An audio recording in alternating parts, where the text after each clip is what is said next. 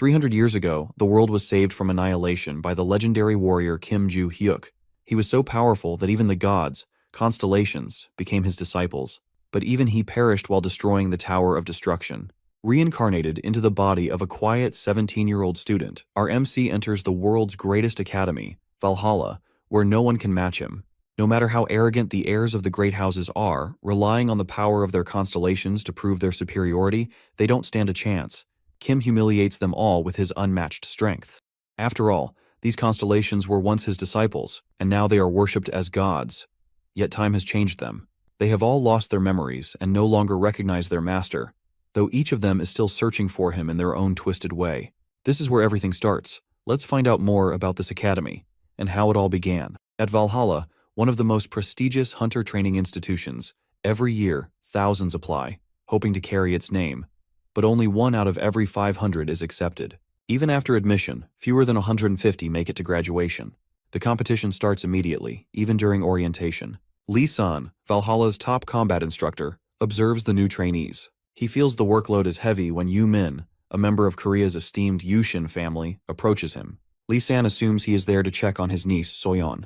Yu Min confirms and mentions that the Yushin family has high hopes for Soyeon, an exceptionally talented individual. Born into the powerful Yushin family, Soyeon displayed remarkable abilities from a young age. At 10, her mana levels matched those of high schoolers.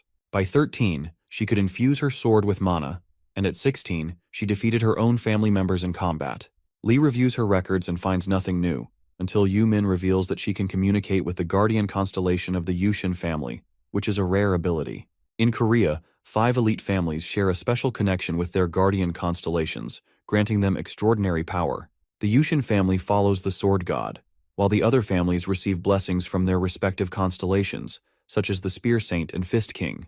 These unique blessings give their members superior talent and skills. Lee acknowledges that Soyeon must be a genius to possess such an ability. Yu Min then asks about his niece's progress. As they turn their attention to the screen, the eldest daughter of the Yushin family, Soyeon, faces off against Kim Ju-hyuk. Lee notes that he seems unnervingly calm. Yu Min wonders if he has already accepted defeat, knowing Soyeon's strength. As the match begins, Soyeon charges in, demonstrating masterful sword techniques and precise mana control. Lee is impressed, but in a shocking twist, Kim defeats her in a single move. The spectators are stunned, and he casually wonders why everyone seems so fragile.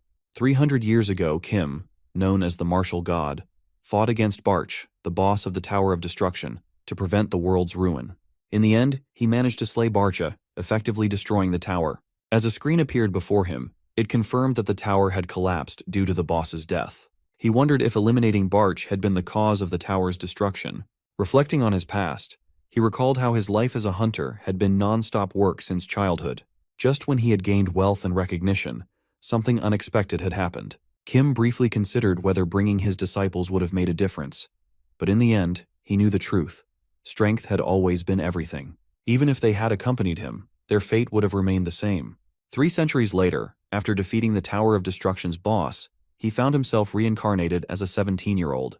Though content with his second chance at life, he noticed his body was weaker and younger. However, his knowledge as the martial god remained intact. He believed that once he adjusted, he could enjoy a life of comfort and ease. But his plans were interrupted when a translucent screen appeared before him, displaying a warning: a Tower of Destruction would rise again in 5 years. Regret flooded his mind. He should have thrown Barch into the lava when he had the chance. Now history threatened to repeat itself. Determined, he resolved to destroy the tower completely this time and ensure nothing remained. Then, another message appeared, instructing him to retrieve his weapons and memories on the 3rd floor, 5th room to the right within Valhalla. While he understood the significance of weapons, the mention of memories left him puzzled. His first objective was clear: he had to find Valhalla. On the 4th day, at Valhalla, the top 10 competition begins, and an announcement calls the participants to the arena. Hearing this, Kim debates whether he should go. In the end, he steps forward to face his opponent. Lee observes that the event has drawn an unusually large crowd, as the fate of all 5 great families seems to converge at this moment. Much of the attention, however, is on a rising star, Oh Se-hyuk, the eldest son of the Osun family. Kim's opponent Se-hyuk sizes him up. The big guy recalls that this is the same fighter who defeated Soyeon on the first day. However, he doesn't remember seeing much of him before. If he wins, his prestige and reputation will soar. With a confident smirk, Se-hyuk tells him that he will crush him, and with that, the match begins. Se-hyuk, despite lacking skills in literature, strategy, or martial arts, possesses an innate talent unmatched by others. Even with minimal training and no mana, his power grows exponentially, allowing him to achieve feats beyond most warriors' capabilities. He is born with an exceptional physique that requires no effort to maintain, making him a natural genius in combat. As the fight begins, Kim acknowledges his impressive physical strength, believing that it gives him a real advantage in a pure test of power. However, he understands that raw strength alone doesn't guarantee victory. Success in battle relies on more than just brute force. Despite his opponent's overwhelming physical power, Kim dominates the fight through his mastery of martial arts. The ability to read an opponent's movements is crucial, and he capitalizes on every opening. A lack of balance leads to defeat, and with one well-placed strike, he brings his opponent down. Though he notices a slight decline in his own strength compared to his previous life, he remains confident that it won't hinder his ability to hunt monsters or reclaim his position as a top-tier hunter. The crowd erupts in shock. News reporters scramble to cover the unexpected outcome. Se-hyuk, unable to process what just happened, falls to the ground, only to be struck again before he can react. No one expected such a straightforward attack to decide the match. Watching his son's humiliating defeat, the head of the Osun family, first King Ocholshin, seethes with rage. He believes that even if Se-hyuk had only focused on strength and ignored martial arts, he should have easily dodged an attack from any of his peers. Yet against Kim he fails. Se-hyuk's father knows that he lost control, and in a reckless attempt to turn the tide, he unleashed a rare burst of magic, hoping to end the fight instantly. He shifted his weight, convinced that Kim would be caught off guard. However, from the moment Se-hyuk made his move, our boy had already devised a counterattack. His ability to think ahead and strategize is exceptional, setting him apart from the competition. Cholshin, now fully aware of his potential, makes a bold declaration. He will bring him into the Osun family at any cost. Meanwhile, the crowd chants his name, fueling his growing reputation. As he listens to their cheers, Kim finds amusement in their exaggerated praise. Some even refer to him as Nuna, a title typically reserved for those with military experience, despite him being only 17. Next, he faces the Choi family's second daughter, Choi Ahrin. As the match begins, he immediately senses that she is waiting for him to attack first. He respects her for her tactical awareness. She reads the situation better than most. She unsheathes her sword, revealing her mastery over the Choi family's unique ability of adaptability, a skill she has perfected at just 17. As Ahrin attacks, her technique makes it difficult to predict her attacks, yet she unconsciously reveals her next move through her gaze. Kim quickly adapts, making it impossible for her to land a clean hit. When he strikes her blade, it doesn't feel like hitting solid metal, but he remains composed. He challenges her with a question, forcing her to react. Then, with one decisive blow, he disarms her. Her sword falls to the ground, and with that, the match is over. Our lad emerges victorious, securing the top spot in the rankings. Reporters crowd around him, eager to hear his story. They bombard him with questions, some urging him to join their Chunmyung. Some even promise him top-tier treatment if he joins their group. Frustrated by the endless inquiries, he remains indifferent. As Kim lashes out at the press, all of social media starts talking about his outburst and how he became arrogant after gaining the top-ranking spot. Meanwhile, the top 10 members are officially welcomed into Valhalla, but the young boy finds the entire process dull. He remembers the screen instructing him to retrieve his weapons and memories from room 5 on the 3rd floor. He sees no reason to linger, just get in and leave. With that, the entrance ceremony ends, and the students are taken to a virtual combat simulation room. Their instructor, Lee Goon, the former head of the Choi Guild, assesses the class setup with confusion. In the front row sit 3 of the 5 great family prodigies, Soyeon from the Yushin family, Ahrin from the Choen family, and Se-hyuk from the Osun family. Despite claims of random selection, the instructor finds it suspicious that so many top talents ended up together, and why is Kim in this class? He sees trouble ahead, and realizes he must establish authority quickly. Introducing himself as the class instructor, he suddenly presses a button, throwing everyone into chaos. Confusion spreads as the students find themselves in an open courtyard. He radiates bloodlust, creating a protective barrier that conceals them from nearby monsters. As everyone is processing the monster environment, the instructor asks Kim if he can take care of all of the monsters alone. He confirms, but the instructor assumes his confidence is arrogance. He knows most students have only read about monsters in books and never faced them in reality. Expecting the young man's ego to falter, he tells him to quit pretending and just admit he can't do it so they can move on. But instead of backing down, Kim smiles. The instructor, irritated, asks what's so funny. Our boy, now intrigued, questions why they are doing this on the first day and suspects there must be a reward involved. He asks what he'll gain from this challenge. The instructor smirks and offers a deal. If he fights the monsters, he'll do whatever he wants in return. After considering the offer, he agrees. The instructor, unimpressed, comments that he doesn't understand the monsters in this system. Ignoring him, Kim simply asks for a sword and questions how he expects him to fight without weapons, wondering if he plans to battle with his bare hands. Eventually, the instructor hands over the sword, and the lad steps forward to face the monsters. All eyes are on him as he draws his sword and charges into battle with confidence. He fights skillfully, slashing through the monsters. As he mangles through them, he recalls that it has been 3 years since he first wielded a sword, yet it still feels natural in his hands. During that time, monsters had disrupted the world, forcing people to use whatever weapons they could. However, the sword remained a trusted and widely used weapon. Lost in thought, he suddenly senses a monster lurking behind him. Without hesitation, he swiftly strikes it down before it can attack. Observing the battle, the instructor is intrigued. He wonders how an ordinary sword, lacking any magical properties, is allowing Kim to cut through the monsters so effortlessly. It almost seems as if the sword is absorbing them. Meanwhile, the 3 elite students from the top 5 families watch intently, equally fascinated.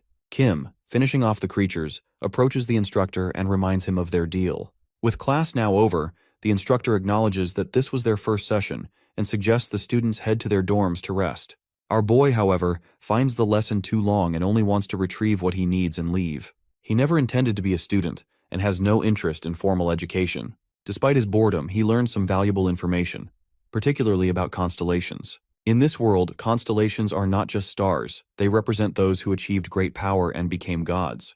Many are linked to hunters, acting as divine artifacts that grant special abilities. In Korea, they hold significant importance. Valhalla is the 3rd largest academy in the world, home to numerous relics tied to constellations. Kim sees no value in swordsmanship or monster hunting, and believes his time would be better spent training in martial arts since his body is weak. As he contemplates this, he senses someone following him.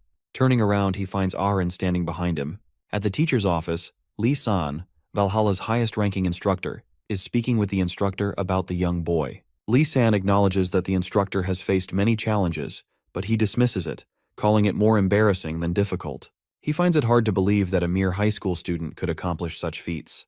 The instructor then reveals that he set up 120 virtual monsters in the combat simulation, expecting it to be a challenge, yet Kim defeated them all, despite never having fought real monsters before.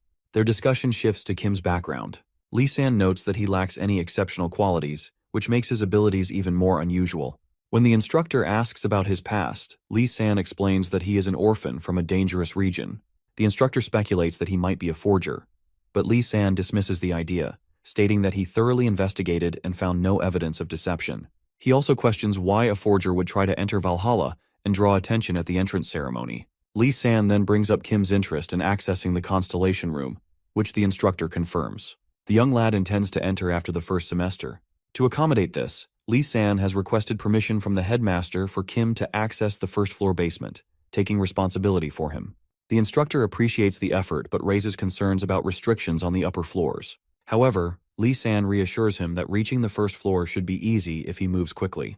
The instructor worries about the challenges ahead, particularly with the presence of 3 elite students from top families in his class. Lee-san tries to ease his concerns by mentioning an exchange student from the Ventric family in another class. When the instructor hears that Rockdill Ventric, expelled from the British Academy for misconduct, is now enrolled, he feels relieved that his situation isn't the worst. Meanwhile, as Kim turns to see who has been following him, he comes face to face with Aaron, the daughter of the Choi family. She approaches him with a request. She wants him to teach her swordsmanship. As he turns away, Aaron persists, once again asking him to teach her swordsmanship. He refuses outright, and when she presses for a reason, he sharply questions why she is so insistent. Frustrated, he makes it clear that he has no intention of teaching her and walks away. The next day, sitting in class, Kim reflects on his struggles with magic and his inability to control mana. He realizes that overcoming this challenge is essential for his growth. Lost in thought, he is interrupted when someone stands before him, Rockdill Ventric, accompanied by his attendant, Uria de Felix. Our boy questions their identity, and Rockdill, surprised by his ignorance, introduces himself as a member of the influential Ventric family. He then directly asks Kim if he desires power. In most families, branch lineages struggle to gain influence compared to the main family, but the Ventric family is different. They possess the Beak Mask, the Guardian constellation, granting them unique advantages. Unlike other elite families that rely on constellation guardians for protection, The Ventric family took an unconventional approach, signing contracts with outsiders, allowing them to select members without dispute. This decision cemented their dominance in Europe, giving their branch members power equal to the main family. Rockdill, arrogant due to his family's status, was previously expelled from the British Academy for causing trouble. Dismissing past concerns, he boasts about his family's ability to handle any issue and insists that, as a Ventric, he always gets what he wants. Impressed by Kim's performance at the entrance ceremony, he offers him a place by his side, promising access to the Ventric family's constellation. However, the young boy rejects the offer, provoking Rockdill's anger. Before the situation escalates, Valhalla's head instructor, Lee San, intervenes, ordering Rockdill to return to his seat. He reprimands Lee San for using his full name, but Lee San reminds him that, despite the Ventric family's influence, they must follow the Academy's rules. Rockdill complies but warns Kim that they will meet again after class. Later, as he is returning to his dorm, he is frustrated that he has made no progress toward accessing the Constellation Room.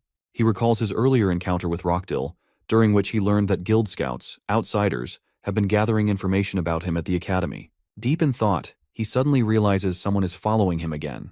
Turning around, he finds Ahrin, once more asking him to teach her swordsmanship. Exasperated, he reminds her that he already refused. Meanwhile, in another dorm, Rockdill, seething with rage, smashes a lantern in frustration.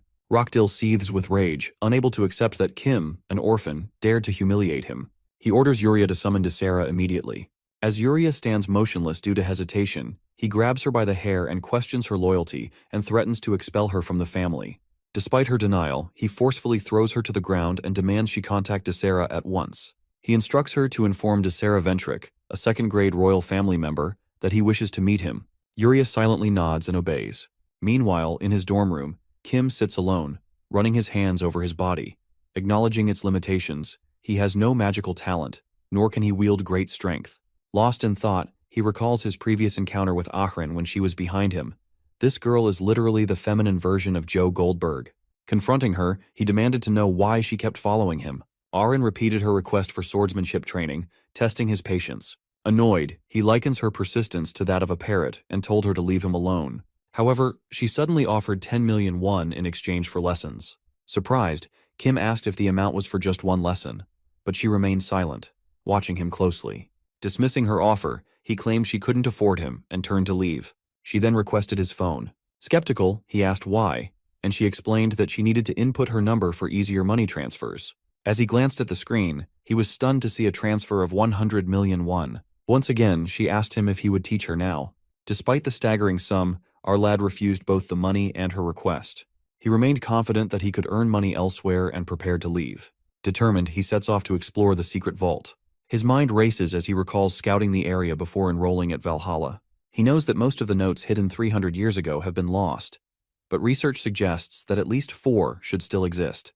Likely 3, buried deep in Valhalla's mountains. With resolve, he begins his search. Using his limited magical power, he detects marbles that react to his energy, leading him to the buried notes. Despite his success, the excavation proves far more difficult than expected.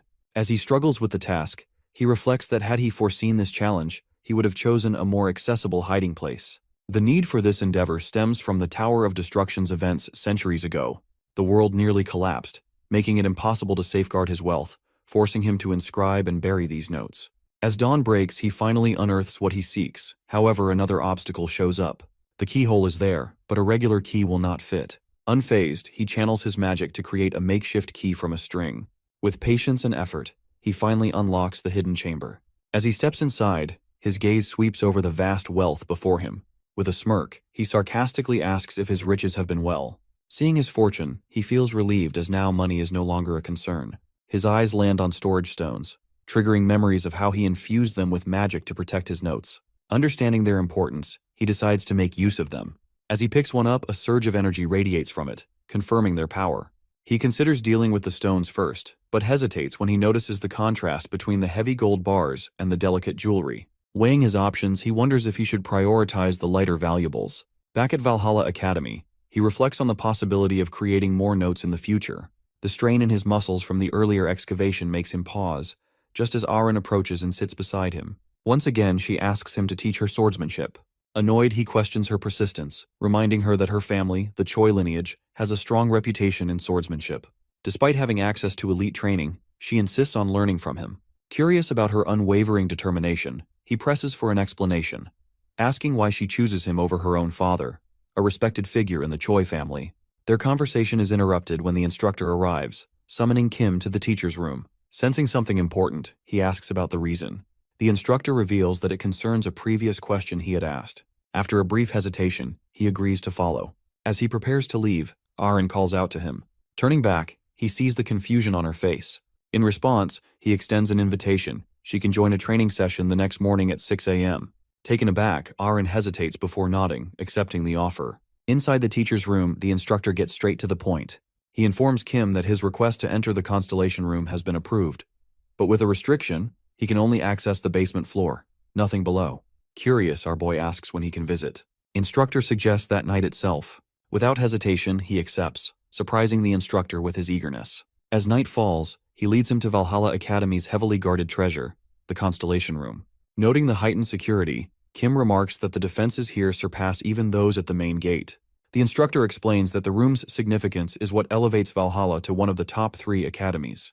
As Kim admires the grand exterior walls, he reveals that they are reinforced with various magical protections, except for the entrance. Curious, our boy asks how someone might access the second floor, jokingly suggesting it might require illegal means.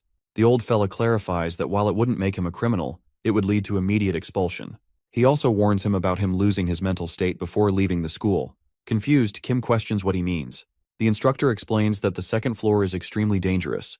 Exposure to the raw magic of the constellation can drive people mad instantly. Watching the young boy closely, he wonders about his true intentions, asking if he is determined to go deeper, or he is battling uncertainty.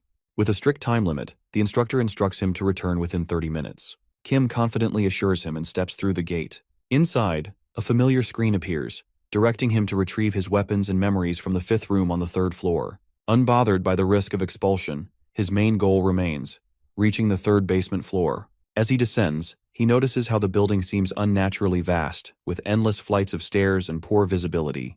This makes him question its purpose. Could Valhalla be hiding a prison within its depths? Doubt creeps in, and he realizes he must uncover more about the Constellation room. As he presses forward, his mind races. Suddenly a screen appears, informing him that he has met the conditions and will be transported to the designated room. Caught off guard, he tries to understand what this means when a heavy voice greets him. He looks up, stunned to see Barch standing before him. The Tower Master acknowledges that 300 years have passed since their last encounter. But rather than a warm reunion, Kim reacts with fury, immediately launching a powerful punch. Despite Barch's attempts to reason with him, our boy refuses to listen, attacking relentlessly. Fueled by anger and resentment, he keeps striking, ignoring Barch's attempts to calm him down. The Tower Master warns that he will have to retaliate if this continues. But Kim doesn't stop. With one final punch, Barchi is knocked down. Yet, even in his rage, the hero insists he isn't usually a violent person. He then accuses the Tower Master of ruining his future, his wealth, his honor, and all the time he dedicated to training his disciples. However, Kim stops when Barch questions whether he wants to know more about the place he is in. According to the Tower Master, this space exists within a relic, and the Barch he is seeing is merely an embodiment within it, as the real Tower Master died 300 years ago. The revelation leaves the young man confused, prompting him to ask if he has always been inside the relic. Barch excitedly confirms this, further revealing that he has become a constellation. However, this only irritates Kim, who responds by punching the Tower Master with frustration. Meanwhile, outside, the instructor continues to wait, only to be surprised when he sees Kim emerging. Suspicious, he asks if anything strange happened down there, but he denies it. With that, they go their separate ways. However, as he walks home, his encounter with Barch lingers in his mind.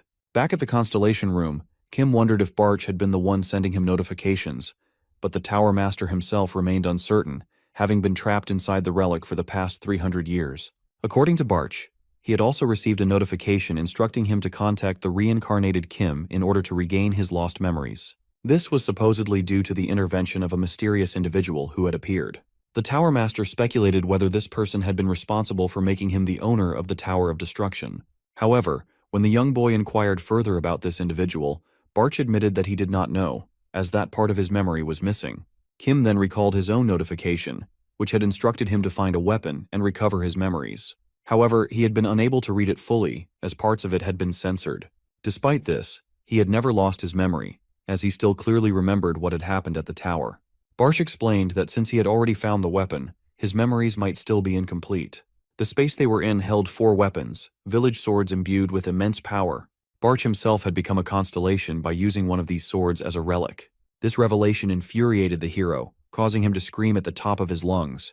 Returning to the present, Kim remains confused about his situation. He had intended to destroy the sword and leave it behind, but without it, he knows he cannot complete the quest displayed in his notification window.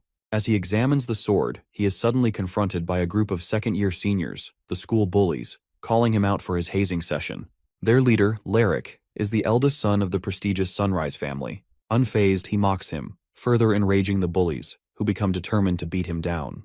As one of them steps forward to attack, Kim reacts instantly, delivering a swift kick that sends his opponent crashing screaming in pain. Seeing one of their friends sent flying and crashing into the wall, the remaining bullies grow nervous while Kim stands his ground, gripping his weapon with confidence. Undeterred, he boldly challenges them all to come at him. 3 hours earlier, Larrick had been in a meeting with Rockdill, who offered him a reward for beating Kim to a pulp. Rockdill also assured him that he could use weapons freely, as he would personally take care of the aftermath. Although hesitant at first, Larrick ultimately accepted the offer. As he left the room, he reminded himself that a first-year student was still a first year, even if he had ranked first in his class. This was due to the school system. Second-year students had to enter the Constellations room to form a contract with one of the celestial beings, and if successful, they were recognized as second graders. These second graders could wield special powers, and as one of them, Larrick was confident he could easily overpower Kim. However, returning to the present, that confidence quickly fades. Watching him effortlessly pummel his classmates, Larrick grows uneasy. Determined not to back down, he and the others launch an attack, wielding their weapons against him. Yet, despite their numbers, Kim counters every strike with ease, overwhelming them completely. Larrick is left in disbelief. By all logic, second graders should have far more experience than a first grader, yet his classmates were utterly helpless against our boy. He begins to realize that despite Kim holding back in his attacks, those getting hit are still taking significant damage. With the others already taken down, the young lad challenges the remaining students, who are now trembling in fear, to come at him. Hearing this, Larrick's frustration boils over. Enraged, he draws his sword and lunges forward. However, before he can even strike, Kim merely presses the sheath of his still holstered sword against Larrick's stomach, sending him collapsing to the ground in pain. As Larrick lies unconscious, he wakes him with a sharp slap, demanding to know why he attacked. Larrick insists it was just part of the ragging, but sees through the lie and presses him further, knowing there is more to it. Yet, even under pressure, Larrick remains silent, which unexpectedly earns Kim's respect. Turning away, our boy announces that he is leaving, but before he can go, Larrick issues a warning that once word of this incident spreads, he could face expulsion. Unfazed, Kim fires back, questioning what the entire school would think if they found out a group of second graders had been so thoroughly defeated by a first grader. With that, he delivers a final stern warning before walking away. Meanwhile, Rockdill still waits for Larrick's call to confirm the job is done. However, when the call finally comes, he is stunned to hear Larrick declaring that he is backing out entirely. Larrick also warns Rockdill to stay away from anything related to Kim, leaving him utterly confused. As he is about to end the call in frustration, Larrick casually suggests reporting Kim to the administration, which immediately piques Rockdill's interest. Eager to exploit the situation, he asks if any of the students sustained injuries that could be used as leverage for the report. To further persuade Larrick, he even offers him the payment he initially requested. However, Larrick outright rejects the offer, stating that they lost in an honorable fight and he has no intention of stooping any lower. With that, he hangs up, leaving Rockdill fuming. In a fit of rage, Rockdill smashes his phone and turns to his assistant, demanding to know if she has contacted Desera. She confirms, explaining that since he lives far away, it will take him some time to arrive. Meanwhile, in Mexico's Aripia Academy, Desera Ventric sits atop a pile of defeated opponents, casually answering a call. Rockdill's assistant informs him about a lucrative opportunity that he wants him to take care of someone named Kim in exchange for a hefty reward. The offer excites Desera, as he has been struggling financially ever since being chased out. Now, with this new opportunity, his fortune is about to change. The next day, in Valhalla's training room, Kim is in the mood for training when he suddenly hears Barch's voice, catching him by surprise. The Tower Master speaks from within the sword, making him momentarily think he has emerged, but Barch quickly denies it. As the young boy begins stretching, he questions Barch about the sword. The weapon, originally an artifact, had been kept as a valuable possession in Valhalla, yet Kim had managed to leave the room with it after their conversation. The Tower Master reassures him that he replaced it with a replica, so there is no need for concern. When he inquires further, Barch reveals that he has had the ability to create replicas ever since he gained consciousness. As Kim continues his warm-up, Aaron arrives, fully prepared for the training session he had promised her. However, she is left confused when Kim reveals that they will begin with stamina training, instructing her to start stretching immediately. She complies, while Kim, in his mind, understands that increasing her stamina will ultimately improve her mana control as well. The current training system for students is flawed as they focus on mana before building stamina. Aaron, for instance, possesses immense mana reserves, but has the endurance of an ordinary sword-wielding student. Determined to build Aaron's foundation properly, Kim has her start with real stamina exercises, including push-ups, squats, and bicep curls. As she pushes through the exercises, exhaustion sets in. But to her shock, there is still a 20-kilometer run left. Later, in class, Kim, observing Aaron's progress, is happy, noting her improvement in training. The class session is then conducted by Lily, the instructor and subject supervisor for dimensional monsters. Having previously instructed the students to self-study, she announces a written test to assess their knowledge of various dimensional creatures. As the test begins, the students focus intently, writing their answers, while Kim simply stares at the paper. Time passes, and once the allotted period is up, Lily collects the tests, informing the class that their performance will be used to determine their placement for the next session. She then dismisses them, announcing that the next class will be held in the virtual combat simulation room. As she leaves, Barcha questions whether Kim seriously expects to pass the test after barely writing anything. Caught off guard, he wonders if the Tower Master can hear his thoughts, but Barcha clarifies that he can only pick up on thoughts related to him. Kim remains unfazed, revealing that he wrote only what he knew about the topic. Meanwhile, in the first-year teacher's lounge, Lily is enraged as she checks Kim's paper. Frustrated, she crumples it in her hands, calling his answers complete nonsense.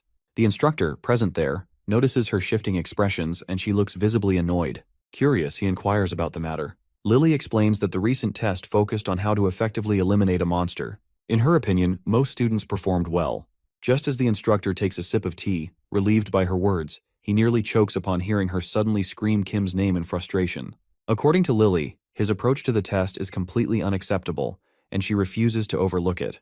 Determined to correct him, she declares that in the next class, she will personally ensure he understands that monsters cannot be dealt with so recklessly. 1 week later, in Lily's next class, held in the virtual combat simulation room, she announces that most students performed admirably. After a brief pause, she calls Kim forward.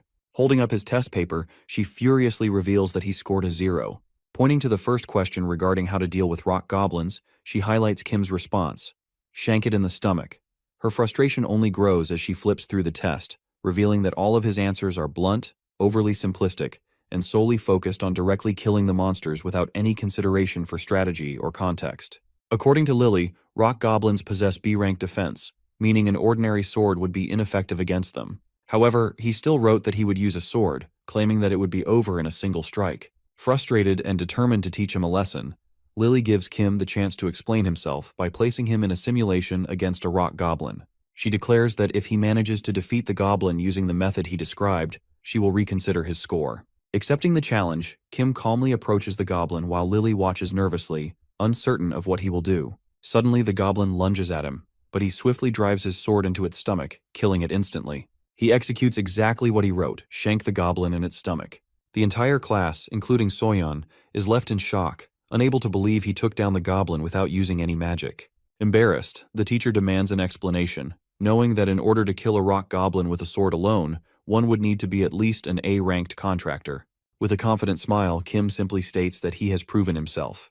For his next test answer, he is placed in front of a group of jungle goblins, each known for their severe anger management issues, just like my boss. The goblins will grow enraged and will use their howling skill to summon reinforcements.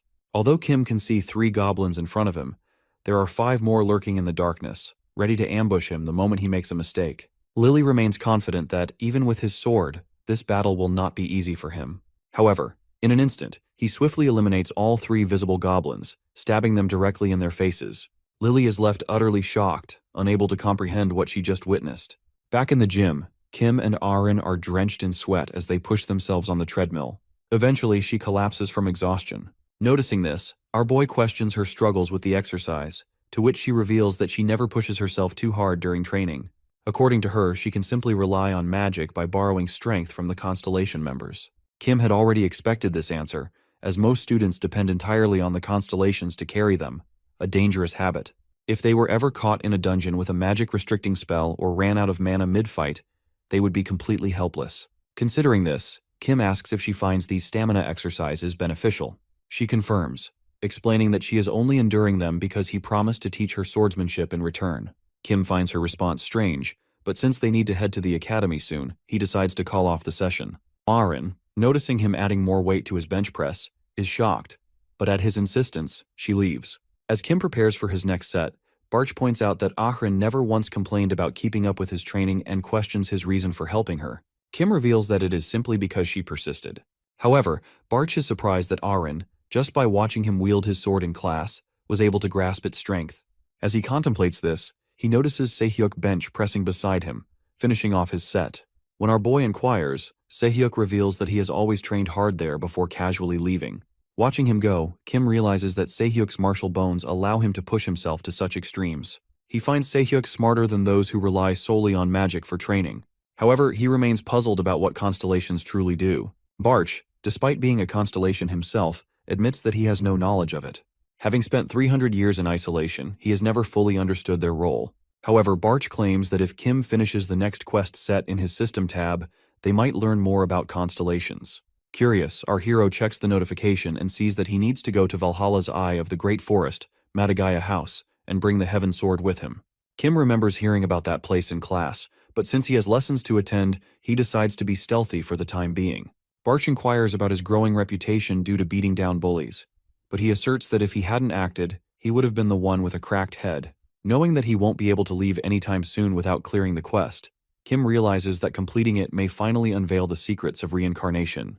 In London, at the House of Ventric Mansion, the clan's vice house owner, Adelia, questions her men about recent events. He reports that a labyrinth has been taken care of and requests permission to recruit a survivor from the ruined Roberts clan, along with another A-rank contractor. She approves, but orders that their abilities be tested first before sending them her way. As Adelia is about to dismiss him, he reveals that Rockdill has called Desera to South Korea. The mention of his name instantly enrages Adelia. This is because Desera Ventric is known as the problem child of the family, having committed numerous terrible acts while using their family name. From a young age, he displayed violent tendencies, even going so far as to kill fellow students over mere arguments. By the time he turned 20, he was completely cut off from the family. Adelia acknowledges that Desera is a menace, but remains puzzled as to why Rockdill wants to meet him. For now, she orders her men to keep an eye on him, and to inform Rockdill that if he is caught engaging in anything suspicious, he too will be removed from the family. With that, the man takes his leave, while Adelia remains behind, seething at her brother for treating their family's power so carelessly. As thoughts of power consume her, she recalls a door with the words "All for One" inscribed on it, and claims that it belongs to her alone. Lost in contemplation, she turns her gaze to a beak-masked portrait behind her, and, addressing it as her guardian constellation, seeks reassurance in her belief. In the Valhalla classroom, the instructor discusses the topic of evildoers who exploit constellation power for malicious purposes. Among these individuals, the most notorious group is One God. As the lesson continues, Kim finds himself lost in thought, thinking about his own body and its potential. He considers the possibility that he too possesses the talent to harness mana while also a strong and powerful physique. It feels pretty strange to him. When he first tried chi circulation in this body, he could barely finish it due to severe mana issues. The physique was so weak that even basic shoveling left him drenched in sweat. He wonders if something might have happened to this body in the past, but quickly dismisses the thought. There's no point stressing over it now. It's his body after all. While he's lost in thought, Soyeon quietly passes a note to him from her desk. It simply reads, "Hey." The gesture makes our boy nervous. In the next class, the instructor announces that students are allowed to leave the premises for the week. This is exactly what Kim has been waiting for. Without hesitation, he submits an application for leave, casually writing, "going for a walk," as the reason. As he heads to submit the form, chatting with Barch along the way, he hears Soyeon calling out to him from behind. He turns around and, seeing her hesitation, immediately confronts her for not responding to the note he'd written back. She looks down in silence, but Kim presses her, saying he needs to hurry and submit the application. She begins to stutter, clearly trying to say something, which only makes Kim more annoyed. In his frustration, he snaps and calls her a freak. The insult stings, and while it also makes her furious, she still struggles to speak. Eventually, she manages to stammer out a question. She wants to ask him how he managed to kill that rock goblin back in the simulation. but her pride makes it hard to say the words out loud. As Soyeon gathers the courage to speak, Miss Lily suddenly swoops in and asks the question herself, shocking Kim by her sudden appearance. He's a bit surprised too. Just a few days ago, she couldn't stand him, especially after he bluntly refuted all of her questions in class. And now, out of nowhere, she's butting into his conversation.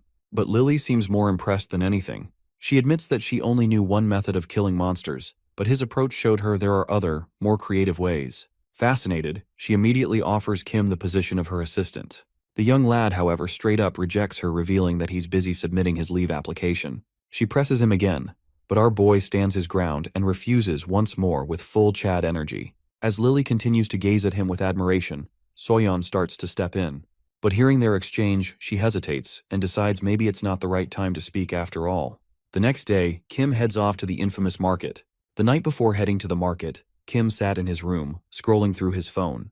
Barch, curious, asked what he was looking for. Our boy explained that he was trying to find the location of the place he planned to visit the next day. He needed somewhere to sell the treasure he had found in the vault. As he searched, he quickly stumbled upon the market he had in mind. It was a unique marketplace that allowed people from all over the world to trade freely after paying an entry fee. It was often referred to as a black market, as even criminals and shady individuals were allowed to conduct business there. Under normal circumstances, creating a market like this would have been impossible, but this one operated under the protection of a guardian constellation known as the Hidden Ruler. Because of that backing, even high-ranking individuals used the market openly, and the government tended to turn a blind eye. Kim easily found a guide online explaining how to gain access. The process was simple. Make a reservation in the comments section, and you'd receive a nearby entry location. Reading this, he scrolled down to the comments and found a link. But just as he was about to click it, a message notification from Ahrin popped up. She apologized, saying she wouldn't be able to attend training the next day because she had to go out. Kim didn't mind. It worked out for him too, since he would be heading out as well. They exchanged goodbyes, though not before Ahrin annoyed him with a barrage of spammy emojis. Rolling his eyes and ignoring the spam, Kim finally clicked the link in the comment, which gave him the exact location he needed. Now back in the present, the hero is on his way to the location provided, an old cafe marked as his destination. He quickly spots the building and enters, following the instructions. According to the guide, he has to turn a corner once inside. Following the path, Kim reaches a door, and as he steps through, he finds himself in another hidden world, the market. Inside, there are apartments, shops, and an unusual purple sky hanging overhead. The strange color of the sky gives him a weird feeling. It's his first time there, yet something about the setting feels oddly familiar, especially the sky. That deep, unnatural purple reminds him of a night sky he saw 300 years ago. As Kim processes the surreal atmosphere, a man greets him, asking if it's his first time in the market. Our boy quickly notices the man's leather jacket, just as the guide described. This must be the entrance fee collector. According to the rules, he must pay 2 million won. He confirms that he's new to the place, and the man asks if he already knows how the market works. Kim hands over the money and says he knows a bit. With that payment, he's nearly broke, but he remains hopeful that he can earn something inside. Kim then asks where he can sell his jewels. The man recommends putting them up for auction, but our boy is looking for a quick sale. In response, the man suggests heading to the 3rd district, where the merchants are more likely to buy such items directly. He also mentions someone named Morris, a trustworthy individual if Kim is serious about selling his goods. Before parting ways, the leather-jacketed man hands him a mask and explains that everyone in the market wears one. Because of the nature of the trades done here, discretion is essential. Kim nods and puts on the mask. Eventually, he reaches the 3rd district and approaches a trader who catches his eye. Without wasting time, the young lad surprises the man by asking if he is Morris. The man, slightly shocked, confirms it. Kim then states that he has some jewels to sell. Morris agrees to take a look, so he pulls out the bag for inspection. Morris picks out a ring from the bag, but as soon as he sees it, his expression changes. He's visibly stunned, realizing that this isn't just any ring. It's an artifact from the era of destruction. The trader looks at the other jewels in the bag, completely shocked, and is left in disbelief that they're also from the same era. Just then, Kim jolts him out of his daze by asking how much he can offer for them. The trader starts thinking, but his mind can't seem to comprehend how a guy in his 20s got his hands on such rare artifacts. He ends up asking him directly, and Kim immediately reminds him that he's not supposed to ask that kind of question in this market. Morris quickly realizes his mistake and apologizes, knowing he almost damaged his reputation as a merchant by crossing a line he shouldn't have. But to Kim's surprise, Morris refuses to process the artifacts. He claims it's because they're from the era of destruction and says he doesn't have the capital to buy them. Our lad is a little taken aback, but Morris suggests he take the items to the auction hall instead. He'll probably get a better price there. Kim brings up the issue of time, and Morris explains it'll take about 2 to 3 weeks for the items to sell. The auction hall itself might not open right away due to prior reservations, and he will have to be there in person to list the items. Disappointed, Kim asks how much the artifacts might go for at auction. Morris pulls out his phone, opens the calculator, and shows him the estimated figure. Kim is stunned. The number is loaded with zeros, so many that it genuinely shakes him. At that moment, he realizes these items might be far more expensive than he initially thought. Maybe that's why he instinctively saved them for later. A bit desperate now, he asks how much money Morris might personally be missing out on. According to Morris, he wouldn't even have a fourth of the item's cost, even if he sold everything he owned. However, Kim offers to sell it to him at that price, which completely shocks Morris. Artifacts from the era of destruction are already traded at high prices because of their age, but there's another reason they're so valuable. After that era ended, constellations began to appear, and many of them reacted strongly to these artifacts. There were cases where even powerless individuals managed to form contracts with S-ranked constellations, thanks to these very items. While inspecting the ring, Morris notices it holds lingering mana from that chaotic era. All the known signs are present, proof that this is the real thing. The fact that he's getting 8 such artifacts for such a small amount leaves him stunned. He pays Kim and begins placing the rings into a bag, calling it a day. But just as he finishes, he's startled to see a figure standing in front of him. It's another tall person, wearing a mask, towering over him in complete silence. Meanwhile, Kim is already out of the market, breathing a sigh of relief that he made it out safely. He returns to the same old cafe he started from, but this time, the big news is that his money problem is officially solved. One glance at his bank balance is enough to make him smile. Even if he ends up spending all of it, he knows he still has more items in the vault to sell later. As he processes all of this, a sudden call from an unknown number catches him off guard. He picks up, only to feel instantly annoyed. It's instructor Lily, inviting him to lunch. Kim, curious about how she even got his number, listens as she casually reveals she used her instructor privileges. She presses again for lunch, then abruptly hangs up, leaving Kim confused. After a moment, he shrugs and figures he might as well go. Nothing else is on his plate right now. And if he can leech a free meal out of it, why not? Back in the market, Morris stands frozen, clearly terrified by the masked figure in front of him. He asks why the man is there, but the figure simply calls Morris by name and questions whether their relationship is really that bad. It's then that Morris realizes who he's dealing with, the owner of the market, known only as Black Cat. The realization makes Morris uneasy. It's rare for the market owner to personally approach a merchant, and he can't figure out why someone like Black Cat would bother with him. Black Cat, slamming his hands on the table, reveals the real reason. For the first time ever, Morris has submitted an anonymous application for the auction. This revelation instantly angers Morris. So much for anonymity. Clearly, it's no longer anonymous if Black Cat knows about it. But the market owner quickly clears things up, explaining that he isn't the true owner of the market. His constellation is. And since he serves that constellation directly, he can access any information the master deems necessary. With that explanation, Black Cat demands to see the items Morris intends to auction. Though still irritated, Morris agrees. However, it feels strange to him. Even if the artifact is from the era of destruction, it's unusual for Black Cat to personally show this much interest. Morris pulls out the bag, and as Black Cat examines the contents, his expression shifts. The rings catch his attention immediately. He finds them far more intriguing than expected, and mutters that these pieces will fetch an enormous price. Morris is confused by the reaction, but before he can process it, a notification window from the constellation system begins bombarding Black Cat. It reports that a constellation from the opposing side now appears visibly startled. That one detail makes Black Cat freeze, because it means the constellation desperately wants the ring. Inside the cozy restaurant within Valhalla, Kim and Lily sit across from each other at a table filled with various dishes. Lily twirls pasta around her fork, tastes it, and smiles, commenting on how delicious it is. Our boy, however, remains silent, staring off to the side, not having touched his food. Lily notices his distance and asks why he isn't eating. He finally responds, wondering aloud why a place like this exists in Valhalla in the first place. Lily explains, pointing out that aside from the school cafeteria, there are special restaurants designated for faculty as well. Kim, uninterested, simply glances at her and asks about the real reason she invited him there. As he finally begins to eat, Lily reveals her true motive. She wants him to become her assistant. Our lad quickly declines, but Lily urges him to at least consider it before giving such a cold response. She lists the advantages: a scholarship, the chance to co-write a thesis with her, and the prestige that could come from becoming known in the field of monster research. Despite all these promises, access to the outside world more frequently, future opportunities and recognition, Kim remains unmoved.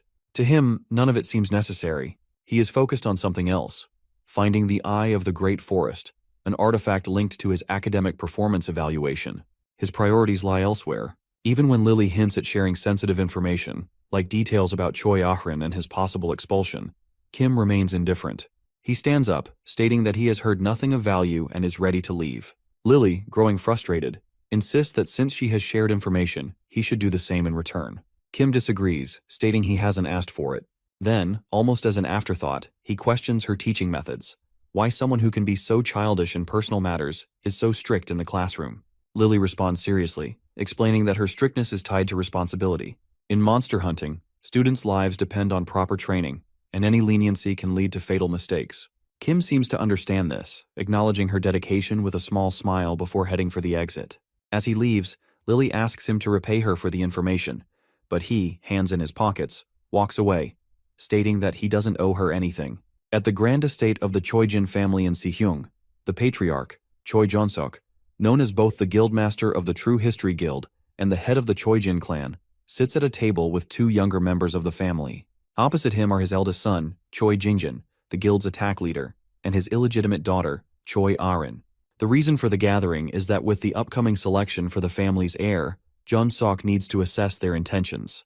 He presents them with the Blue Moon Sword, a sacred relic that symbolizes the family's recognition of its rightful heir.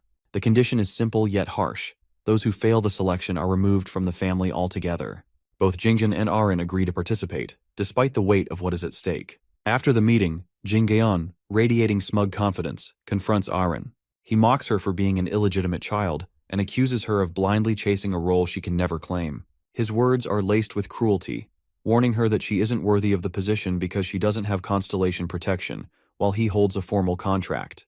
The girl remains silent, internalizing the pain, but her clenched fists show she isn't backing down. Once Jingjin leaves, she is reminded of a fading memory of her mother's exhausted face and a promise that Ah-rin should be the head of the family and live freely, without constraints.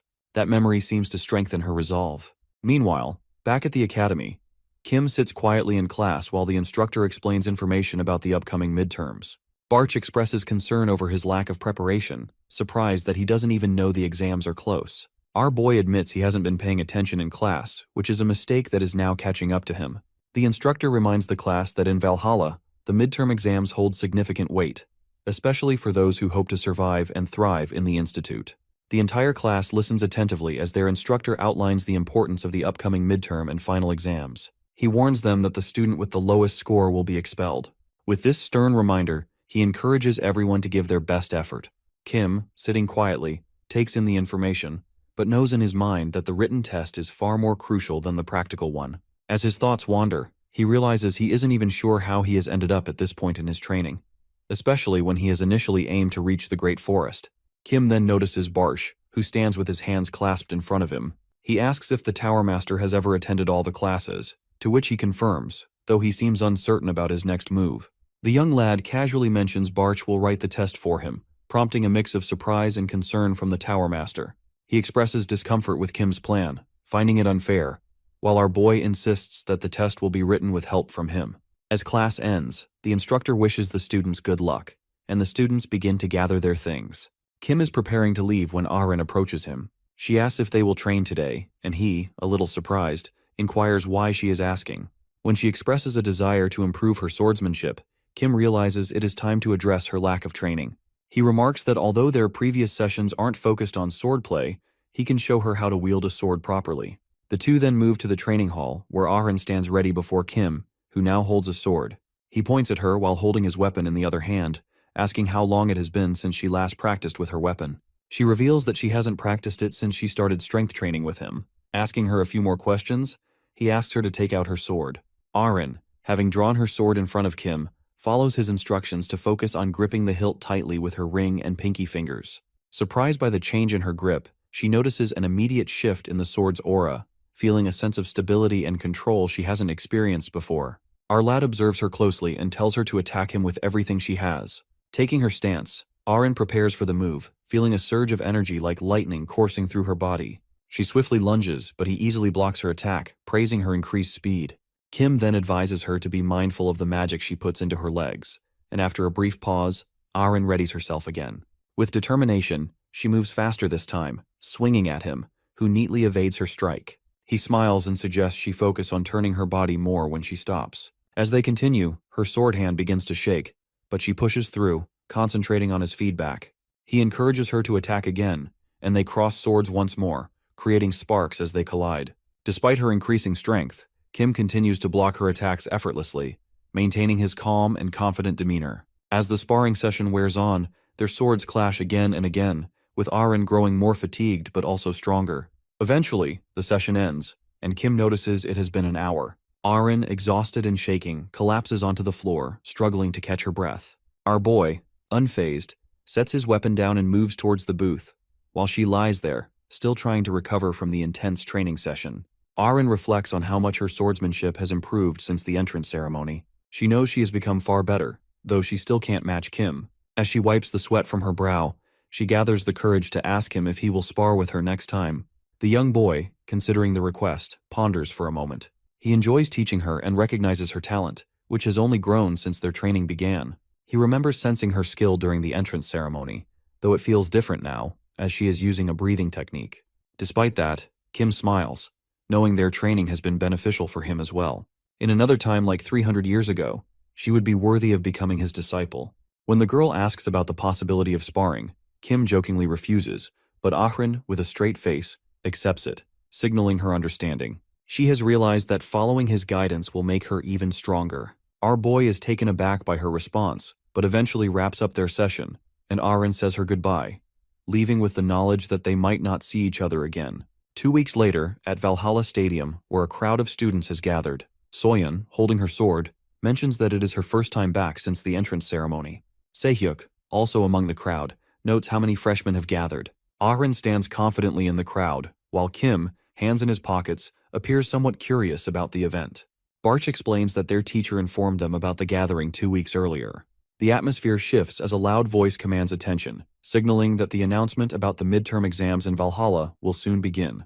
The students stand attentively as the announcement about the mid-stage practical assessment is made. This time, the assessment involves a dungeon attack. As Lee explains, the floor suddenly shakes, catching everyone by surprise.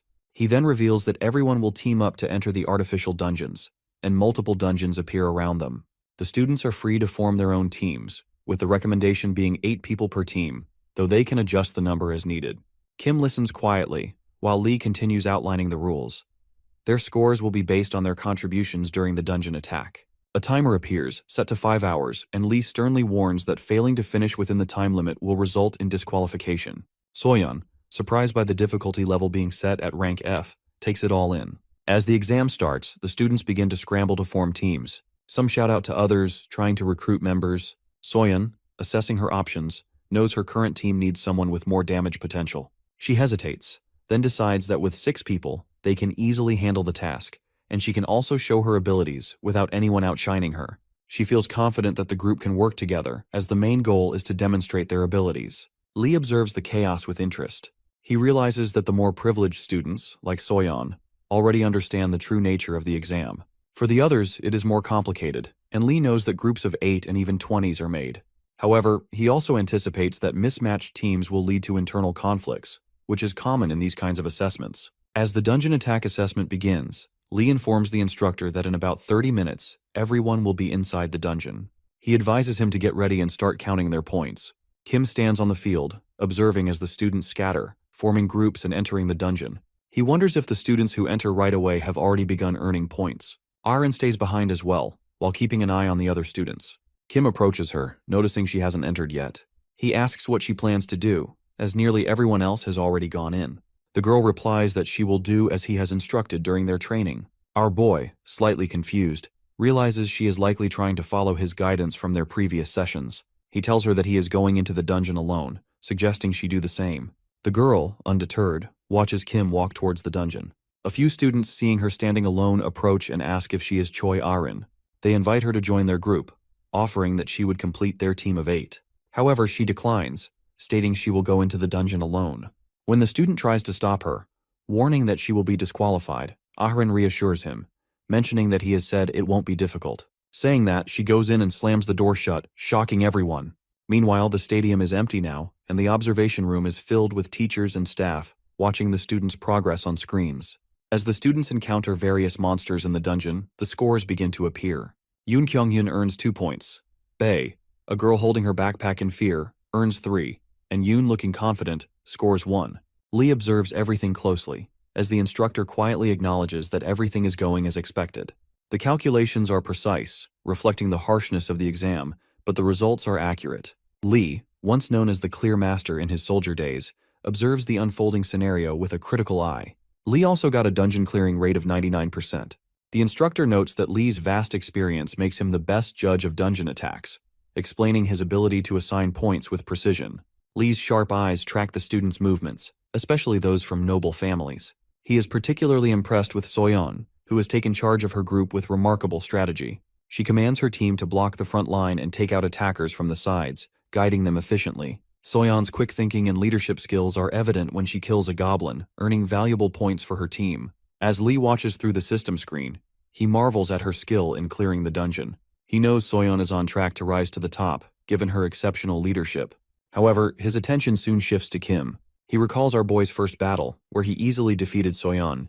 Curious about his progress, Lee searches his name in the system but is stunned when no results appear. The search engine, designed to find any student's information, returns nothing. After some investigation, Lee discovers that Kim has already cleared the dungeon in 23 minutes and 32 seconds, solo, without any team. This revelation shocks Lee, as it is an extraordinary feat for a 17-year-old student. Lee watches the footage of Kim clearing the dungeon, captivated by his skill. Kim stands calmly with his sword, facing the goblins that gaze at him. Without hesitation, he charges at them, cutting through the creatures effortlessly. With a grin, he slashes and punches his way through, even taking on larger goblins with ease. As the battle intensifies, Kim's movements become even more impressive, dodging heavy attacks and swiftly defeating his enemies. He cuts through an orc with a single slash, leaving Lee in awe. The final challenge is a massive armored golem, specifically designed for the midterm exam. Kim faces the golem confidently, and with a well-aimed stab, he destroys it effortlessly while his sword glows with a bright red light. Lee can't believe what he witnesses. Kim handles the entire dungeon with ease, and it is clear that he will take first place in the midterm exam. As the students who struggle through the dungeon slowly emerge, Kim stands still, hands in his pockets, exuding confidence. After the midterms, the instructor reviews the results and confirms that Kim has secured the top spot, followed by Arin, Soyeon, and others. The instructor, deep in thought, walks over to Lee with the results in hand. The unexpected outcome has left them both stunned. The instructor observes Kim taking first place, while Lee, with his hands folded, expresses his surprise. He hasn't expected the young student to dominate, especially given how effortlessly Kim clears the dungeons without injury. Lee comments that in the future, he might enter the industry in Korea and reclaim the title of the strongest contractor. The instructor, standing still, extends his hand and asks if that title is reserved for the strongest contractor in the world. Lee, thinking carefully, reflects that he hasn't seen a genius in a long time. The instructor, quietly listening, glances at the tablet. Lee continues, revealing the surprise of the second exam, Arin, a student who has taken second place. Despite expectations, she manages to clear the dungeons alone, albeit with difficulty. Lee explains that Arin has always been a quiet and hardworking student, but her ability to clear dungeons on her own is unexpected. He notes that if the exam had focused on teamwork, Soyeon would have scored higher, but Kim and she have excelled because the evaluation centers on individual contributions. Lee, though impressed, cautions against recommending their methods, as these are not something most students can replicate. The instructor, absorbing this, realizes that he has seen Arin before when he led the Choijin Guild. He is puzzled by how she has managed to take on the dungeons alone, but quickly dismisses any connection to Kim. In need of a break, the instructor closes his eyes, unable to make sense of it. The following day, many students gather before the blackboard, eagerly awaiting the results. The results are posted on the board, with Kim and Arin's names prominently displayed. Rockdill, who is 8th, is visibly upset, turns to Yuria and asks if Desera is in Korea. When Yuria confirms, the troubled child instructs her to contact him immediately. They quickly leave and are soon transported to Seoul, where they enter a large building. The butler greets them, and someone raises their hand to address Rockdill, calling him brother. It is Desera, seated at a table in a white suit, wearing rings. He sits down across from him, and Yuria stands by his side as they begin their meal. Desera eats greedily while he remains silent, watching. After dessert, Desera begins speaking. asking what did the person did to the problem child as he wants him to handle it. Desera questions who Kim is, and Rockdill dismisses him as a brainless freshman. Rockdill further explains that the guy has disappointed him due to his humble background, and he wants Desera to deal with him. Desera, narrowing his eyes, asks if he has permission to kill Kim. Rockdill, with a smile, tells him that the decision is up to Desera. Desera stands up, commenting that this situation is different from the past and that preparations are necessary. He then points to Uria, revealing that a past conflict with the palace family, caused by her, has resulted in a significant fight. Uria, visibly shaken, looks down. Desera mentions that the rumors from the palace family have spread too far, making it difficult to kill anyone from Valhalla. Rockdill, still calm, assures him that preparations will be made for the task. Desera smiles, satisfied, and requests a good reward for handling it. 1 week later, Kim is walking down a corridor holding a statement. He is speaking with Barsh, who casually asks if the statement is for another leave. He confirms it is, though he hasn't been out much lately. Barsh remarks that he has heard that passing the exam earns an additional exit permit, which Kim acknowledges. Our boy explains that he can't let this opportunity slip away, so he needs to find his notes. Barsh, looking ahead, asks where he is going. The scene shifts to a wooded area in Suwon, where Kim, wearing a hood, walks with his phone in hand, confirming he is at the right place. As he scans the area, someone calls out to him, and Kim looks up to see Desera standing in front of him with a malicious smile. It is evening, with a full moon hanging above a tall building in the 7th area of the market. Meanwhile, the black cat stands by a window, lost in thought. After a moment of hesitation, a system message appears in front of him, asking about the arrival of the ring. He calmly replies that it is on its way and will go through the usual procedures. However, as the message continues, it becomes wild and repetitive, as if the other side is desperate. As the message loops endlessly, the black cat begins to ponder. Recalling his past research on artifacts from the Age of Destruction, he has never encountered such a reaction before. His attention is drawn to a glowing object on the table. As he approaches, he notices blue particles emanating from it. It is the ring, and upon seeing it, the black cat feels relief, knowing he can now hand it to his superior to silence them. He picks up the ring box, and the ring inside radiates mana. Holding it in his hands, he thinks about its significance before calling out to Constellation. However, he is surprised when the system message continues to repeat, manic, as if the ring's arrival is urgent. Back in the woods, Kim stands before Desera, who asks him if he is sure he wants to know who he is. Our boy, after a brief pause, guesses that he wants something from him. Desera confirms this, remarking why else would he come to find him on that remote mountaintop. Kim, seemingly unfazed, makes a guess about his intentions, saying he wants to get rid of him. Desera, acknowledging his sharp instincts, smiles. The young hero, throwing his bag and removing his hood, explains he has seen through his plans a few days ago. Desera's expression changes as he stretches out his hands in frustration, calling Kim a fool. He then clenches his fists and mutters that someone ranked number 1 in Valhalla shouldn't be so foolish. With that, he swings hard at him, but our lad easily dodges the attack by tilting his body. After he dodges the powerful punch, the force of the blow leaves a deep crack in a nearby tree. Desera, still smiling, looks at Kim, acknowledging that if he hadn't dodged, he would have been finished. The boy, grinning, casually explains that the punch is simply too slow. He then analyzes the situation, recognizing that his opponent's strength is comparable to Sehyuk's, possibly even stronger, but still too dangerous for him to confront directly with his fragile body. Kim quickly decides on a simple strategy. He turns and begins to run. Desera, initially confused by his sudden retreat, smiles and acknowledges that it is a smart move for someone in his position, as staying would have resulted in defeat. He prepares to stop Kim, but unexpectedly, our boy halts, turns, and waves his hand. He mocks Desera for not using his brain and, to his surprise, quickly closes the distance between them. Before the opponent can react, Kim lands a powerful punch right to his face, knocking him several meters away. As Desera lies on the ground, Kim stands over him with a smile, raising his leg to deliver a finishing blow. Desera, with a grunt of pain, manages to roll away, narrowly avoiding the kick. Kim, still calm, remarks on Desera's luck, repeating the words Desera has once said to him. Angrily, Desera rises to his feet, adjusting his bruised face, and questions his strength. Kim responds with a smile, hinting that Desera should be aware of his rank in Valhalla. Desera, with a bruised face, thinks back to his past. He recalls his childhood in the Ventric family home, where he has been raised with the sole purpose of increasing his family's status. At a young age, he has displayed a natural talent for elixirs, drinking various concoctions that significantly enhance his strength. By the age of 16, he was already stronger than most adults. His parents, seeing his potential, sought to use him for their own gain. but Desera resented being controlled by them. He began to smile maliciously, realizing that he had no desire to live under their influence forever. Desera's parents were shocked when he turned on them, beating them mercilessly. Standing over them with a clenched fist and a malicious grin, he made it clear that he didn't care about his family's recognition anymore. His overwhelming strength had allowed him to sever his ties with them without a second thought. As he reflects on his past, Desera recalls how his life continues to be a thorn in the side of those around him. He was cast out by a woman who sees herself as the head of the family, but he doesn't care. In a world where money solves most of his problems, he grew bolder after breaking free from his family's control.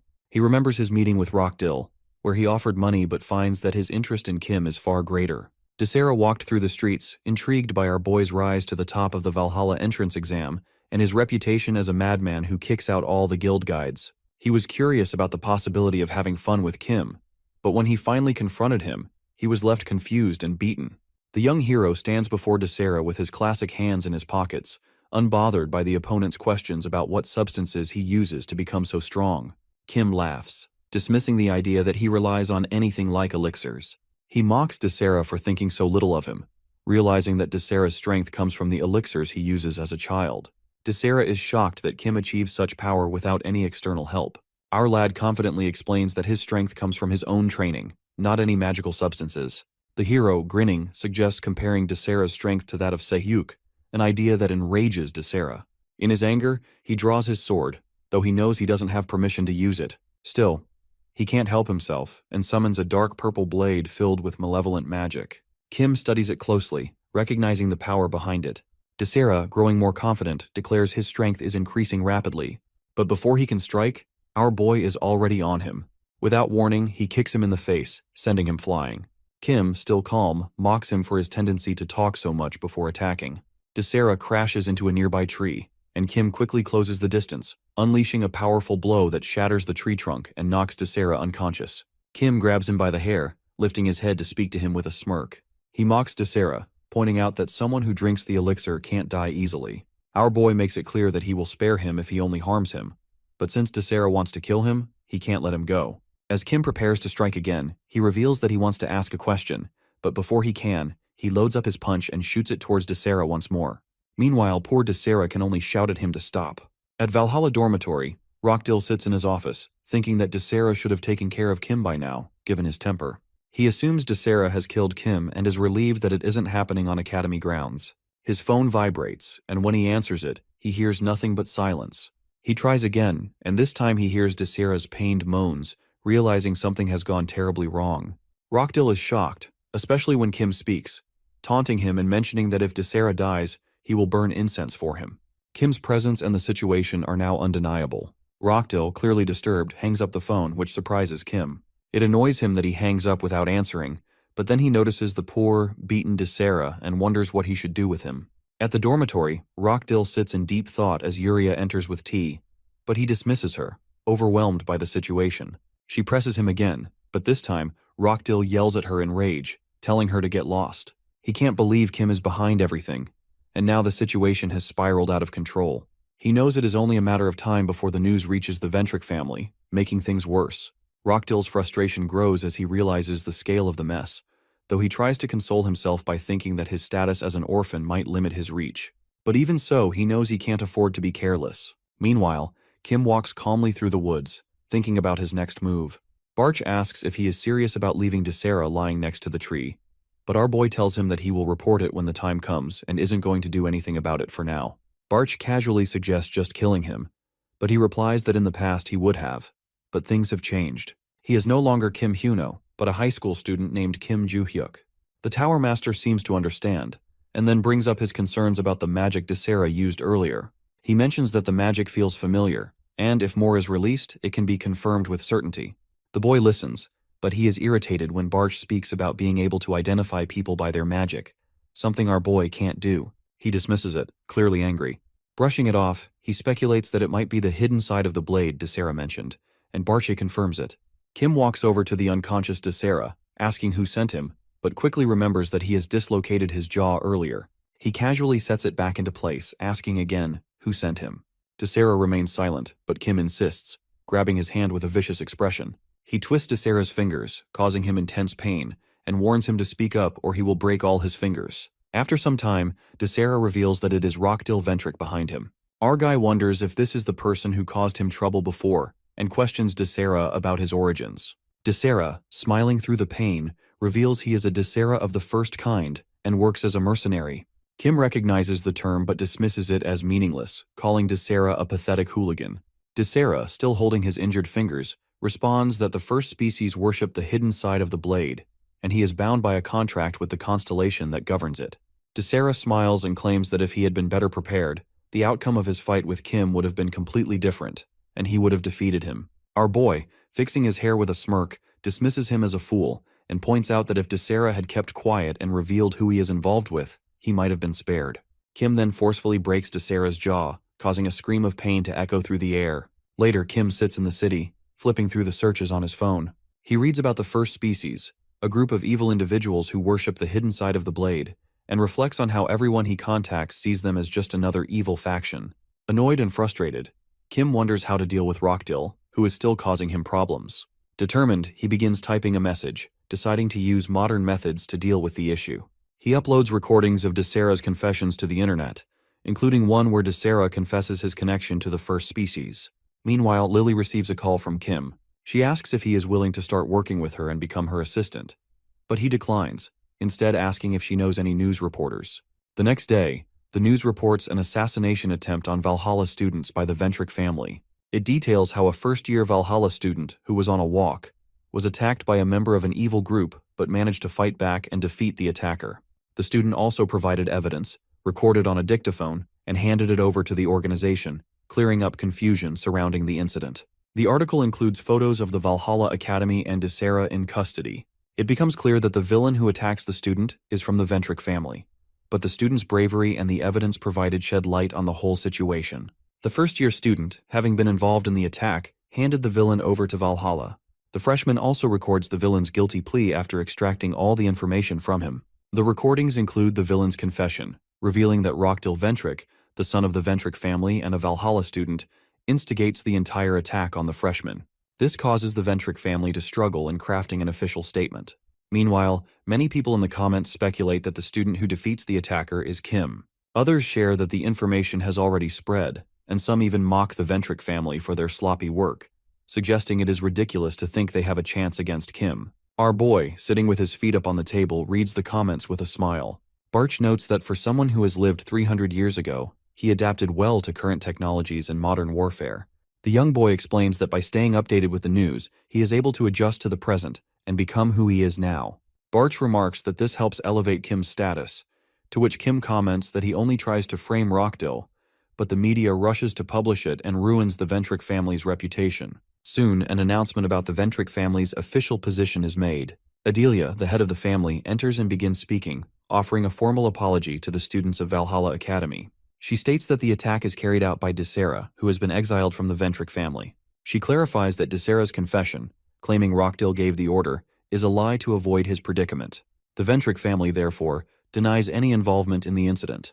Despite Desera's exile, the family feels it is their duty to make amends for his actions. Adelia, the head of the Ventric family, announces that she will personally visit the victim to apologize for the incident. She also states that, while Rockdill Ventric, currently attending Valhalla Academy, may not be directly involved in the crime, the family will still bring him home for an intensive internal investigation. Additionally, an investigation into the family itself will be conducted to eliminate any doubts about their involvement. After her statement, Adelia leaves without answering any questions from the reporters, leaving them curious about what kind of apology she will offer the victim. Meanwhile, Rockdill, still shaken, watches Adelia's announcement on his phone. His father calls shortly after, ordering him to return to England immediately. Rockdill, terrified, acknowledges the order, his body trembling as he processes everything unfolding around him. The next day, the video of Desera's statement, which claims the Ventric family is entirely right and he is the sole culprit, gained over 2 million views.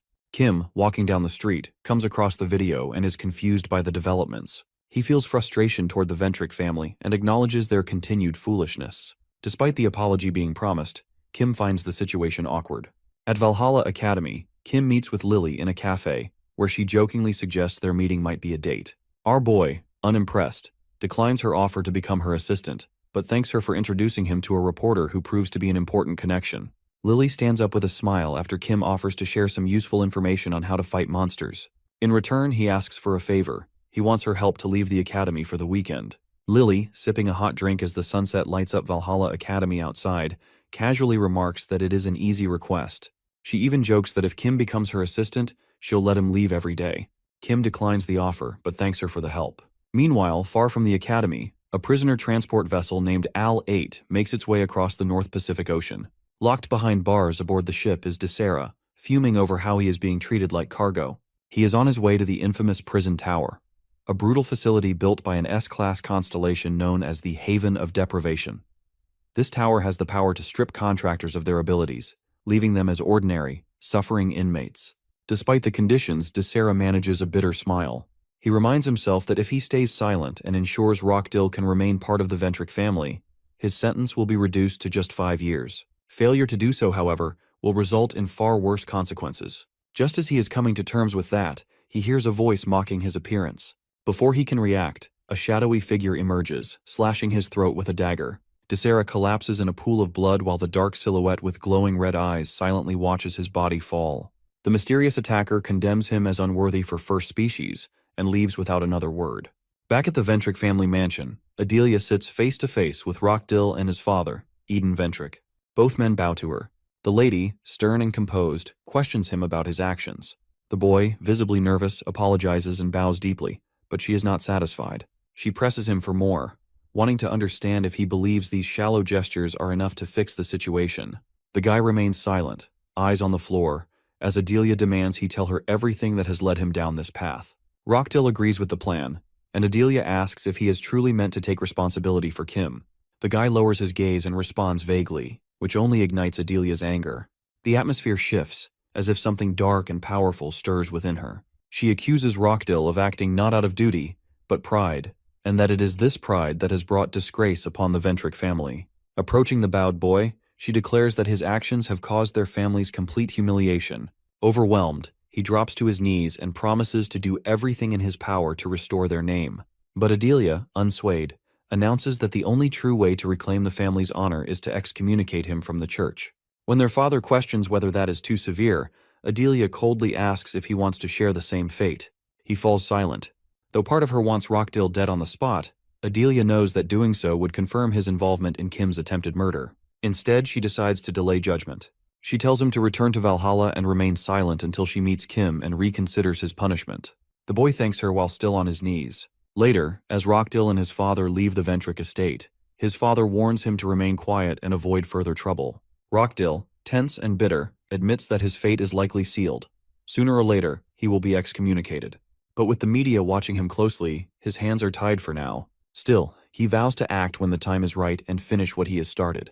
As they walk, he criticizes his father for not protecting him, while the older man quietly reminds him that the matter should have stayed hidden.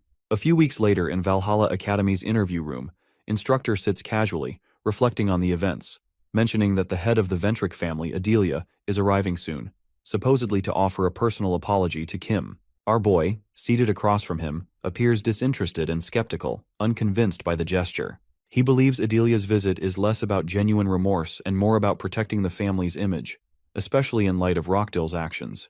Instructor expresses frustration over the entire ordeal. He and Instructor Lee San are both upset, especially since the sequence of events has made things clear.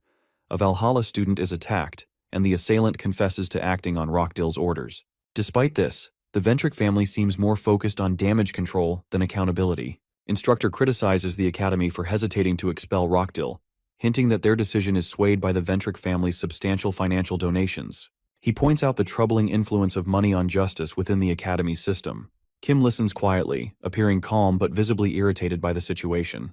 He ultimately agrees to meet Adelia, though his demeanor suggests he isn't expecting much from the conversation. Instructor is surprised by his neutral reaction, but our boy simply brushes it off as his usual self. Soon, a knock at the door signals Adelia's arrival. Instructor greets her politely before excusing himself from the room, leaving Kim and the lady alone.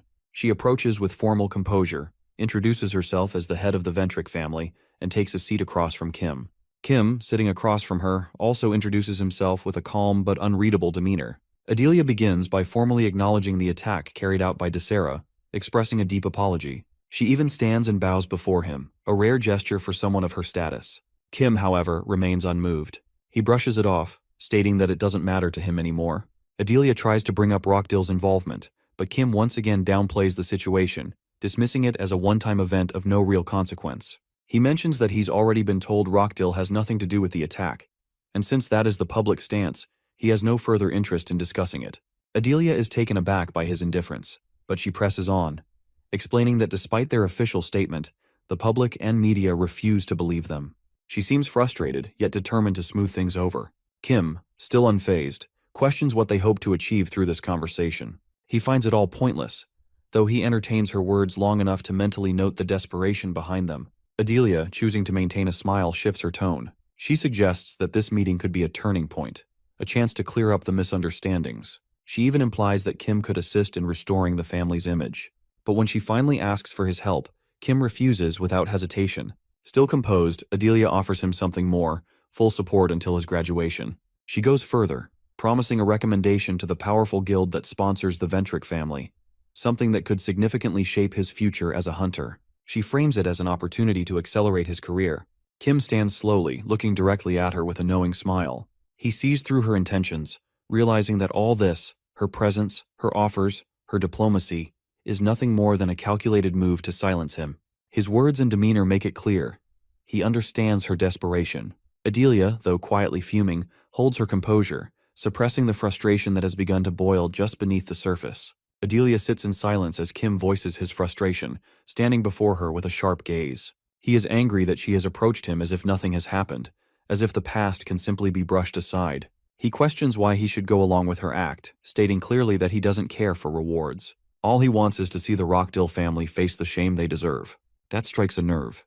Her calm cracks as she glares at him, calling him a scum and demanding to know who he thinks he is to speak to her like that. Her eyes light with a dangerous glow, and her body surges with energy.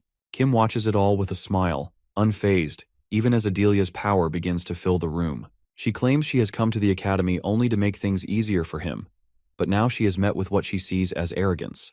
In a moment of fury, she says she should just kill him.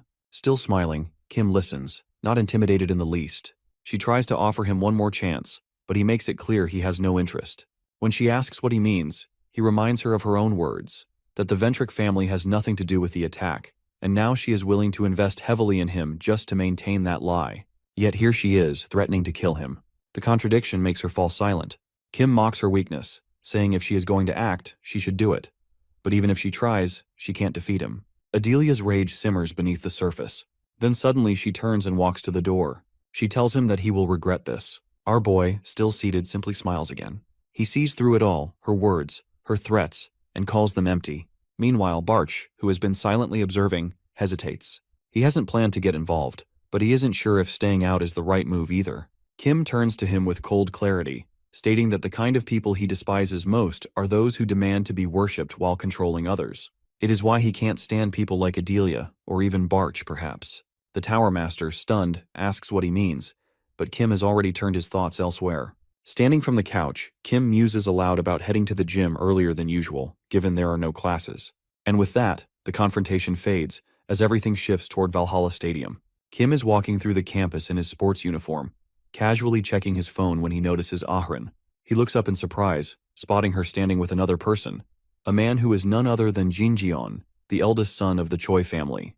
Jinjeon, with a confident smile, addresses Ahrin, questioning whether she still believes she can win. He belittles her training efforts, claiming that no matter how hard she works in Valhalla, it will be pointless. He extends a hand, suggesting that if she truly values her place in the family, she should avoid the selection test coming up that weekend to spare herself humiliation. Ahrin stands silently, absorbing his words. When she finally speaks, she makes it clear that she isn't backing down from her goals. Jinjin, not pleased with her defiance, offers one last chance, but is met with refusal. His face twists in frustration as he asks her if she truly doesn't understand the situation. Jinjeon's irritation grows, and just as he is about to respond, Kim steps forward, pointing an accusing finger at him and boldly declaring that Jinjeon is indeed a fool. The girl, taken by surprise, turns to him, who has appeared out of nowhere. Our boy questions why Jinjeon would try to stop someone who has worked so hard. The guy, confused and angered, demands to know who he is, quickly dismissing him as someone who doesn't even know him. He insults the young boy, but he isn't fazed. He retorts that he doesn't care about Jingjian or anyone else's status, urging him to leave the academy if he thinks he is so important. Kim then asks Arin if she agrees with him, and to his surprise, she nods. Jinjin, now even more displeased, tells her they will meet at the test before turning to leave. The girl, grateful for his interference, thanks him. Kim, ever nonchalant, assures her there is no problem and suggests they head to practice. Arin, still caught off guard by the exchange, reflects on his earlier question. She wants to answer differently but refrains. When Kim asks how she would have responded, she jokingly points upwards, claiming she would have told him everything she thought about him once they were done talking. Kim, intrigued but amused by her words, thinks to himself that Arin is more unpredictable than he has imagined. The two then make their way to the gym, where Kim proposes they train together. Arin agrees. And though she mentions they'll also train over the weekend, Kim explains he will be on a business trip, so he won't be able to join. Despite that, they both agree to push their limits during their training session. A few days later, Kim is seen walking through the mountains as he moves forward with a shovel, his attention focused on his phone. Barch asks if he has returned to find notes again, to which our boy confirms. Pushing through bushes, he listens to Barch, who mentions the many relics he has already found in the vault. Our boy acknowledges this but explains he is searching for any remaining notes. He believes there could still be something extraordinary hidden among them. When the Tower Master asks what he is looking for, Kim smiles and says that finding it could help him overcome the shortcomings he had when he was Kim Hyuno. He adds that perhaps, if he had found it 300 years ago, things might have turned out differently. Meanwhile, reporters gather at the Choijin family mansion, preparing for the selection test. The atmosphere is tense as Choi Jong-seok addresses Ahrin and Jingyeon, explaining that passing this test will officially recognize them as successors to the family. The task is clear. Find a hidden blade in the mountains. The person who succeeds in bringing it back will win the test. However, Jong-seok sternly warns that killing others is forbidden. With that, the test begins. Ahrin rushes forward, drawing her weapon, while Jingjin, calm and collected, walks down the stairs, observing her. He believes Ahrin's decision to rush is the right move for this speed-based test. He thinks that once she finds the blade, he will easily take it from her and win the selection test with ease. Later, Jingin, now on the move, receives a phone call. The unknown voice on the other end inquires about the blade. Jinjin explains that he will need to pass a qualifying test along the way, which will take more time than originally planned. The voice on the phone mentions that this is the second time Jingyeon has brought up this test and reminds him that he is already late. Jinjin apologizes and assures the man that once he obtains the blade, he will keep his promise. The voice agrees, stating that a promise made to Constellation will be kept, and encourages Jinjin to stay focused on his goal. Back in the present, Jinjin stands confidently, aware that this is his last chance. As he gazes forward, he knows it is time to find Arin and the blade. In the jungle, Arin is crouched down on the ground. She can feel the trace of blade magic emanating from beneath her, realizing she needs to focus even more to locate it. After a moment, she extends her hand, sensing that it will take about 15 minutes to find the sword.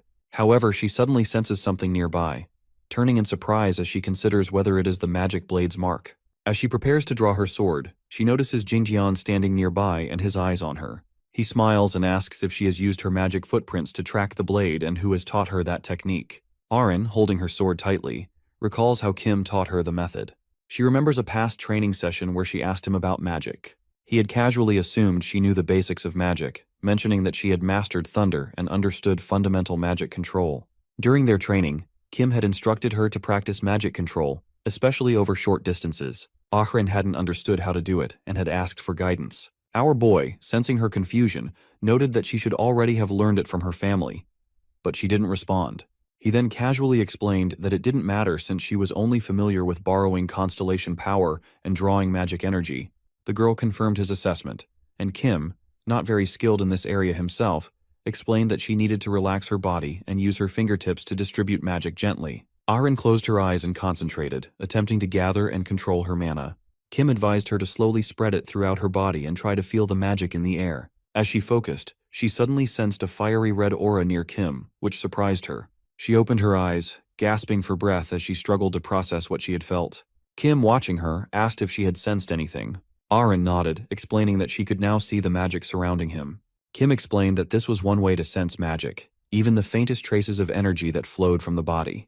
With more practice, she could sense even the smallest remnants of magic in the air or on the ground.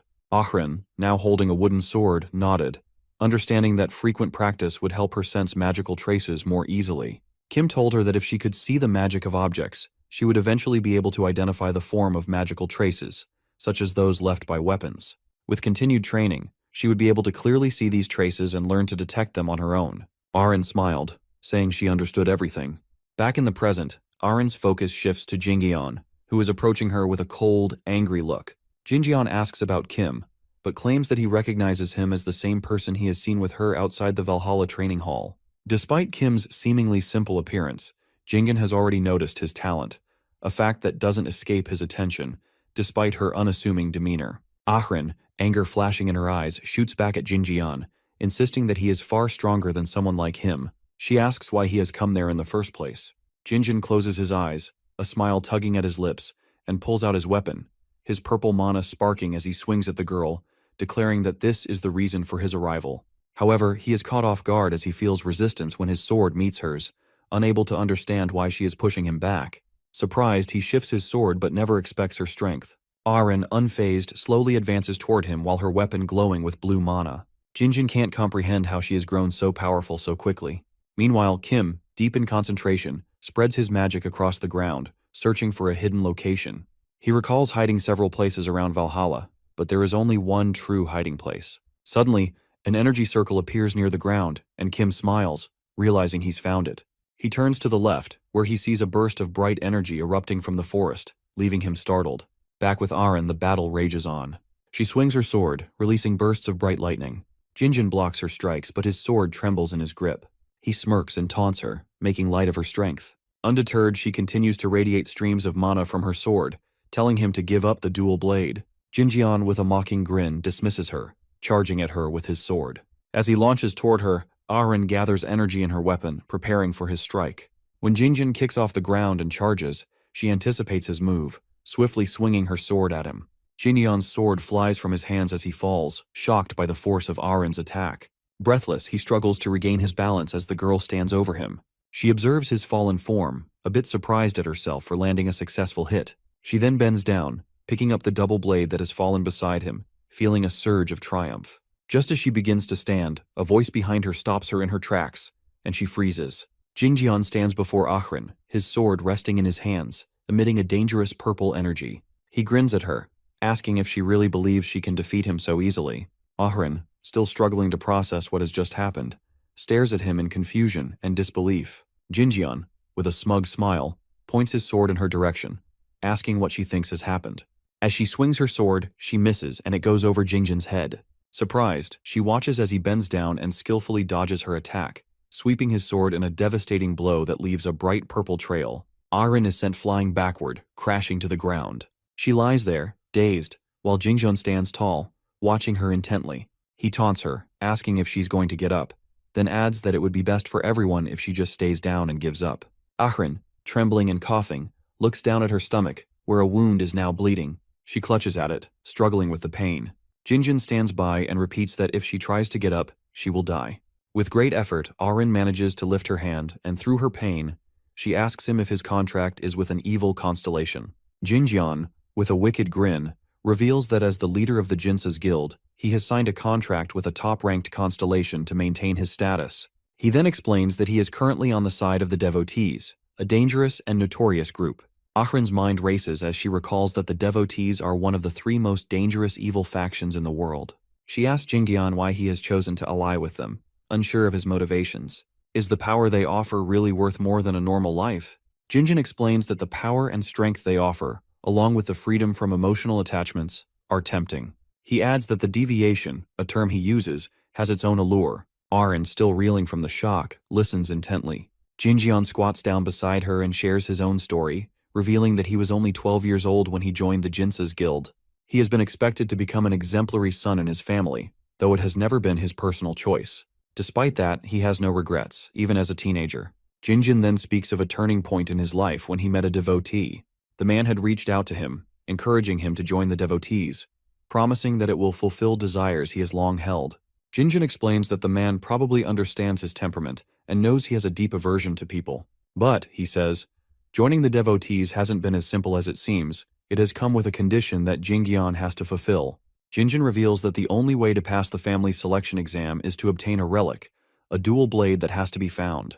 He tells Arin that if she gives up earlier, they won't need to go through the second elimination test, and she will simply hand over the blade to him. Surprised, Arin learns that the second qualifying exam involves something from her past, something she's forgotten. Jinjeon reminds her that 10 years ago, her older sister Choi Ajin took part in the first selection test. Arin is shocked to hear about her sister's involvement and the connection to the test. Jinjeon explains that during that test, he was unable to control his desires. He viciously reveals that he killed Arin's sister on the mountain while searching for the dual blade. He adds that he suffered a terrible injury and failed the test, blaming his failure on the loss of her sister. Had it not been for that, he claims, he could have joined the devotees much earlier. Jinjeon then speaks about her father, who has somehow found a secret about Arin's missing sister in hospital. He reveals that her mother also fainted after seeing her daughter's face in her, and it is clear that the pain was too much for her mother to bear. Just as Jinjeon prepares to strike the girl, intent on finishing what he has started, a sudden interruption occurs. Kim appears, holding down Jinjeon's sword, stopping it just before it reaches Arin's neck. Jinjeon, taken aback, tells Kim to stay out of it, as this is a family matter. But our boy, clearly displeased, mocks the idea of such a crazy family. With a wave of his hand, he sends Jinjeon flying into a tree.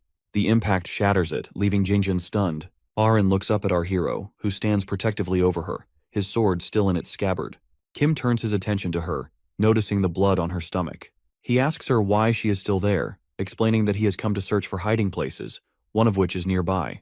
Realizing her injury, he instructs her to step back so he can gather some magic to heal her wound. Arin, holding her stomach, smiles weakly as she lowers her head.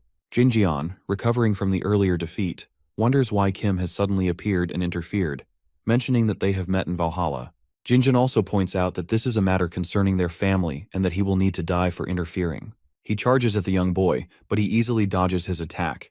Jinjeon is taken aback, struggling to understand how he manages to avoid his strike. Kim, calm and collected, remarks that Jinjeon shouldn't underestimate his ability to dodge. He then swiftly strikes him, sending him flying backward, coughing up blood. With Jinjeon down, our boy steps forward and places his sword in front of his face, ready to strike again. The ground cracks beneath Jinjeon as the impact from his blow sends shockwaves through the area. Jinjeon faints, and Kim stands over him, watching silently. Turning his focus back to Arin, Kim asks if she is all right and whether she can walk. Arin, still shaken, replies that she isn't sure but needs time to try. Before Kim can respond further, he feels a dark, evil energy approaching from behind. He turns to see Jinjeon's body releasing a dark aura, signaling the activation of sword magic. Jinjeon stands up, holding his sword, and mocks Kim, calling him a fool for thinking he can defeat the guild leader. Jinjeon launches himself at Kim, but he effortlessly blocks his attacks and dodges his magic with ease. Jinjeon, frustrated and bewildered, can't comprehend how his strikes are having no effect. As the battle continues, Jinjeon realizes he has no choice but to use a powerful, dangerous tool. He pulls a crystal from his pocket, its brightness signaling its importance. With a wicked smile, he bites into the crystal, stating that it will allow him to form a preliminary contract with a constellation, hoping this will tip the scales in his favor. After Jinjeon consumes the crystal, he begins laughing manically, his dark energy intensifying as a powerful aura radiates from him. As he spreads his arms, the energy surges, causing an earthquake that throws reporters off balance. Panic spreads through the crowd as they look up and see a dark purple pillar of energy rising into the sky. Among the onlookers, Jeonsuk recognizes the magic, realizing its density is visible even to ordinary people. Jeonsuk, noticing the spectacle, understands that such an event in the middle of the selection test is far from normal. He decides he has to investigate further. Jinjeon, standing before Kim, grins and explains that the surge of energy is a result of the temporary contract he has formed with a constellation. His dark energy has summoned a dragon, a manifestation of his newfound power. He claims that with this dragon, Kim will undoubtedly perish. The dragon, with sharp teeth and an imposing presence, looks ahead as its eye that penetrates nature activates, surveying the area. However, when the dragon locks eyes with Kim's intense red aura, it recoils in terror, deactivating its ability. Jinjeon, confused, cannot understand why the dragon is reacting this way. The constellation's voice informs him that the dragon has rejected the sacred relic's summoning and terminated the contract. The dragon, now terrified, is preparing to flee. Jinjeon, still unable to comprehend, watches as the dragon's power fades and the contract dissolves. Kim, unfazed, calmly leans his sword against his body. With a smile, he raises his sword and strikes Jinjeon, sending him flying back. Jinjeon, knocked unconscious by the force of the blow, collapses to the ground. Meanwhile, the leader of the devotees, Han, silently watches the events unfold, shocked by the turn of events. The system screen displays a message, indicating that the dragon, now rejecting the contract, wishes to disappear from the mortal world. further adding to the chaos Jinjian causes. Han, still shaken by the events, kneels down with his head to the floor, apologizing and seeking forgiveness. The dragon's voice echoes, warning him not to distribute artificial relics in the future. Han trembles, acknowledging the message. As he rises, he struggles to understand why the constellation is so enraged. All these repeat in his mind, and he realizes that the trouble stems from the actions of the individual he places within the Choi family. Still confused, he stands and asks the constellation what goes wrong. With a serious expression, Han radiates his aura, determined to find out what is happening. Later that night, Kim returns to his dorm at Valhalla. He removes his hood, unpacks his briefcase, and begins searching through it. A smile spreads across his face as he pulls out the God Arts book. When asked about the God Arts, Kim explains that this is the true reason he seeks hiding places. The breathing technique can elevate one's magic power to a high level, far beyond what he previously knows. He reflects on the breathing technique he uses before, something he bought at the market, a technique that is ineffective and poorly executed. Despite its flaws, he used it until the end of his previous life. Kim reminisces about a battle with the Tower Master, where his poor breathing technique left him depleted of magic power. Now, with his new body, he feels ready to start fresh. He touches the notes with determination, planning to learn the God Art and improve his magic. He decides to pause his physical training, focusing on mastering the art first. As our boy reviews the situation earlier, Barcha thinks about the injured girl and the chaotic events surrounding Jingjian. Kim reveals that he heard someone approaching and decided to leave, telling the Tower Master that it will handle it itself. He can't help but remember the moment when he struck Jingjian with a powerful strike, knocking him unconscious. He stood holding his sword, staring at Jingjian's body, confused and nervous.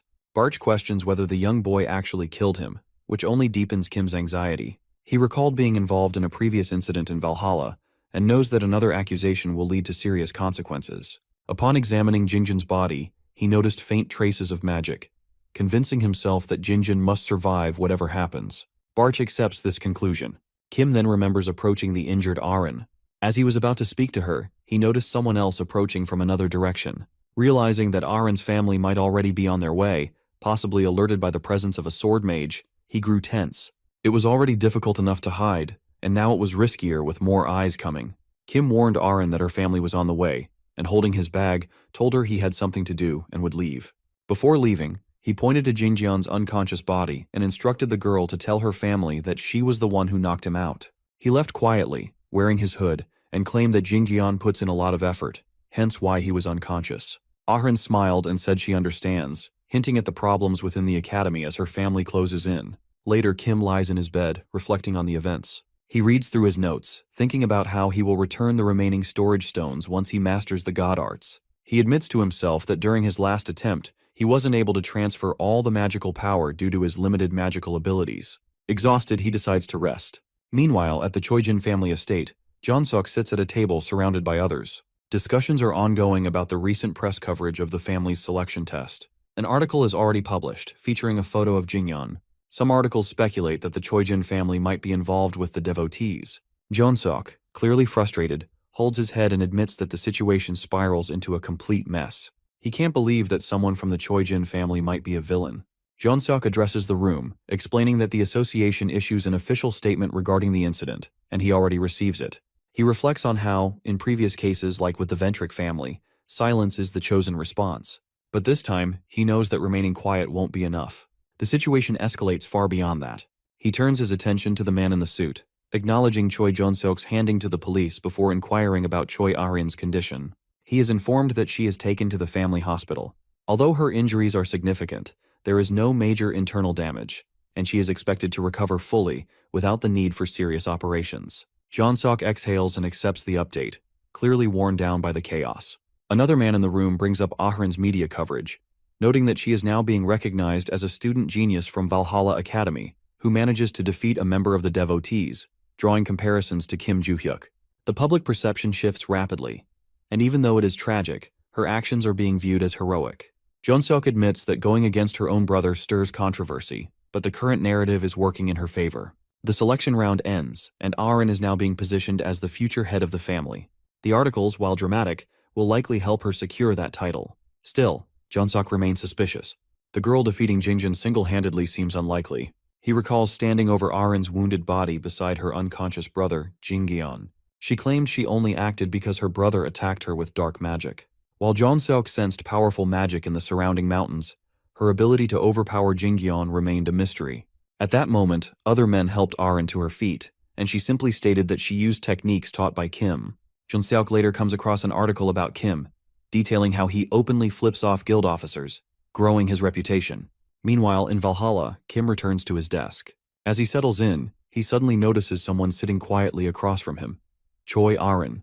Her presence stuns him.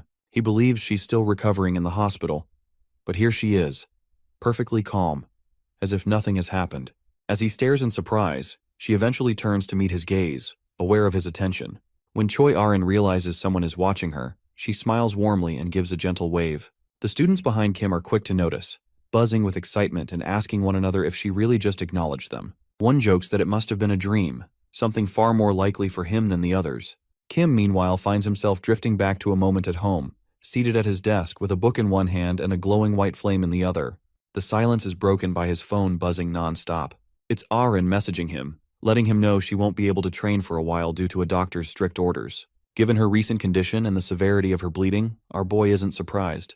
He replies that he'll be doing his own thing for a few days and wants to rest. But Arin continues bombarding him with emojis, pushing him to frustration. His irritation is interrupted by Barsh, who tells him there's something important he should know. The Tower Master brings up the recent encounter involving black magic. Kim, curious, asks what he remembers about the magic. But Barsh admits that it isn't just forgotten. It feels as though something is actively blocking his memory. Still floating and contemplative, the Tower Master theorizes that the memory block might lift if a certain second condition on a mysterious scoreboard is fulfilled. However, he can't be sure, it's only a theory. Kim glances over at the board. The condition hints at something related to a dagger, but the meaning remains cryptic. What catches his attention more is the mention of the Eye of the Great Forest, supposedly just a reserved training test used to assess knowledge. But he can't shake the feeling that there's more to it than that. Leaning back in his chair, Kim thinks about the upcoming exams. Students with low scores are being expelled from the academy, and the entire process feels like a frustrating waste of time. He scratches his head, annoyed, and wonders if he's just supposed to sit around and wait for the tests. Snapping out of his memories, he finds himself back in the present moment, still at his desk leaning back, and finally decides that it's time to look into this so-called Eye of the Great Forest. Something tells him it's more than just a training site. Suddenly, instructor enters the classroom and instructs the students to take their seats. Once everyone has settled, he announces that he has something important to share before starting the lesson. With a steady gaze over the classroom, he asks what the students know about the upcoming inter-school competition, to which everyone confirms. Kim, however, remains detached, still leaning back in his chair, lost in thought. In his mind, he silently questions Barch, suspecting what the instructor is getting at. Barch confirms that the instructor has mentioned the competition before, right after the midterms. The instructor, still composed, explains that their academy needs participants, and selections will be based on the results of the final exams. Then, unexpectedly, he calls on Kim to accompany him to the staff room. Slightly caught off guard, Kim lowers one arm and questions what this is all about. Later, the two sit across from each other in the staff room. The instructor, looking slightly uneasy, mentions that the meeting place can't be changed. Kim, feeling slightly irritated, notes that the instructor doesn't need to summon him so frequently. The instructor admits he's somewhat right but quickly gets to the point. He wants our boy to participate in the upcoming competition. Kim refuses outright, surprising the instructor, who hasn't even explained the details yet. Trying to ease the conversation, the instructor describes the scope of the inter-school event. It's a global competition between the three largest hunter academies: Korea's Valhalla, where they are currently based, China's White Lotus, which resembles a traditional Chinese palace, and America's Heroes, a towering structure surrounded by purple lights. Each academy selects several promising first-year students to represent them. The competition involves various intense challenges like sparring, maze escapes, and other survival-based tasks. Those with the highest scores in the practice exam are chosen. Despite the stakes, Kim responds with a yawn, clearly unimpressed. The instructor, now visibly concerned, reminds him of the rewards. Participants from the winning academy receive not only scholarships, but enough wealth to last a lifetime. Still, he shows no interest. That changes the moment the instructor mentions the Eye of the Great Forest. The words strike a nerve. Kim's eyes light up with sudden interest. The instructor confirms that the final task of the competition takes place within the Eye, a location that doubles as the final exam site. Successfully completing the task earns students automatic credit for the exam. The instructor also warns that if Kim doesn't accept the offer, he'll have to take the final exam like everyone else. That changes everything. A grin slowly spreads across Kim's face, and with a flash of excitement in his eyes, he finally agrees to participate in the inter-school competition. Meanwhile, far from the academy, the scene shifts to the United Kingdom, where Adelia Ventrick, the head of the family, questions her subordinates about the progress of a mysterious operation. They bow respectfully, reporting that everything is proceeding well, though preparations will require another month. Adelia's expression remains unreadable as she orders them to continue. Then she asks about the Rockdills people. One of her followers reports that there is nothing unusual in their behavior. However, she reminds him sharply that any inappropriate actions must be reported immediately. The man assures her he understands, then adds, almost as an afterthought, that although it doesn't directly concern them, they've heard disturbing rumors. Adelia inquires further. He reports that someone in the market district is building an actual structure out of paper money. The lady questions the absurdity of such an idea, and the man cautiously adds that they believe the black cat is behind it. Instantly, shimmering particles surround Adelia, signaling her growing displeasure. The action is strange, uncharacteristic even for the black cat, and she begins to wonder what he's planning. Suddenly, a glowing yellow frame appears in front of her, an order from the mask, demanding more details. The sight of it makes her uneasy. This is a command from Mr. Constellation himself. Elsewhere, in Market District Number 7, the full moon hangs high over the bustling city. Even at night, construction cranes move materials. The black cat stands by a window, watching the strange sight of a building being erected from flying paper bills. He knows he's acting on orders from the Constellation and will obey, no matter how strange the request. Nearby, a girl with a wild look says the building is a gift, though her tone suggests something more unhinged. The black cat questions the true purpose behind constructing a building from money. A notification appears before him. The two-faced ruler has declared it a gift. This makes him uneasy.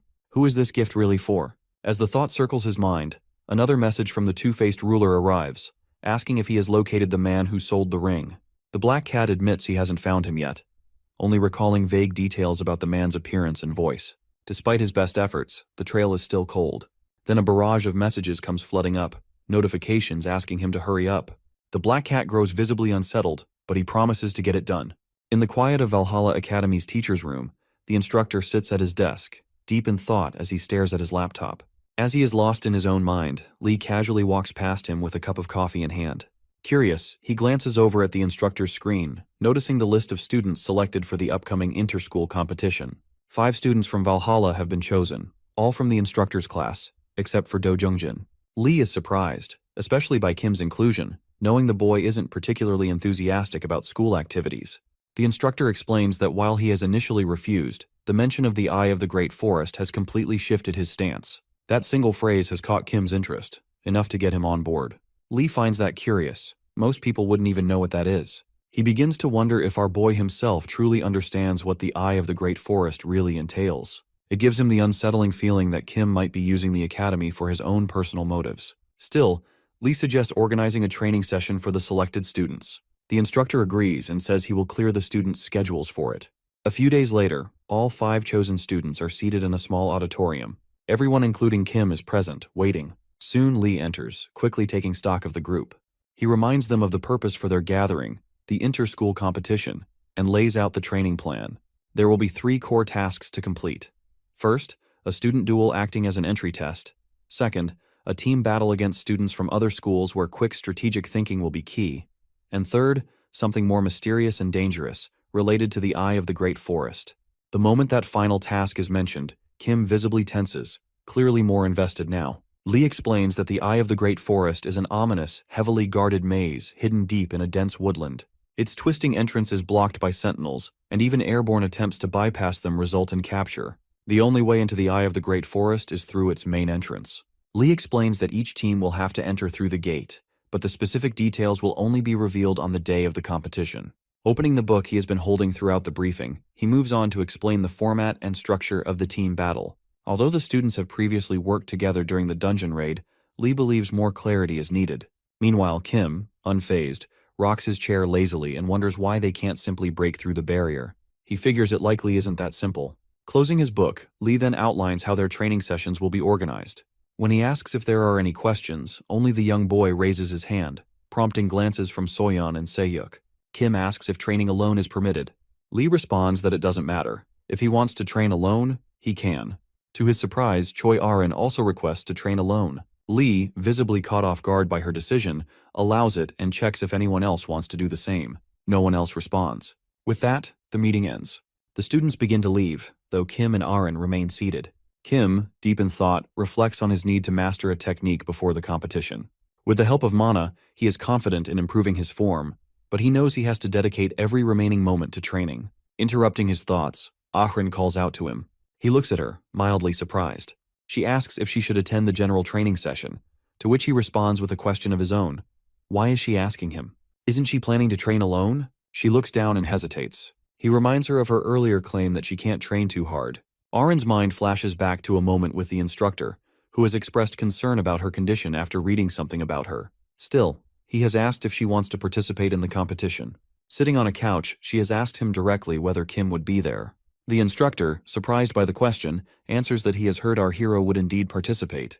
That is enough for Choi Aaron. She says she will too. The instructor protests, worried about her still recovering condition, but she smiles confidently and assures him she will be fine. In the end, the instructor can only accept her decision. Coming back to the present, Aaron is deep in thought. She feels she is already halfway to becoming the head of her family. And with Kim now in her life, she has a new goal: to grow stronger alongside him and help him achieve his own dreams, just as he has helped her. Watching him sit there with his hands in his pockets, confused by her sudden attention, Aaron smiles to herself. Her thoughts light up with purpose, though Kim remains bewildered by her expression. Still, despite his confusion, Kim reminds her not to push herself too hard and suggests she focus on mana control during class, minimizing any physical strain. Aaron accepts his advice, understanding her current limits. As he prepares to leave, he tells her that once his own matters are handled, he will lend her a hand. She remains seated in the room as he steps out. Somewhere at an abandoned building late at night, a young boy, bloodied and missing teeth, sits tied up on the rooftop, shirtless and pleading for mercy. Two figures stand before him, Samuel Al and Samsal Lisa, bandits who have clearly tortured him. As the boy begs, Al coldly throws a knife into his chest, killing him instantly. Lisa, annoyed at the drawn-out process, checks her phone after it buzzes. It is a new assignment. The screen shows a photo of Kim, marked as the next target. She recognizes him as Valhalla's new apprentice. Al, still holding the bloody knife, asks why they are targeting a student.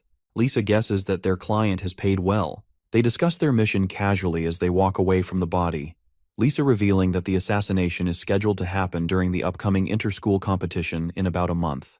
Al questions why they can't kill Kim sooner, but Lisa explains that the Academy's current security and protective barriers make it nearly impossible. The competition, however, will provide a better opportunity, especially since it will take place outside school grounds, in a location known as the Eye of the Great Forest. According to their client, the third day of the event will lead the students into a mysterious maze nestled deep in that forest, making it the perfect place for an ambush. Al questions what it means that there will be no instructors present in the forest during the upcoming competition. Lisa, looking ahead, explains that aside from a few guards at the maze's entrance and a single floating observer drone, there will be no one inside. The instructors will be monitoring everything remotely from an observation room. Confidently, Al mentions that Alia, another member, will enter the maze first, and they will follow her. As they exit the abandoned building, Lisa makes it clear: completing this task is a top priority. Al nods, already aware of the deadline. 1 month later, the first day of the inter-school competition arrives. The sun shines brightly over a vast field as the crowd fills the stands, buzzing with excitement. Among the audience sits Rockdill in tension along with his assistant. A flashback reveals Rockdill in his home days earlier, seated on the couch and speaking on the phone. He tells his father, Eden Ventrick, that he has received the money and used it to hire a group to assassinate Kim. Eden is horrified. He begs his son to reconsider, but Rockdill, unmoved, reminds him that his father's decisions hold no sway over him anymore. He is going to handle it his way. The mention of the assassins, the infamous trio of cold-blooded killers, makes Eden even more fearful. Still, Rockdill dismisses his father's concern, determined to see his plan through. Back in the present, Rockdill sits silently in the audience, remembering the arrangement. He knows he shouldn't be there, yet he stays, waiting for Kim's name to be called. Moments later, he stands up and tells Yuria it is time to go. She follows. At the podium, a white-haired man with a mustache steps forward and speaks into the microphone. He introduces himself as Shim Daeokwon, chairman of the Valhalla board. He welcomes everyone and begins introducing the competing schools. First comes China's White Lotus, a team of 5, including a girl carrying a katana. Then the USA's group of proud, belt-clutching heroes stands confidently before the crowd. Finally, Shim calls out the last team, Valhalla, representing Korea, led by none other than Kim. The competition will span 3 days, Shim explains, and today's task will begin with individual sparring. All 3 competing groups now stand before the stage as the representatives are instructed to return to their waiting rooms to await the match fixtures. The only figure who remains nearby is Lee, arms crossed and silently observing them. His gaze lingers for a moment before he is approached by Jack Rover, the main instructor of the USA Heroes group. Jack greets him warmly, joking that it has been a while since they last met. Lee responds with a jab about Jack's usual third-place finish, which Jack clearly doesn't appreciate, reminding him that Valhalla isn't always at the top either. Lee concedes the point with a quiet nod. Jack, with renewed optimism, declares that this year will be different. The heroes will take the championship. When Lee asks what makes him so confident, Jack reveals his pride. The best contractor of their generation, the one known as Destroyer, has a son, Logan Jr., who is now studying at their school. Jack proudly points him out among the students. Logan Jr. resembles his father, down to his intense gaze and presence. Lee, curious, admits he is looking forward to seeing what the boy can do. Jack adds that Logan Jr. has already signed a contract with the same powerful constellation his father once had. Though the boy doesn't yet match his father's raw power, Jack believes he is already leagues ahead of most adult contractors. Jack mentions that another promising student, Kim, has also proven himself by capturing a villain recently, something similar to what another student, Choi Ahran, has done. Jack acknowledges the talent among Valhalla's new students but believes Logan Jr. has the edge. Their conversation is cut short by a loud announcement. The matchups for the first round have been finalized. Lee looks at the message and tells Jack that he'll soon understand his reaction. The first match is Kim versus Logan Jr. As both students step forward, our boy with his hands in his pockets, Logan Jr. Standing tall, the match rules are explained. A simple rule governs the fight. Land a strike on the opponent's vital point to win. Thanks to the system's safety measures, lethal blows will be blocked and replaced by a shock of electricity, ensuring intense but non-fatal combat. It is time for the first real showdown. Shim reminds the participants that the protection system will remain active until the next team match and that the countdown will begin shortly. As the countdown reaches 0, the battle begins. Our boy stands relaxed, sizing up his opponent. He wonders about the need for the defense system, but Barch suggests him to focus on monitoring his fitness for the upcoming tasks. Logan, though slightly nervous, braces himself. The moment the signal is given, Kim lunges with a lightning-fast punch aimed directly at Logan's face. However, Logan effortlessly blocks it, revealing a yellow aura similar to his father's. Logan is surprised but smirks, asking Kim if he truly thinks he's strong. Logan, more humble than expected, seems to enjoy the challenge as he swings back at him. Their fists clash, sparking brightly as our boy parries his punch. With a swift twist of his trapped arm, the young lad readies a counterattack and taunts Logan about his defensive skills. Logan spins in reaction, stunned by the force of Kim's movements. In an instant, he drives his fist into his opponent's stomach, knocking him off balance and sending him flying across the arena.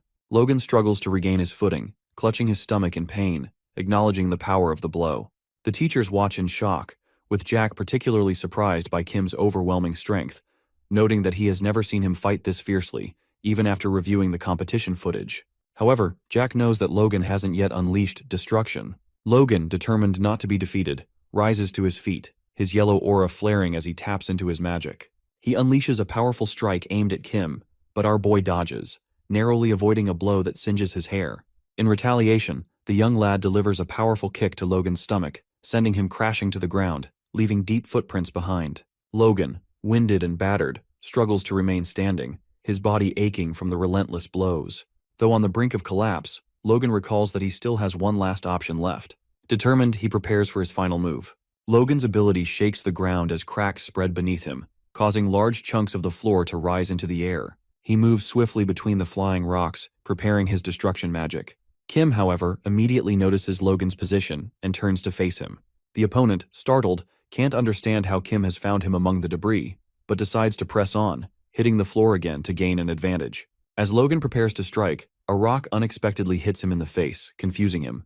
All the surrounding debris falls, and Logan rubs his face in pain. Our boy taunts him, pointing out that Logan's own magic is betraying him by revealing his position. With that, Kim swings his fist, landing a crushing blow to Logan's face. Logan is sent flying into a wall, crashing hard, with a powerful wind gust following the strike. Sitting on the ground, Logan's head lowers in defeat as he stands over him. Shim declares Kim the winner of the round, much to the shock of Jack, who is stunned by the sheer power the young boy has displayed. Lee, observing the fight, muses that Kim is a true monster. The battles continue, with Kim effortlessly defeating his opponent with a single uppercut and dominating another match with a direct blow that sends his opponent, Lee Bella, flying. Finally, the last individual match arrives. Our boy versus Choi Arin. The girl, holding her katana, faces him confidently, noting that both finalists are from Valhalla Academy, ensuring their academy's victory. Our boy, however, doesn't care much for the outcome, recognizing that the match is more about ranking than anything else. As they stand in the arena, Arin mentions that the winner will earn a scholarship, though she doesn't need it and considers giving up. Kim, unconcerned with who wins, encourages her to give her best, since the match is a show for the audience. He points at her, urging her to demonstrate her progress. He stretches his shoulder, encouraging her to give her all, promising he'll take her injuries into account. Motivated, Arin prepares her stance, summoning lightning bolts around her katana. Kim, with a smile, begins swinging his fists, his surroundings glowing purple. But then, shock spreads through the spectators. Shim, Jack, Lee, and others are all stunned as Kim lands a single punch, sending her face first to the ground. Her katana lies useless beside her. Shim declares the result, announcing Kim as the winner of the inter-school individual combat competition. Kim, still surprised by the outcome, stands over Arin. Even he can't believe the ease of his victory. He questions whether he has been too ruthless, having promised to consider her injuries, but he also notes that she had tried to land a strike, which is an accident that leaves her knocked out cold. Later, in a small auditorium, Lee gathers the students together. He notes that, thanks to the protection system, they are all unscathed, though they should still visit the infirmary. Lee mentions there will be another stage the next day, but Kim, with fire in his eyes, thinks the wait is a waste of time, eager to move forward. As the class ends, Kim catches up with Lee, asking if he can start the last assignment test, to the Eye of the Great Forest, earlier. The head instructor opens a book of rules and explains that only one test is allowed per day, with an exception for quick finishes. If a student completes a test early and the next one is ready, they can proceed. Our boy, grinning, says the decision is up to Lee, who agrees that if he finishes early, he can start the next test right away. The young boy nods, acknowledging Lee's instructions before turning to walk away with a smile on his face. As he walks down the corridor, Barch asks if he plans to complete the Eye of the Great Forest trials the next day. Kim, aware of the test, confirms he is prepared. Barch seems to misunderstand, suggesting he might be trying to draw attention from other students, which irritates Kim. He quickly dismisses the comment, stating he only wants to finish the ordeal as soon as possible. The next day, at Valhalla Inner Sanctuary, Yasan, Shim greets the audience and introduces the rules for the team competition. 5 representatives from each academy fight in a mountainous area, with viewers watching through holographic screens captured by drones. Soyeon, waiting for Kim's arrival, is annoyed when he shows up late. Our boy, with a grin, explains he has overslept. She scolds him for not arriving 30 minutes early, but he brushes it off, claiming he was distracted. However, to her shock, the young boy reveals that he wants to go alone. Soyeon, worried about the team test, warns that since he has defeated the other players, they will all likely target him. She asks the group if they agree, but they stay silent. Arin then apologizes for interrupting and asks if she can go with him, but he tells her to stay behind. Soyeon, confused by Arin's calmness, presses our boy for an explanation, but he ignores her, focusing on preparing for the test. As the countdown begins, Kim stretches and mentions he has another test in the afternoon. Soyeon, still confused, tries to ask him what he means, but he walks ahead confidently, preparing himself for the Eye of the Great Forest. Shim then announces the start of the battle. As the White Lotus group searches for our boy, he reveals himself to them. The White Lotus team notices him and quickly draws their weapons, recognizing him from the battle at Valhalla. The red-haired girl instructs everyone to prepare, but Kim, with a confident smile, swings his sword, impressed by the girl's quick reaction. A system message soon flashes on the holographic screen, announcing the elimination of the White Lotus. Logan, stunned, realizes only 10 minutes have passed since the battle begins, and is shocked by Kim's swift progress. However, one of Logan's teammates, focusing intently, senses the presence of his opponents and heads toward them. Logan, now on alert, orders his team to prepare for defense. Luke begins forming a magic shield, while a girl works on creating a magic circle, and Ibella readies her own shield, glowing with green light. Despite the power of their defense, the girl questions if it is really necessary to be this cautious for just one opponent. Logan, however, insists that Kim's strength warrants the protection. As the group prepares, Logan senses something is wrong. Looking up, he realizes the young boy has positioned himself above them. Before Logan can react, he strikes him in the face with the sword, knocking him to the ground. The other girls turn in shock, only for Kim to swiftly stab one of them in the stomach, declaring her too slow. Another girl gathers energy to attack. A yellow bolt of energy misses Kim, who dodges it effortlessly. With a swift strike, he sends her flying backward. Kim swiftly defeats the remaining members of the hero's team with his sword strikes, knocking them unconscious with a powerful impact. As he stands over his fallen opponents, a system message declares the heroes eliminated. With a satisfied smile, Kim knows it is time to move on to the Eye of the Great Forest.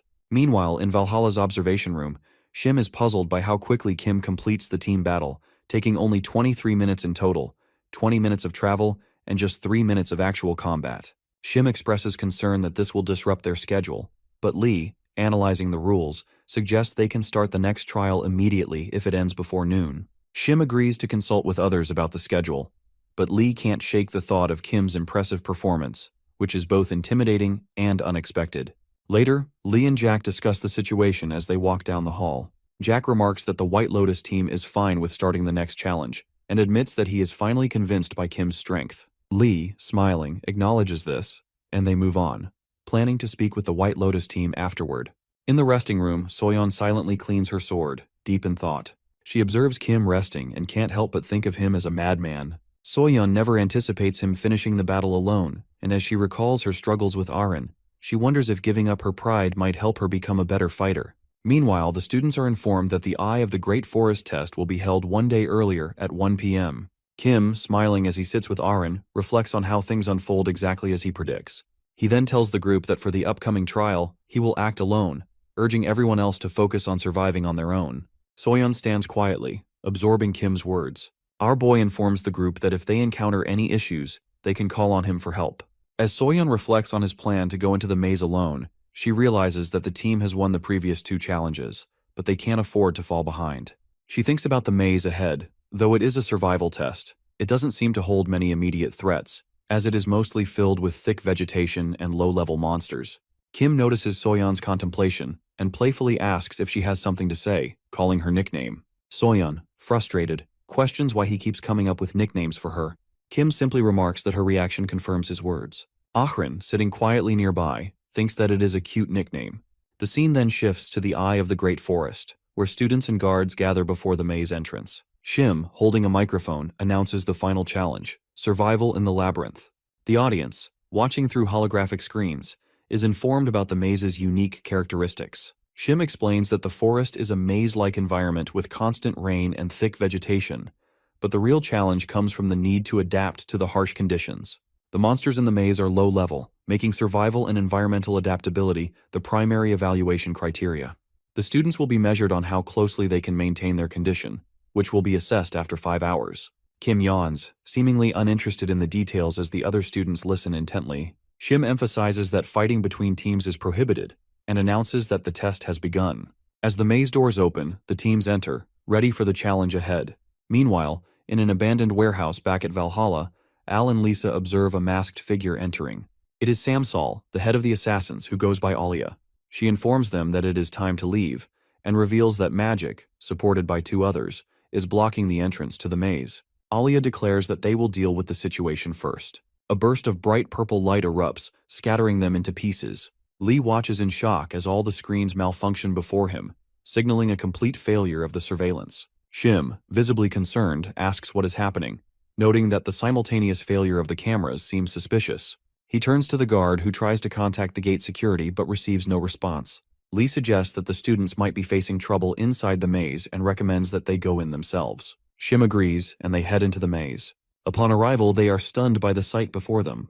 The area around the gate has collapsed, and stones lie scattered over the bodies of guards, leaving everyone confused and unsure of what has occurred. Meanwhile, inside the maze, the students are struggling with the rain. Members of Heroes, shivering and pale, are feeling the effects of hypothermia.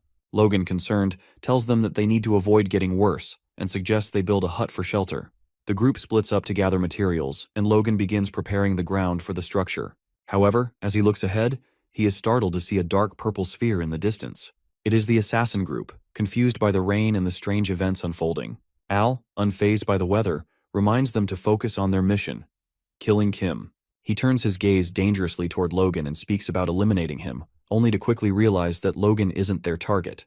Alia follows up, explaining that they have been teleported to a location imbued with moderately strong magic, the only way to trace the source. Logan, sensing the danger, notes the presence of black magic in the air and begins to suspect that these people are the real villains. Lisa reveals that they can't leave any witnesses and assigns the task to Al. As the confrontation escalates, Logan begins gathering energy for an attack, forming a bright magical sphere in his hand.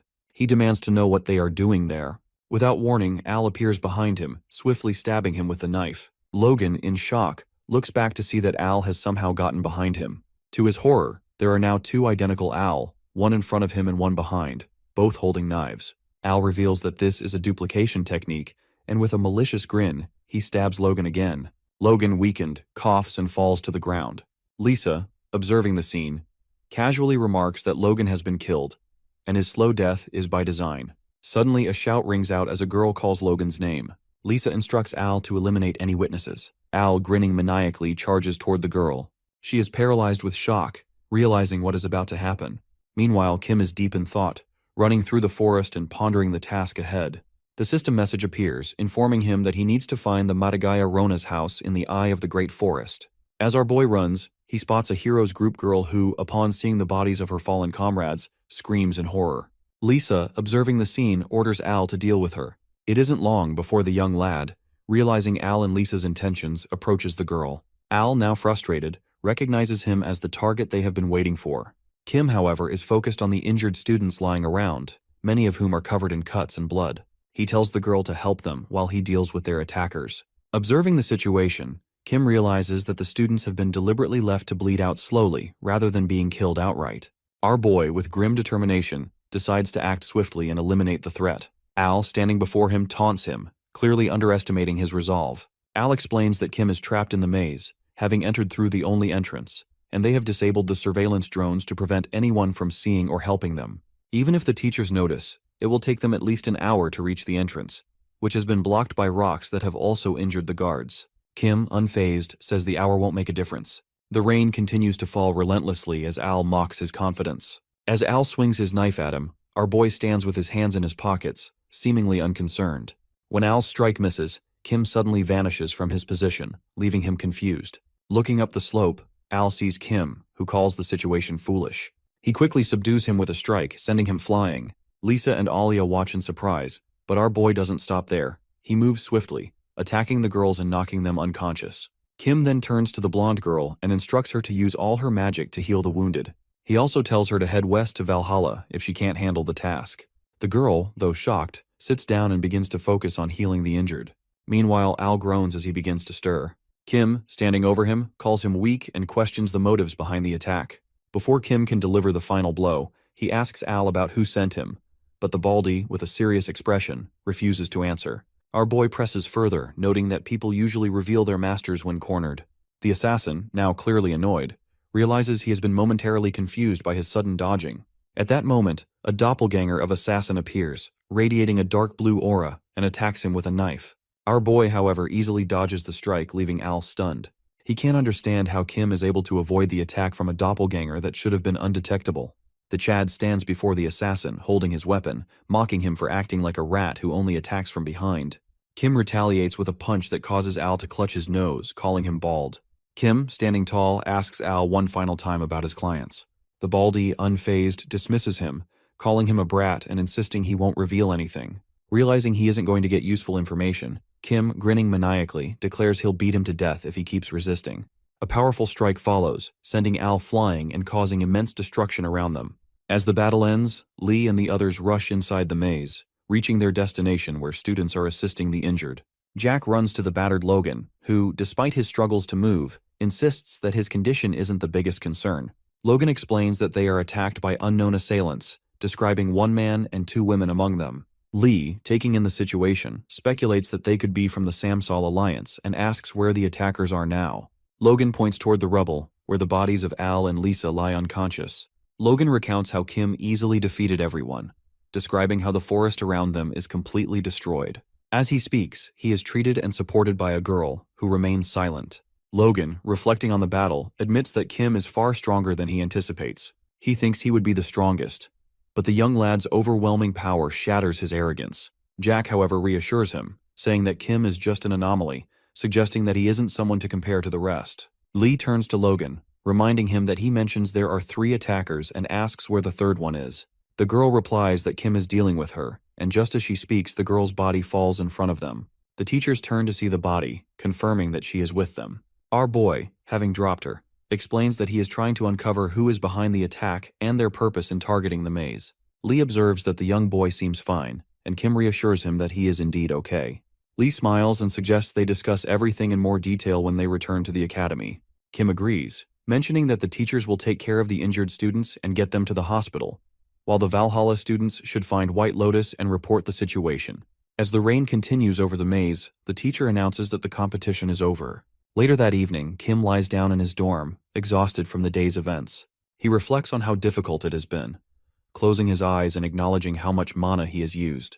A system message appears in front of him, informing him about a task related to the Eye of the Great Forest Mandagaya Lona's house and the need for a sword.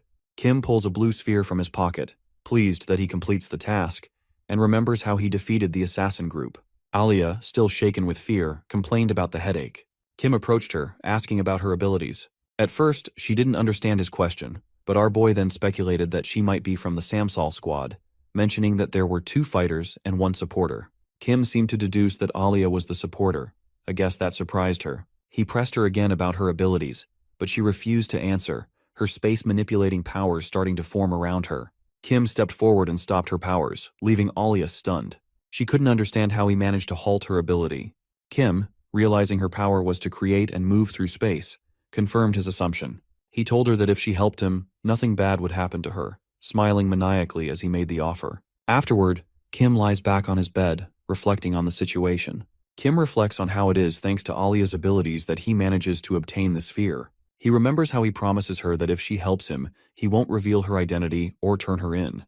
However, he breaks that promise by knocking her out, something he explains to himself by the fact that she never answers his question about who hires them. He feels that if she had been honest, he would have let her go without further harm. Lying on his bed, Kim considers the implications of learning that one of the Samsal Alliance is behind the attack.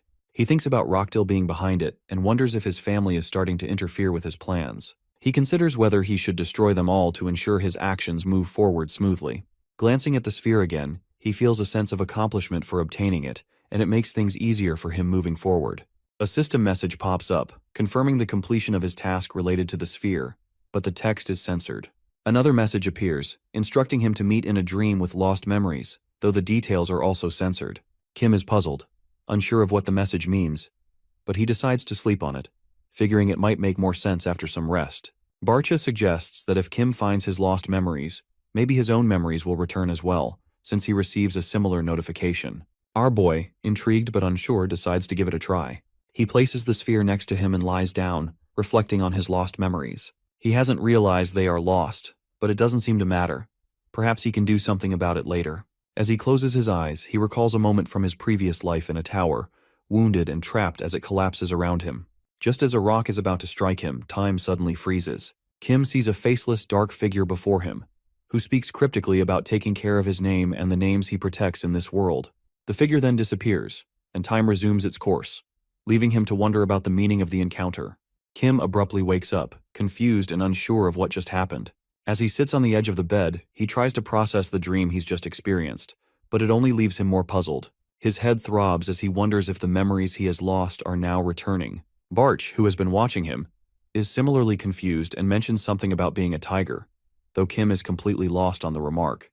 Barch, deep in thought, seems convinced that he has been a tiger, though Kim, sitting nearby, dismisses the idea and teases the Tower Master about his confusion.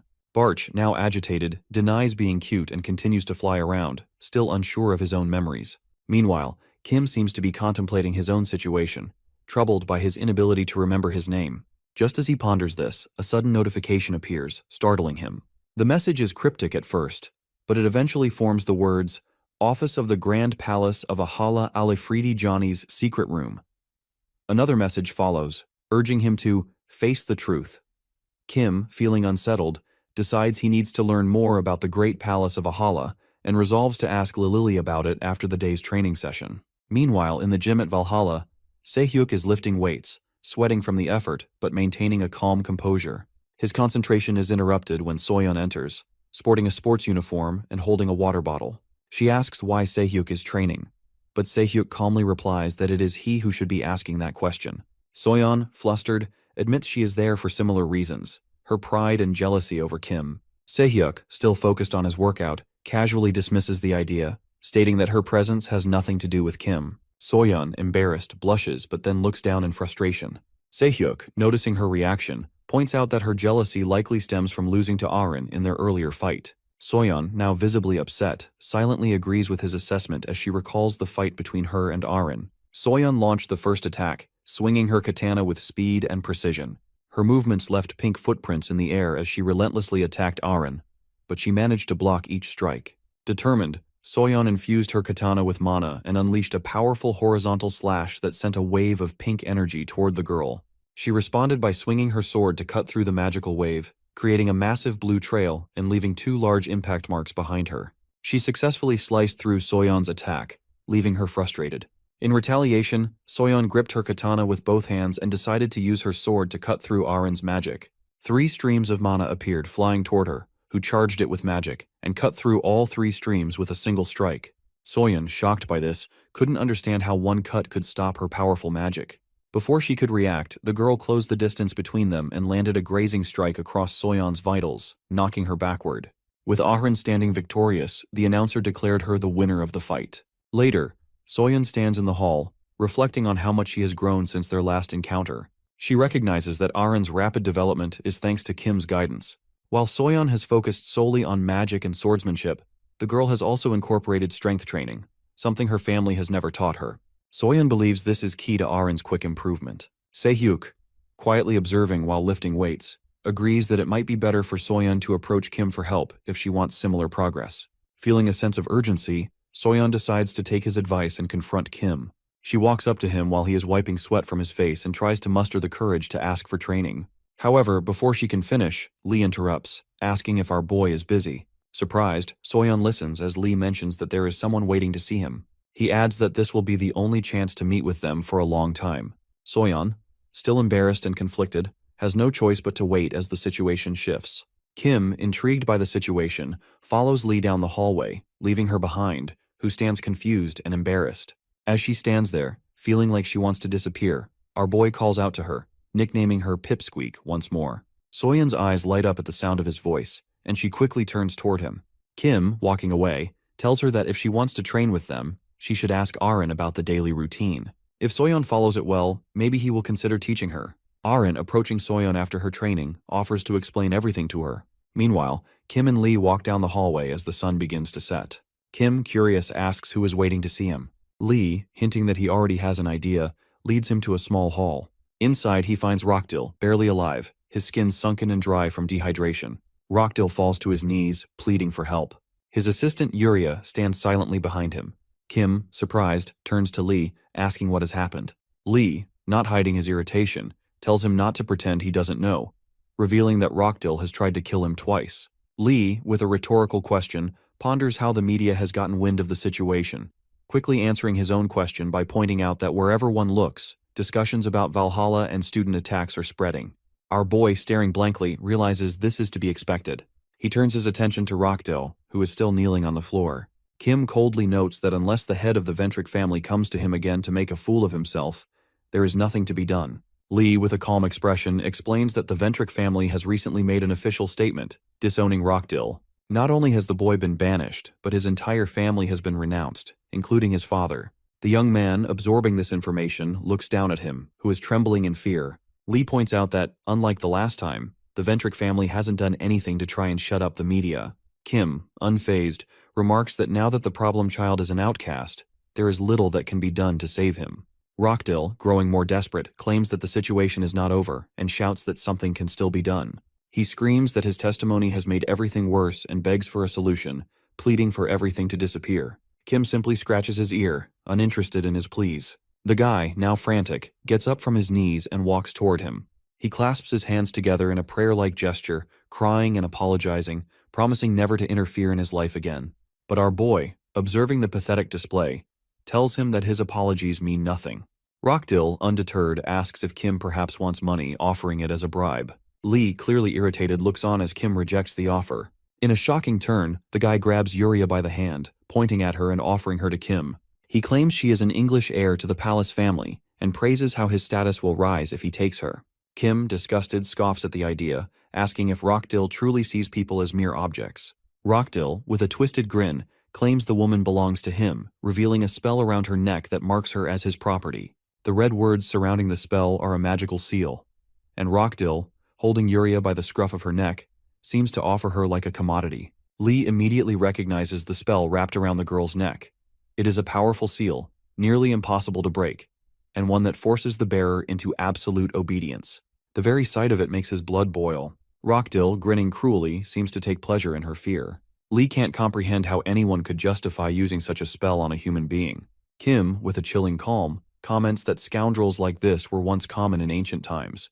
People who branded others like livestock, buying and selling them as property. Without hesitation, he approaches the girl, focuses his mana, and grabs the seal near her neck. With a forceful motion, he begins to rip the spell away from her. The magic crumbles under his grip, and though the girl appears disoriented and on the verge of fainting, she clutches her neck in relief as the curse finally fades. Rockdill stands in shock, completely unprepared for what has just happened. Kim then casually asks Lee if he might be allowed to punch his face. The guy is frozen in disbelief, his eyes wide with fear. Lee finally speaks, stating that as an instructor, it is his duty to prevent violence between Valhalla's students. But given that Rockdill has lost his family name and possibly poses a threat, this time he will turn a blind eye. Covered in sweat and tears, Rockdill stands helpless as Kim walks up, places a hand on his shoulder, and reminds him of what has just been said. Before Rockdill can fully process the moment, he delivers a brutal punch that sends him flying. The guy crashes to the ground, dazed and broken as Yuria silently watches, and Lee turns his back on the scene. By the time the sun begins to set, Kim is already gone, walking with his eyes closed while Barch floats beside him. The Tower Master remarks that Rockdill has never come closer to death, nor has he ever seen our boy so enraged. Kim replies coldly that had this happened 300 years ago, he wouldn't have hesitated to crush Rockdill's skull. The seal placed on the girl, branding her like cattle, has struck a deep nerve. He sees in her a reflection of his own past, which only intensifies his fury. As he walks, lost in thought, someone calls out his name. It is Yuria, breathless and exhausted from chasing after him. Struggling to catch her breath, she finally stands still and bows, expressing her gratitude. She has been too stunned earlier to even speak. Kim, however, tells her to simply accept the gesture and live freely from now on. Overcome with emotion, Yuria breaks down in tears, trembling as she cries and wipes her face while Kim walks on. The following day after class, Kim and Lily are seen at a cafe on the Valhalla campus. Lily, indulging in pudding, casually mentions that the Grand Palace of Alala is located in China. She further explains that the palace functions as a maze controlled by the White Lotus Association. Kim, intrigued by the connection, recalls that this is the same organization that took part in the previous competition. The thought that he might have to deal with them again doesn't sit well with him, especially since accessing such mazes without permission is illegal in modern times. For a moment, he entertains the idea of simply destroying the maze but dismisses it, not wanting to get involved with the academy. Curious about possible legal ways to enter, Kim asks Lily, who hints that becoming a student there might be one of the only viable options. She tries to say more but abruptly stops herself, covering her mouth. Moments later, she accuses Kim of being selfish for wanting information without offering anything in return, and demands he share 3 things about himself first. When he tries to walk away, she quickly gives in and promises to reveal the information without a deal. Lily then whispers something important. An international world competition will be held at the Grand Palace in the 2nd semester. Kim is surprised that the instructors haven't mentioned this. Lily, smug, says she has a source and explains that this is more than a regional event. Unlike inter-school competitions between countries like Korea, China, and the US, this one involves institutions from all over the world. The sheer scale of it annoys Kim. Waiting until the next semester feels unbearable. When he asks if there is a way to gain early access, Lily, with a mischievous tone, suggests he help her with a small task first, just for the day.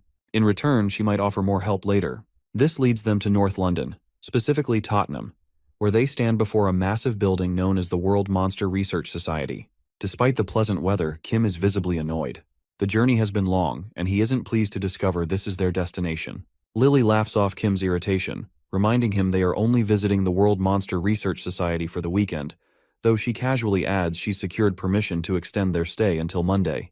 Kim notes, somewhat playfully, that she is definitely pushing her authority as a teacher. She just smiles sweetly, brushing off the remark. Soon after, Kim finds himself standing in front of a simulated giant boar, sword in hand, under the observation of several staff members recording the test. The boar charges, and he instinctively strikes it in the head, causing it to vanish. It's all part of a computerized simulation. Frustrated, He remembers Lily had told him this task was nothing major. He was only supposed to help her with some paperwork. In exchange for the information he sought, he now has to slay multiple monsters in these tests. An hour later, Kim collapses onto a couch, exhausted.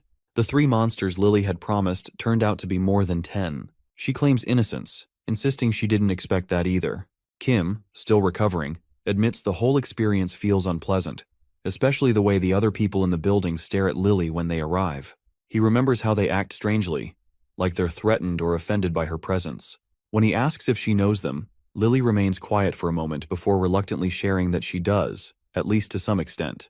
These people, she explains, still adhere to outdated monster hunting traditions and reject anything that challenges their long-held beliefs.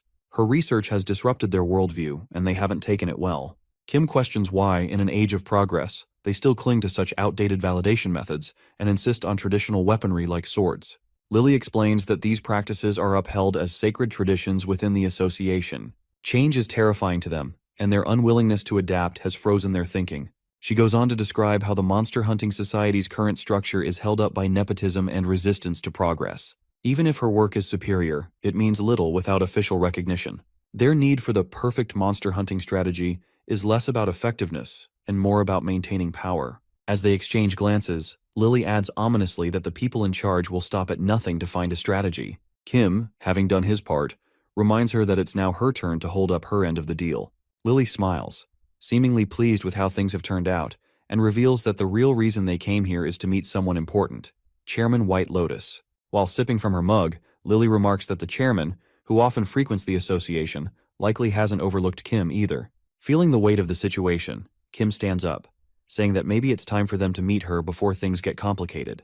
But just then, a knock comes at the door, followed by a voice asking to speak with him. A woman enters, graceful, composed, and holding a fan. She introduces herself as Seolyeon, the in charge of the White Lotus Association. Kim, slightly thrown off, introduces himself and responds politely and asks what she needs. To his surprise, she asks if he can take care of a person for them.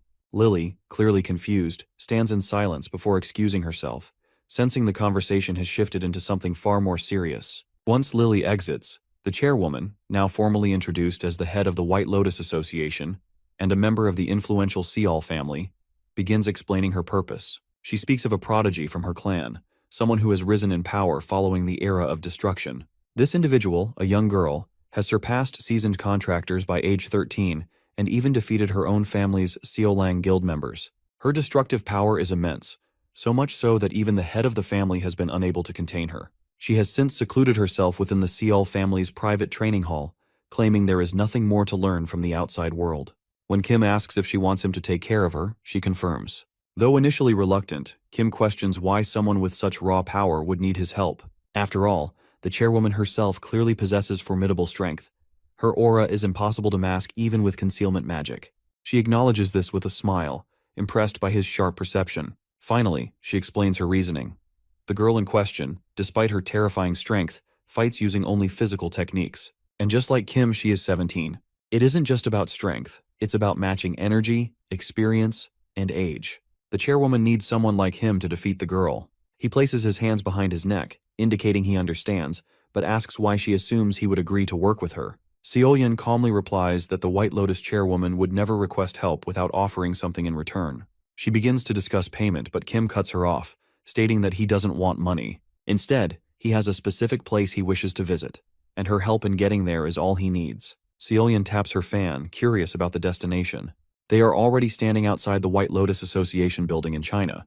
Kim admits he hadn't expected to arrive this way, by private jet. Seolyeon smiles and claims it is because Kim has claimed he is low on time. She then clarifies the terms, asking if Kim truly wants to enter the Great Palace of Ahala, to which our boy confirms. As they enter, they pass through a courtyard where others react with hushed surprise. Inside, Kim looks around with curiosity, and finally asks Seolyeon why she wants him involved with a girl she seems to have no personal ties with. She admits that while she has no direct connection to the girl, many have challenged her in the past, students and teachers alike. She hopes Kim can finally break the girl's arrogance, which has become a problem. If he succeeds, she believes the Seol family will recognize her efforts, and she can lead the White Lotus to greater heights. Standing before a portal, Seolyeon explains it will lead him to the Seol family's secret training room, where Kim will find the girl. Kim steps into it, confirming he is positioned correctly.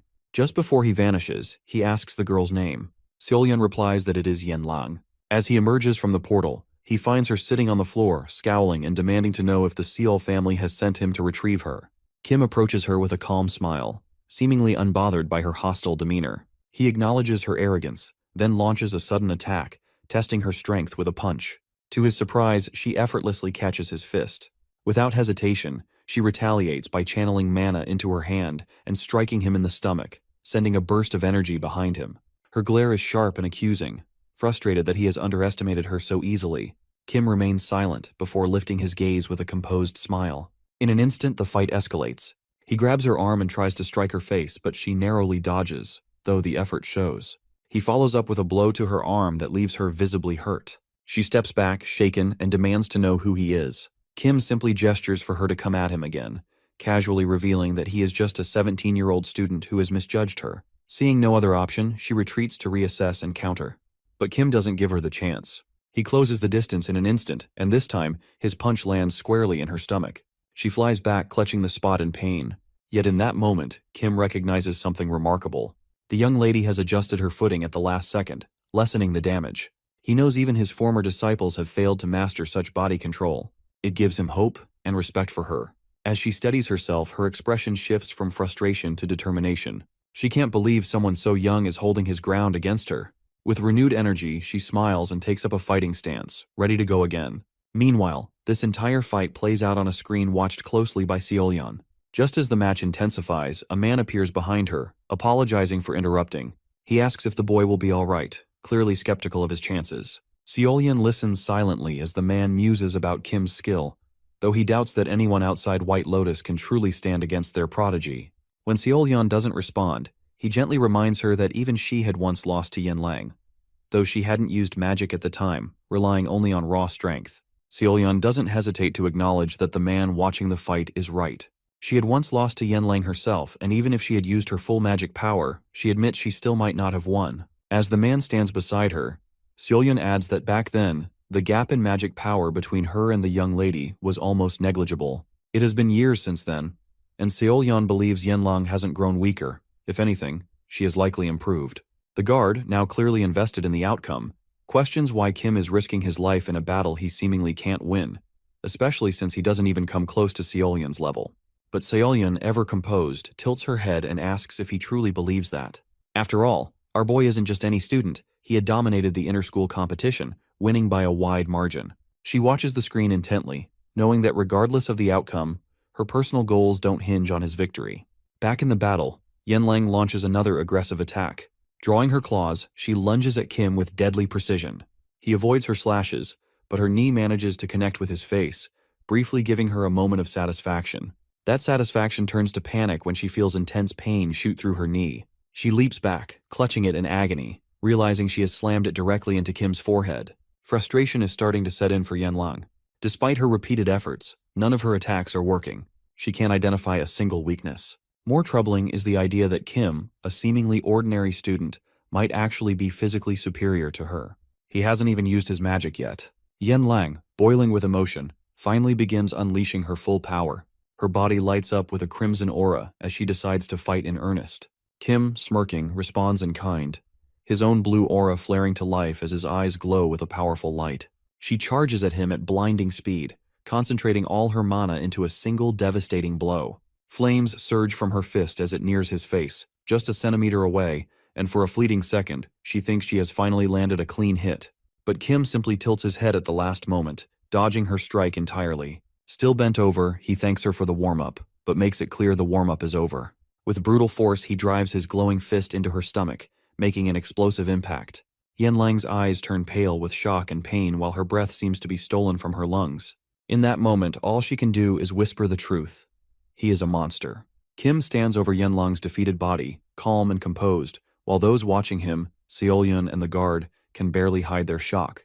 He drags her by the scruff of the neck, battered and unconscious, and presents her before them, saying it is a fair fight. Seolyun can't believe he has actually won and quietly asks if he is injured. Kim casually says he is fine, though he can't say the same for Yenlang. As he tosses her aside, the young lady groans back to life, cradling her aching head. Her mood instantly sours upon seeing Seolyun, and anger flares. but Seolyeon calmly reminds her of the conditions they agreed upon earlier. She then turns to our boy, intrigued by his interest in the Alala Palace. With a slight smile, she tells him he can enter it now, asking if he is satisfied with this arrangement. Kim grins and eagerly accepts.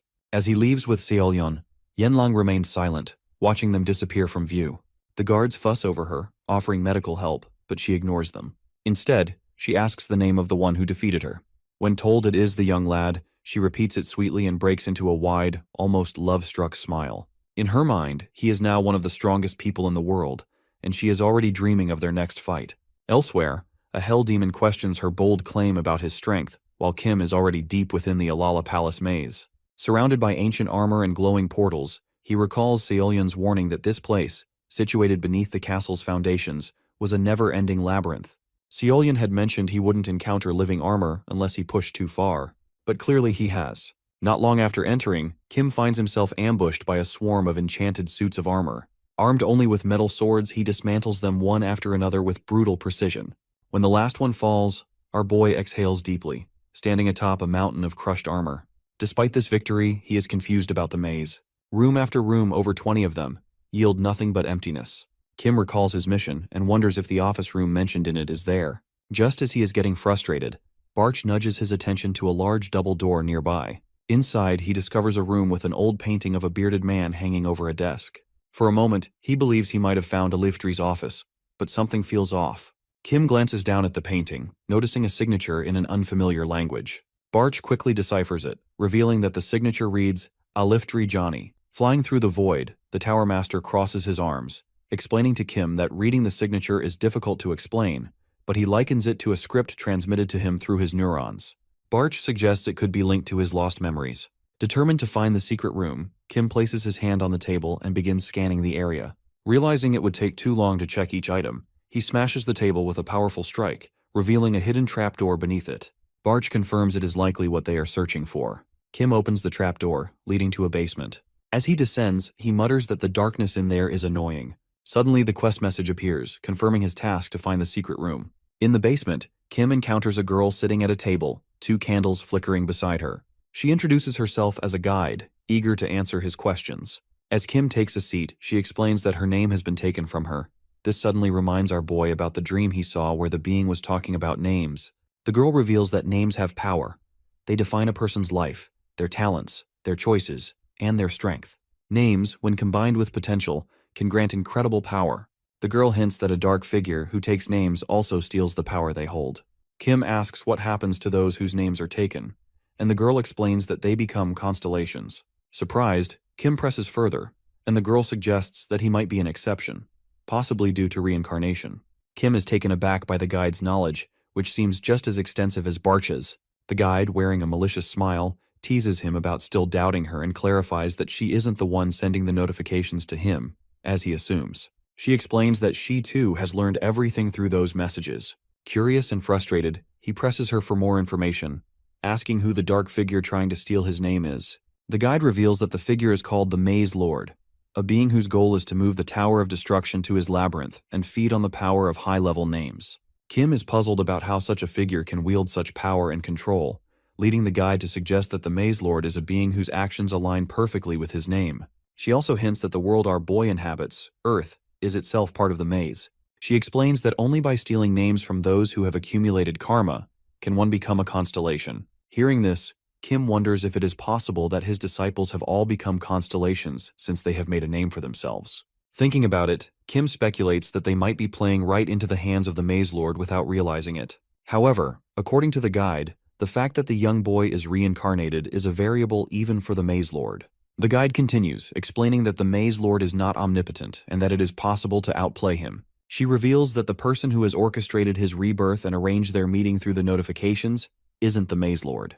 Kim wonders who could be behind all of this, but the guide is uncertain, claiming that they might be someone connected to Kim.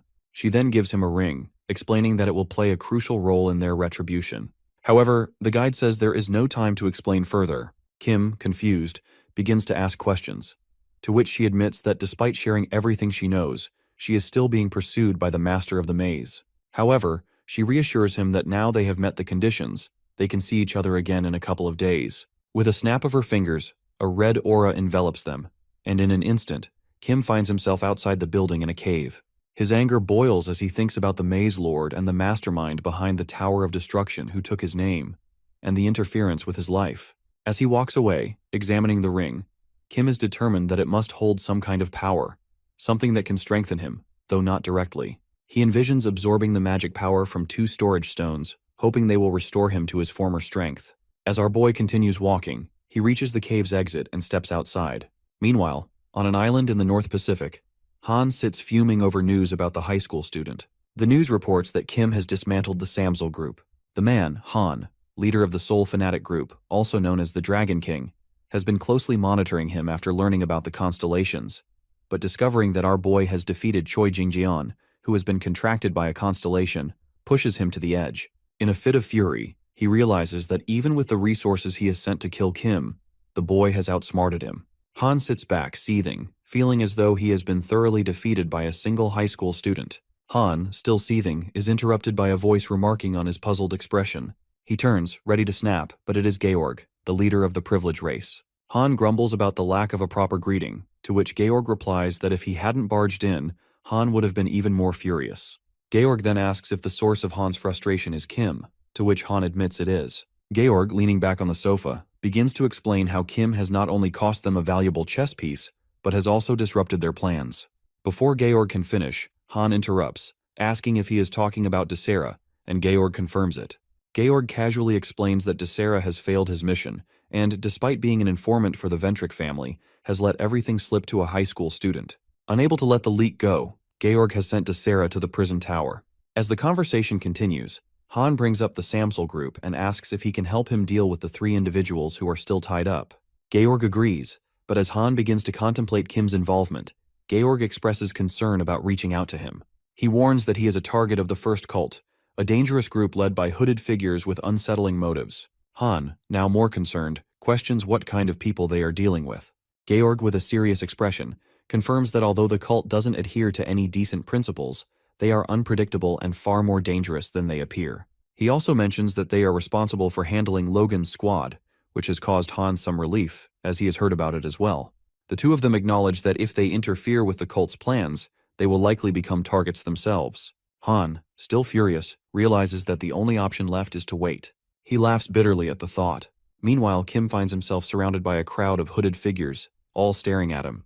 He questions their motives, pointing out that they are either fearless or completely out of their minds as they stand at the campus. The leader of the group standing in front of him remains silent, intensifying the tension. The scene shifts to a past moment, where the hooded figure named Deacon once speaks to Adelia, the head of the Ventric family. He expresses readiness for their task, but Adelia, with a half-smile, implies they could have prepared sooner. Apologizing, he assures her that, given the nature of Kim, thorough preparation has been made. He mentions having contractors who can create subspaces, and all team members have been carefully selected by the Ventric family to ensure no leaks to the press. Adelia, satisfied, then turns cold, asking if he has taken care of another matter. The man confirms that a special storage stone with an endless supply of magic for sanctuarization has been prepared.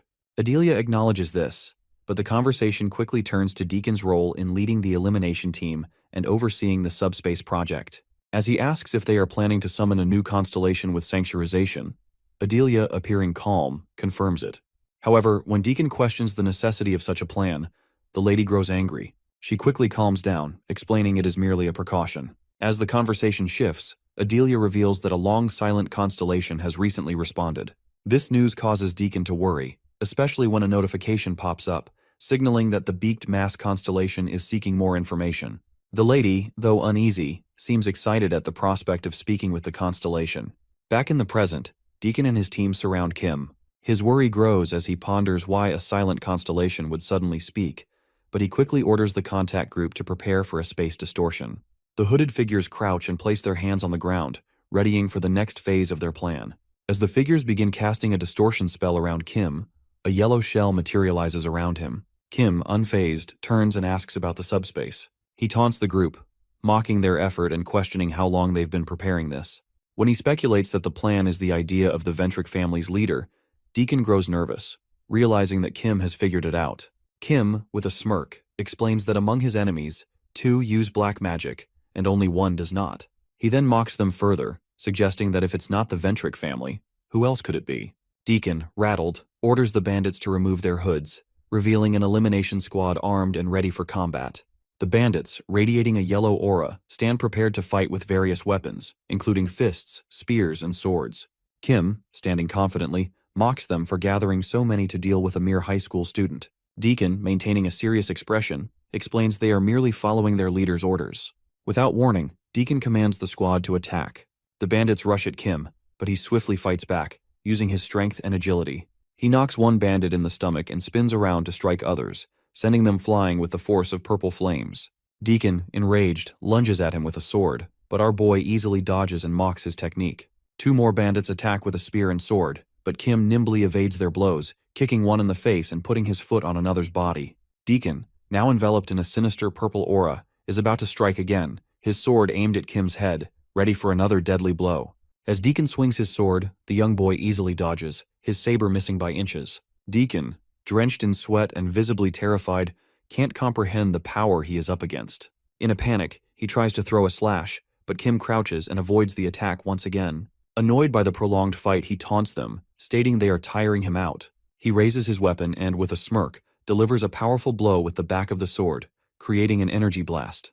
Deacon, shaken, falls to the ground, blood dripping from his mouth. His mind races, realizing he hasn't prepared enough for this fight. As Deacon collapses, our boy grins, standing tall with his weapon in hand. Behind him, someone appears, staring directly at Kim. It is Adelia, the head of the Ventric family. She stands silently, looking down at Deacon, reflecting on the overwhelming strength of the elimination team compared to even the most experienced contractors. Sensing something is wrong, she decides it is time to act. Adelia pulls out a glowing golden dagger and, with a chilling voice, mentions that Kim should feel honored to see the sacred relic of their family before his death.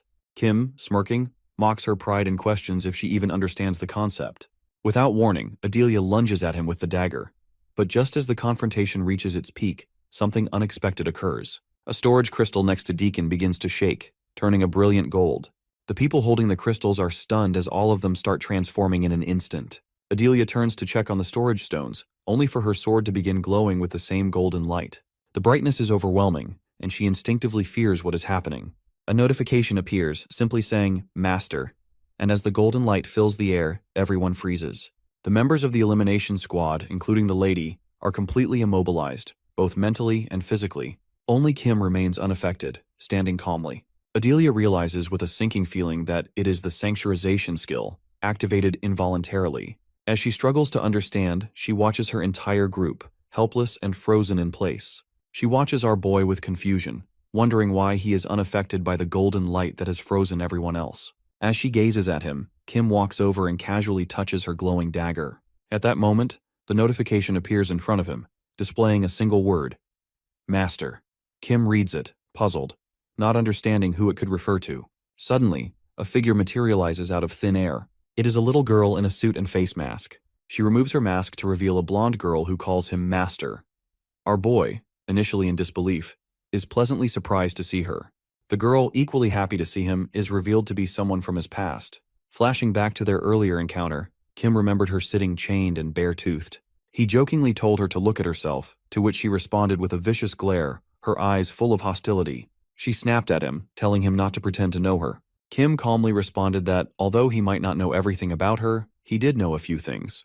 He revealed that, like her, he had once been a prisoner, a captive of a man who sold people, and had lived a life of slavery. Surprised, the girl listened as Kim shared his story of being abducted and shackled in his youth. He asked her if she wanted to be free, but her reaction was filled with disdain. She lashed out, grabbing the chain around her neck, screaming in frustration, insisting that freedom was impossible as long as the chain remained.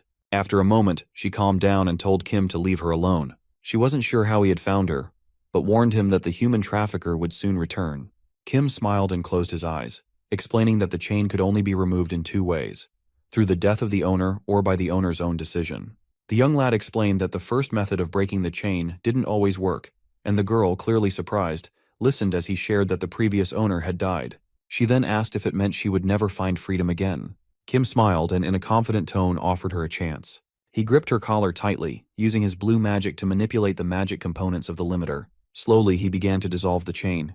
The girl watched in disbelief as the collar crumbled away while her hands were trembling. Tears welled up in her eyes as she touched the broken chain, realizing the torment that had held her captive for so long had finally ended.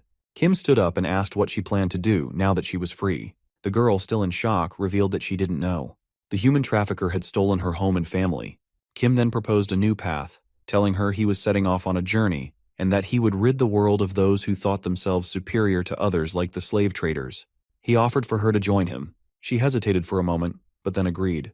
Kim extended his hand to her with a smile and told her to call him master from now on. She nodded, and they began to walk together. As they were about to leave, the girl called out to him, asking for his name. Kim introduced himself, and the girl smiled sweetly, almost in tears, trying to reveal her name, but Kim couldn't remember it. Kim remembers the girl, recognizing her potential as she becomes a constellation but can't remember her name. He ponders the guide's words and accepts that he can only call her by her nickname. With a final glance at the girl, he acknowledges that their paths have crossed once more after a long time. Adelia is stunned as she watches Kim interact so casually with a constellation, referring to her by the nickname Moron. The girl approaches her and asks him what they should do before celebrating their reunion. Without warning, Moron takes the dagger from Adelia's hands, leaving her horrified as the constellation herself has touched the relic. Moron then lifts the dagger and does something that causes Adelia to lose control of her body, collapsing to the ground with lifeless eyes. Everyone around her falls as well, while she still holds the dagger in her hand. Moron turns her attention to Kim, asking what should be done with them, perhaps considering killing him. Our boy, however, has a different idea. The next day, Instructor sits in shock, staring at his laptop. His eyes are wide in disbelief as he sees the announcement of sponsorship from the Ventric family for Valhalla Academy. A massive sum of $5 billion is listed under personal sponsorship for Kim. Instructor, stunned by the amount, can barely comprehend it. Lee, walking over with coffee, points out how strange it is that such a large donation comes through now, noting that it is likely to cover up something. Instructor asks if it is connected to Rockdale's actions, but Lee dismisses the idea, calling it stupid. Lee explains that when Kim was attacked by Desera, a sponsorship was offered to silence him. But now, after the Ventric family had disowned Rockdale, they drew the line. Despite the disownment, the Ventric family hadn't taken any real action to distance themselves from Rockdale. The Instructor, still processing the situation, questions why the Ventric family is sending such a large sponsorship to his side, especially when they aren't sure if he would even accept it. Instructor suspects that Kim will reject their offer, which leaves them in a complicated position. Lee takes a sip and mentions that they might learn the answers if they ask the young lad about it in person. Instructor, understanding the situation, nods in agreement. Soon after, they are transferred to the meeting room. Our boy, with a smile on his face, expresses his eagerness to accept the scholarship. Instructor is surprised by his response, but Kim assures him there is no point in rejecting the $5 million. He confirms that he is right. Kim then gets up and tries to take his leave, as the discussion seems to be over. However, the instructor extends his hand and pauses briefly before adding that not only will he receive the sponsorship, but the academy itself will also benefit. According to the academy's rules, this means our boy can be moved to a premium class dorm. Kim smiles, stating that everything seems fine now and that he might apply for the opportunity later. After a brief exchange, Kim leaves, leaving the instructor behind, deep in thought. The instructor, sitting silently on the sofa, struggles to understand why he has changed his mind. Previously, our boy refused when Adelia approached him, but now he agrees to accept the sponsorship. The instructor realizes that the academy has nothing to lose in this matter and will likely pay little attention to it. As Kim walks down the hall, lost in thought, he recalls the earlier conversation. He remembers Moron asking how to deal with these fools, even suggesting they should be killed. Kim dismissed the idea, believing it wasn't worth killing them. Instead, he had a plan. Adelia, trembling with anxiety, sat on her knees. Our boy leaned in and called to her, telling her that her constellation wouldn't care if something happened to her. Moron also added that she had originally created the Ventric family to serve him, so he could do as he pleased with her. Kim understood her submission, but remained focused on his own thoughts. Adelia, feeling remorseful, apologized to Constellation, explaining the family's long-standing tradition of the phrase, all for one. Constellation, with a stern expression, made it clear that the phrase was meant for her master, and she criticized Adelia for not understanding that. Constellation put on a mask, and Adelia, realizing the truth, confirmed that Kim was the master all along. Despite Kim's changed appearance, Constellation recognized his magical power. Our boy, smiling at the trembling lady, told her to stop questioning him. He then asked her if she wasn't more concerned about herself. As he reflected on his frustration with the fools around him, Kim felt that killing them wouldn't be enough. Although they held power, Kim needed to use them to his advantage, though controlling them would be a challenge. With that thought, he looked ahead and called the lady, directly asking if she was managing her family properly. Adelia looked ahead, explaining that despite being only the vice patriarch, it had been 4 years since she took over as the head of her family. During that time, she managed to restore their strength and turn them into one of the strongest families. Kim, however, dismissed this and told her to continue managing her family without further questions. Adelia, shocked by his response, struggled to understand his intentions. Our boy, smiling, told her simply to support him at family level and avoid questioning his motives. He then pointed towards the constellation, warning her that if anything went wrong, Adelia would know exactly what to expect. Constellation assured him that she would make sure nothing would happen if Kim had confidence in her. As Constellation began to slowly dissolve into particles, she said it was time for her to leave. Kim, curious, asked where she was going. She explained that maintaining the space for her constellation form required an immense amount of magic power, which she was running low on. The young boy, acknowledging the situation, understood why they had so many magic stones. Constellation, exhausted and using up all her magic, said she needed to rest immediately. Kim noted that even though she was a constellation, she had her limits. Constellation removed her mask and calmly explained that it was normal. She smiled kindly, stating that seeing her master's reincarnation was enough for her. Kim, puzzled, told her to rest. Before leaving, Constellation mentioned that besides her, another disciple had also become a constellation, and that Kim would meet him soon. After she disappeared in a bright trail, Kim and Adelia watched silently. As our hero walks down the corridor, he mulls over Constellation's words. Another student has become a constellation. While he expects this, he can't fully comprehend how it is. He considers that perhaps all his students have ascended to this status. He reflects on his prior meetings with 2 constellations, Barcha and Moron. The meeting with the Tower Master was inevitable due to the notification window, but the encounter with Moron has been a complete accident. As he continues forward, he realizes that there are many constellations now, and it seems pointless to meet them all. Looking to the side, he notices that Barcha has been silent since their first meeting. Barcha explains that he has been deep in thought, which is why he hasn't responded sooner. He then reveals that his consciousness is knocked out when he enters the secret room. Kim, intrigued, asks if he is sure his consciousness turns off. The Tower Master confirms it, adding that he felt as though Kim had left the room right as soon as he entered. Despite the brief moment of unconsciousness, his memories return to him. Kim is taken aback by Barcha's statement. He then probes further, asking if the Tower Master remembers how weak he had been at the time. Barch seems confused by the question, but then recalls learning the concept of a name, one he should have already known. He explains that the Maze Lord, the same person who appears when the rocks fall on him, is the one who gives him the name Barch. Kim enters the class, sits down, processing this, and speculates that the person who has stolen his real name and given it to Barche must be the Maze Lord guide is talking about. The Tower Master confirms this, saying the Lord has granted him both the name and the power to control the Tower of Destruction. Kim, wondering how this power affects one's personality, looks to the side and reflects. Barch says that while he hasn't been extremely violent when he is the owner of the tower, the influence gradually pushes him closer to his original nature. Kim then asks how the Lord can give and take names, but the Tower Master admits he doesn't know the answer. Kim ponders the situation and proposes a theory. Since the world itself seems to be a maze, it is likely that the Lord can give and take names at will. Barch is curious about his thoughts and presses him to explain what he means by calling the world a maze and why he hasn't shared such important information before. Outside the Valhalla Academy, our boy walks to class, deep in thought. Barcha, catching up, asks if his theory about the world being a maze is true. Kim affirms it is, though he admits it is a sad reality. He reflects on the guide's words, recalling an opportunity for a counterattack. They have missed the chance to act and now have to wait. The following day, while Kim is in the canteen, he is suddenly transported to the room where he meets the guide. Seeing her there confuses him. He has no idea what has just happened. The girl, having never seen a tray before, asks about it, which really irritates Kim. He snaps in response, revealing that it is just a food tray. He repeats himself, frustrated that despite their meeting being scheduled for 2 days later, she has interrupted his lunch. Guide, observing our boy as he sits at the table, shifts her focus and asks if he has the ring with him. He pulls out the ring, confirming that it is with him, and examines it. Guide smiles and says it is time to use it. Kim, holding the ring, notes that it doesn't seem to affect his abilities in any way, and questions how it can be useful against their opponent. The girl assures him that it is simple. He needs to put it on and enter the maze. Kim, still holding the ring, wonders if he really needs to enter the maze, as he believes there are no natural mazes left. Guide confirms that there are no natural mazes at the moment, but the Maze Lord will soon create new ones. She explains that a dungeon break or disaster occurs when this happens, unleashing chaos in the surrounding areas as monsters emerge. He reflects on how, in his previous life, the appearance of these monsters filled the world with danger, leaving no place untouched by their destruction. In his current life, however, things have calmed down, making life more manageable. Curious, Kim asks when and where the maze will appear. Guide smiles and tells him that it will happen in 3 months, likely in a country called Korea. She adds that she is still assessing the scale, but it is certain that it will happen there.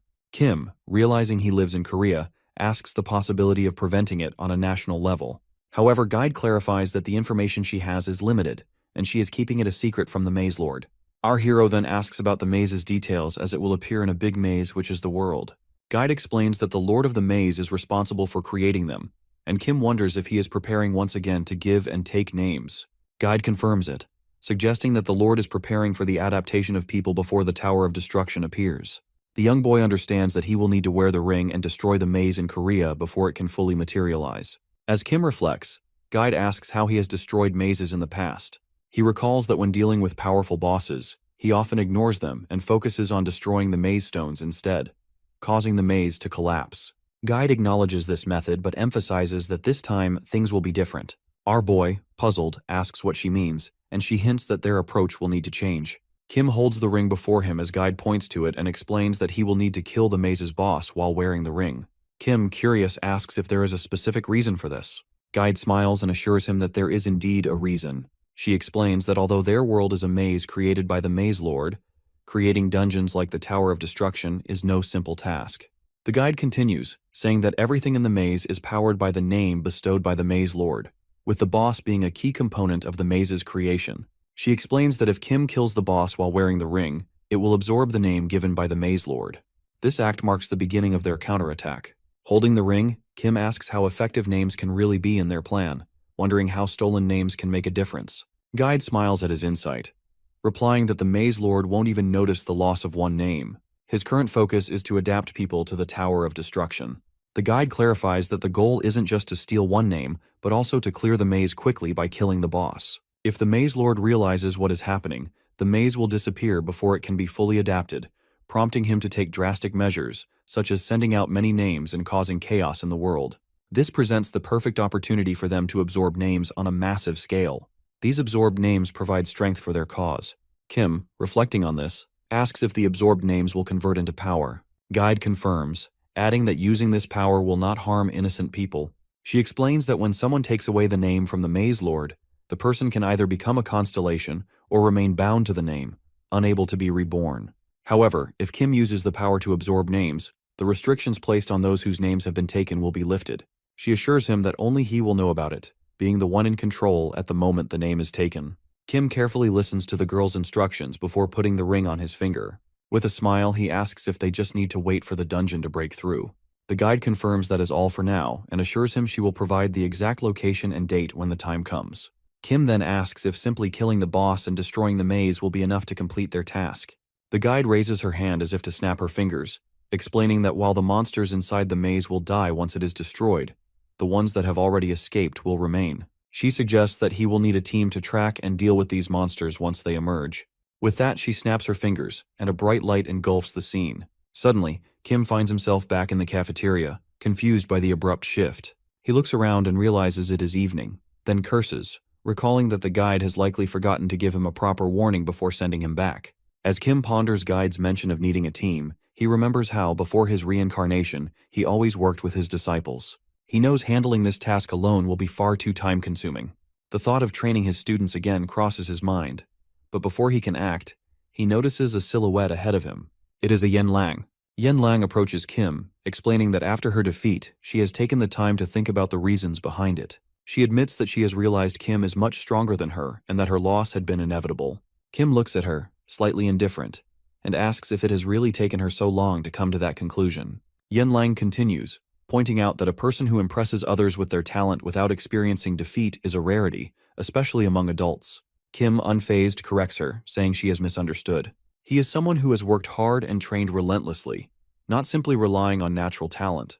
Yen Lang, however, seems to understand that better now. She reflects on their battle and admits that her lack of experience has been the primary reason for her defeat. Determined to improve, she clenches her fist and explains that she has grown stronger because of their fight. Yen Lang then expresses her desire to continue fighting him, eager to prove herself. Kim, clearly not interested, tells her not to bore him with her odd logic. He says it is time for him to leave, but the young lady catches up with him and reminds him that she has traveled all the way from China to fight him. Our boy looks at Yanlang and firmly tells her that he is not interested in continuing their conversation. Instead, he suggests that she focus on learning family martial arts, rather than pestering him. Yanlang, however, seems confused by his comment and asks what he means. Kim explains that she has no real understanding of family martial arts. The young lady replies that she has received formal training until she is 6 years old, after which she is mostly left to fend for herself. She then mentions that she has fought him during the lunar year, which piques Kim's curiosity. He asks her if that was before she had taken control of the contractors. Yanlang confirms that it is and reflects on her past, recalling how she once enjoyed working in her own way. She shares that she has been forbidden from further training as a member of her family, so she is asked to bring in training partners to hone her skills. However, her family sends adult contractors to train with her, all of whom she easily defeats, mostly due to the small number of them. Our Chad listens quietly, realizing that the story Yanlang just shared is very different from what the head of the family has told him. He thinks about how she is clearly talented and enjoys fighting, but the head of the family has portrayed her as someone who fights recklessly. Yanlang then explains that although she is considered a headache to her family, it doesn't matter to her, since she is stronger than anyone else who comes afterward. She clenches her fist, determined that things will be different from now on. She looks at him and says that she has found someone much stronger than her, him. Kim, however, doesn't understand why this is so important and asks what the point is. Yanlang smiles and says that by fighting him, she can become much stronger without relying on her family. Kim, still not interested, tells her he hasn't agreed to anything, but Yanlang doesn't give up.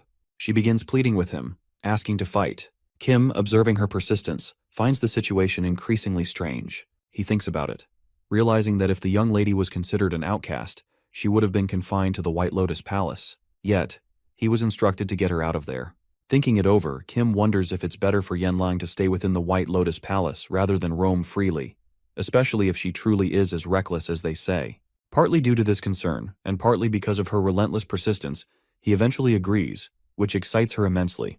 Without much delay, he tells her to follow him to the gym, where their fight will begin. Inside the gym, the regular members are visibly surprised to see their master walk in with a newcomer. Ahran, quick to notice, rushes over to him and demands to know who the girl is.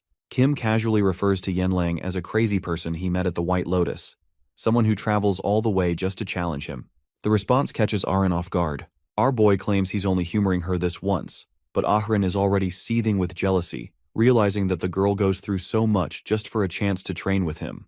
As tensions rise and the two begin to argue, Soyeon, standing at a distance, finds it surprising that someone would travel all the way from China just for a match with Kim. Soon, they all head to the Valhalla Stadium for the anticipated showdown.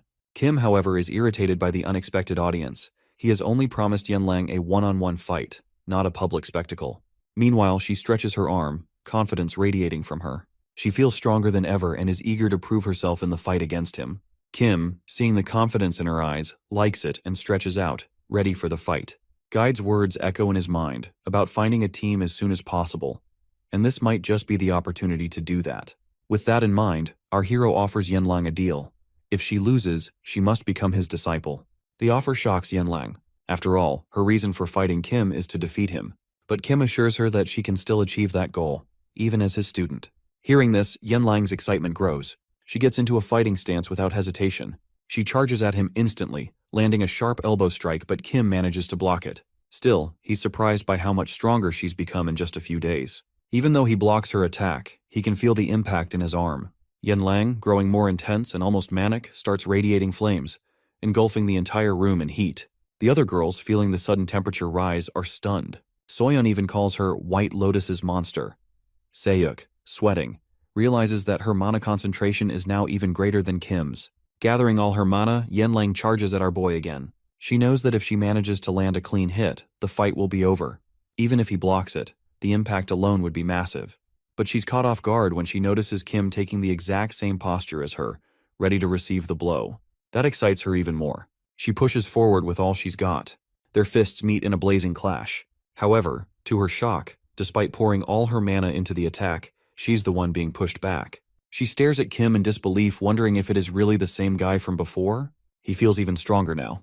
As she processes this, the young boy leaps into the air, declaring that from now on, he'll counterattack after every block. He delivers a powerful strike, which she barely manages to block. Kim follows up with a swift kick, sending her crashing to the ground. Our boy smiles, thrilled, not just by the fight, but by the fact that he's gained one more disciple. A bit later, Yanlang regains consciousness after being knocked out by Kim's final attack. As she wakes, it immediately becomes clear to her that she has once again been defeated by him. Kim, observing her, casually notes that she's tougher than expected. He had assumed she wouldn't wake up until the next day. Yanlang, still disoriented, can't tell whether he's complimenting or insulting her. Kim then reminds her of their previous agreement. If she lost, she would become his disciple. Though she had hoped to challenge him again using only physical strength, she admits that the outcome would likely remain unchanged. Accepting the result, she agrees to become his disciple. With a light tone, she asks if this makes her his very first disciple. Kim, however, immediately denies it. Intrigued, Yanlang questions whether he has already taken on a middle school student as a disciple, but Kim simply denies it again, too embarrassed to admit that he has already had several disciples in the past. Suddenly, Ahrin interjects, revealing that Kim is indeed telling the truth. She had already begun training with him before Yanlang arrived. She declares herself his first disciple and casually refers to the young lady as Meow. Annoyed, she demands to know who she is calling Meow, firmly reminding her that her name is Yanlang and that she doesn't want a nickname. Ahrin shrugs off the protest, claiming there's nothing wrong with it since it's a cute nickname anyway. As the two girls yap, Kim watches them silently, feeling a strange sense of nostalgia. The scene reminds him of the past, when his former disciples used to argue just like this. Eventually, he steps in, stating that since Ahrin began training with him first, Yanlang should treat her as her senior. He then instructs her to take responsibility and help her junior with training. Hearing this, Ahrin beams with joy, delighted that Kim finally acknowledges her as his first disciple. With a smug grin, she jokingly tells her that she forgives her as her senior, which only fuels Yanlang's irritation further. The young lad then turns to Yanlang and tells her to rest for the day, especially since she's still recovering from her injuries. But the young lady, frustrated, points out that she has nowhere to rest. She came to Korea solely to fight him, and only managed to find him because Seol told her to head straight to Valhalla. Hearing this, Kim feels a headache coming on from how simply she thinks. He informs her that there's a spare room available in the dormitory. If she wants, she can stay there. Ahrin, overhearing the conversation, suddenly looks troubled and voices her dislike for Yanlang's cat-faced appearance. And just like that, the two girls begin arguing again. As Kim walks back to the dormitory, irritation builds within him. He wasn't able to train properly because of their constant yapping. Still, deep down, he knows both of them have the potential to become great disciples. Meanwhile, Soyeon still needs to focus on physical training, so it will be a while before she's ready to learn swordsmanship. Sehyuk, on the other hand, continues to train independently. For now, only Ahrin and Yanlang are fit to accompany him in facing the impending calamity. While lost in thought, Kim suddenly receives a call from Adelia. She reports that the donation process has been completed along with all his other requests, and asks if there's anything else he needs. Remembering the coming threat, our boy tells her to begin searching for contractors, as a major disaster is expected to strike within the next 3 months. Startled, Adelia asks how he knows this, but Kim simply states that she doesn't need to know the source of the information. What matters is that, based on what he has, the disaster will take place in South Korea. Adelia immediately understands and assures him that she will alert other contractors and even the Korean guilds, quietly and without drawing attention. Kim reminds her once again to handle everything discreetly. Somewhat embarrassed, Adelia then brings up their constellation, asking if he could inform it that they're doing everything they can to make it happy. Curious, Kim asks if the constellation is still dormant. Adelia confirms, explaining that she's been trying to reach it, but there's still no response. This makes Kim wonder whether a single day is enough for a constellation to regain its powers. He assures her not to worry, and says he'll let the constellation know she's doing an excellent job. The next day in Valhalla, Kim is seen training with Ahrin. The two jog together at a steady pace, while Yanlang, already panting, struggles to keep up. She looks like she's on the verge of collapse. After the run, she falls to the floor, completely exhausted and feeling like she might die. Kim chuckles, somewhat impressed. He had honestly thought she'd faint. Yanlang, catching her breath, insists that she's been taking the training seriously and hasn't been slacking off. Seeing her determination, Kim decides to push the training even harder, realizing her stamina is actually better than he expected. Just then, a woman appears and asks if Yanlang is with them. Kim, surprised by the resemblance, squints and wonders who she is, because she looks strangely similar to Yanlang and Seol. The woman strides forward and angrily addresses the young lady, her daughter, and demands to know why she never informed her that she was coming to Korea. But Yanlang, her expression darkening, coldly calls the woman by name, Yan. Kim, taken aback, turns to Yeon and claims he thought her mother was Seol, the head of the White Lotus Institute. That's when the woman formally introduces herself as Yeon, head of the Seol family, and clarifies that she is indeed Yenlang's biological mother. She adds that Seol, the head of the White Lotus Society, is actually her younger sister. Yeon then glances at Yenlang, confused, and wonders aloud why her sister never mentioned that she had already left the White Lotus Palace, or why she sent her to Korea in the first place. Muttering to herself, she says she'll ask Seol about it once they return. Turning back to Yenlang, she coldly states that it's time for her to return to the White Lotus Institute. But the young lady explodes in anger. She demands to know why she should go back, accusing her mother of never being there, not when she was bullied, not when she locked herself away in the palace. Her voice trembling, she tells Yeon to stop pretending she was ever a decent mother, and declares that she can live on her own now. Yeon tries to explain that she had no choice but to abandon Yenlang, that she was simply following the orders of their constellation, and that she should understand that. But she cuts her off, furious, saying her mother never told her any of this. She only found out through the gossiping servants at the palace. Yeon dismisses that detail, saying it doesn't matter how she found out. What matters now is that she must return. It's the will of their constellation. She adds that this is also Yenlang's chance to reclaim her rightful status within the clan and earn the constellation's favor. With a stern glare, she warns Yen not to embarrass her in front of others again. Yenlang stands there, stunned, and asks if that's the real reason her mother had always tried to push her out of the palace, just to use her as a tool to gain status. The woman confirms it without hesitation. Enraged, the young lady tells her mother to leave, that she's only interrupting their training. She reminds her that they're in Valhalla and warns her not to cause trouble here. Smirking arrogantly, Yeon states that the only reason she didn't bring any guards with her is so she could act freely, without anyone watching. With that, she releases a surge of mana into her palm and launches a sudden surprise attack at Yenlang, sending her flying backward. But Yenlang manages to block the strike with her arms, showing impressive control and strength. She quickly recovers and charges at her mother, shouting that she won't back down, reminding her that she's already defeated her once in battle. As the young lady closes the distance, she throws a powerful punch, but Yeon effortlessly catches it. With a slight smirk, she remarks that Yenlang has gotten stronger, and that it looks like she's been training, at least a little, back at the White Lotus. In the palace, she had resolved to train hard, pushing herself to the limit so she would never be underestimated again. In response, Yeon coldly tells her that if that's the case, she should return home because her training is still insufficient. With that, she grabs Yenlang's arm, twisting it violently, lifting her slightly off the ground and throwing her off balance. Stunned, she wonders how her mother could have become so powerful so suddenly. But before she even hits the ground, she launches a powerful kick to break free from Yeon's grip. Upon landing, she immediately charges forward to retaliate. Watching this unfold, Arin grows anxious and turns to Kim, asking if they should call in the instructors to stop the fight.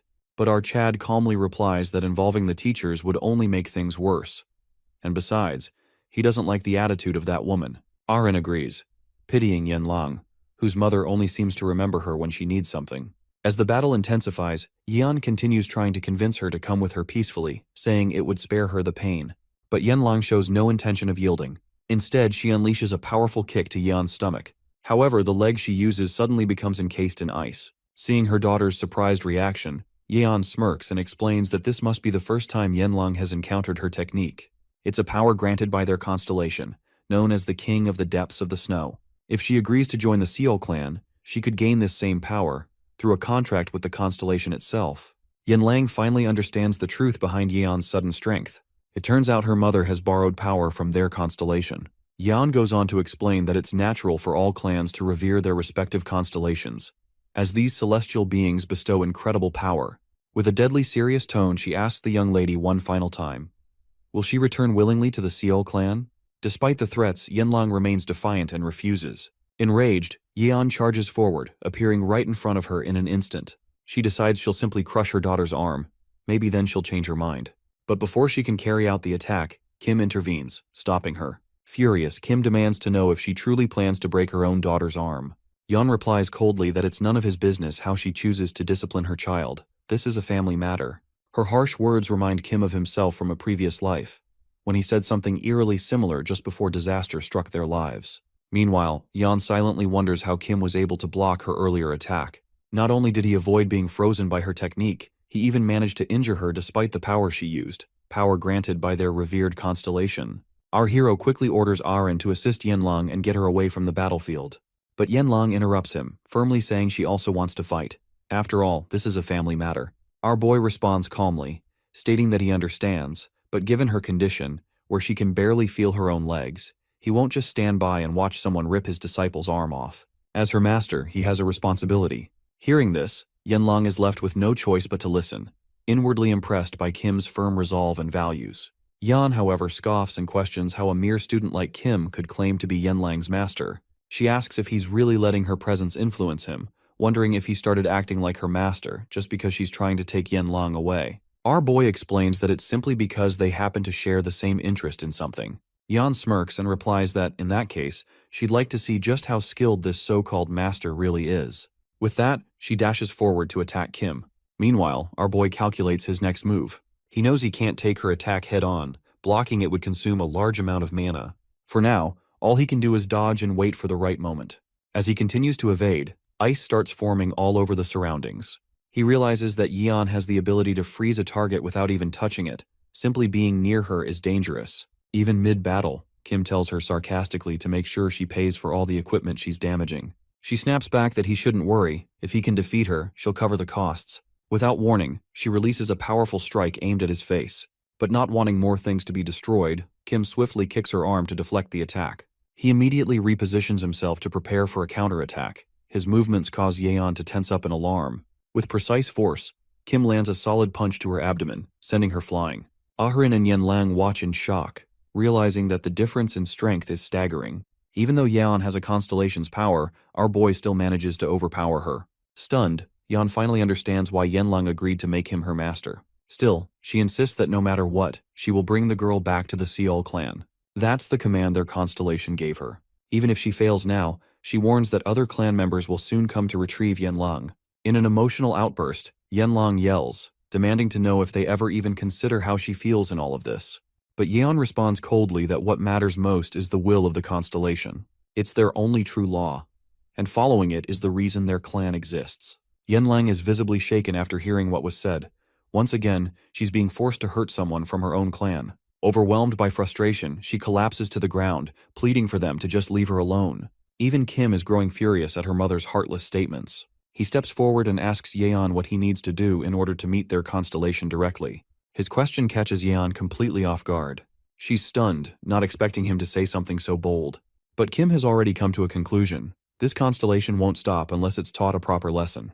With disbelief on her face, Yeon asks if he truly intends to confront their Constellation directly. She explains that summoning a Constellation requires an enormous amount of mana for sanctuarization, and no sane person would waste that many storage stones just to bring about their own ruin. But Kim calmly replies that there's another way. He just needs to directly touch their sacred artifact and cross into the mental realm. This statement leaves Yeon deeply impressed. For someone his age, his knowledge about artifacts is astounding. However, she warns him that entering the mental realm would allow the Constellation to use its full power, saying that she inquires if he truly understands what he's getting himself into. Kim, unfazed, says he's fully aware of the risks. Seeing how determined he is, Yeon finally gives in. She tells him to wait, as she alone can't make that decision. Within a week, she promises to send him an official invitation from the Seol clan. In the meantime, she assures him that no one from their side will go to Valhalla to cause trouble. Before leaving, Yeon asks Kim what he plans to do if he loses to their Constellation. The opportunity they're offering him is no small thing. She warns it would be a huge waste if he fails to deliver. But Kim responds with confidence that if he loses, they can do whatever they want with him. But if he wins, they must never interfere with Yanlang again. He'll take full responsibility for her from that point on. Yanlang is left speechless by his bold declaration, while Yeon scoffs at his overconfidence, finding him a bit too full of himself. Still, she turns to leave, needing to make the proper arrangements with the clan. Later, back at the Valhalla dormitory, Kim brings Yanlang to the room she'll be staying in while she's there. The girl is mesmerized. The room doesn't look like a dorm at all, but more like a luxury apartment. She asks Kim if she's really allowed to stay here.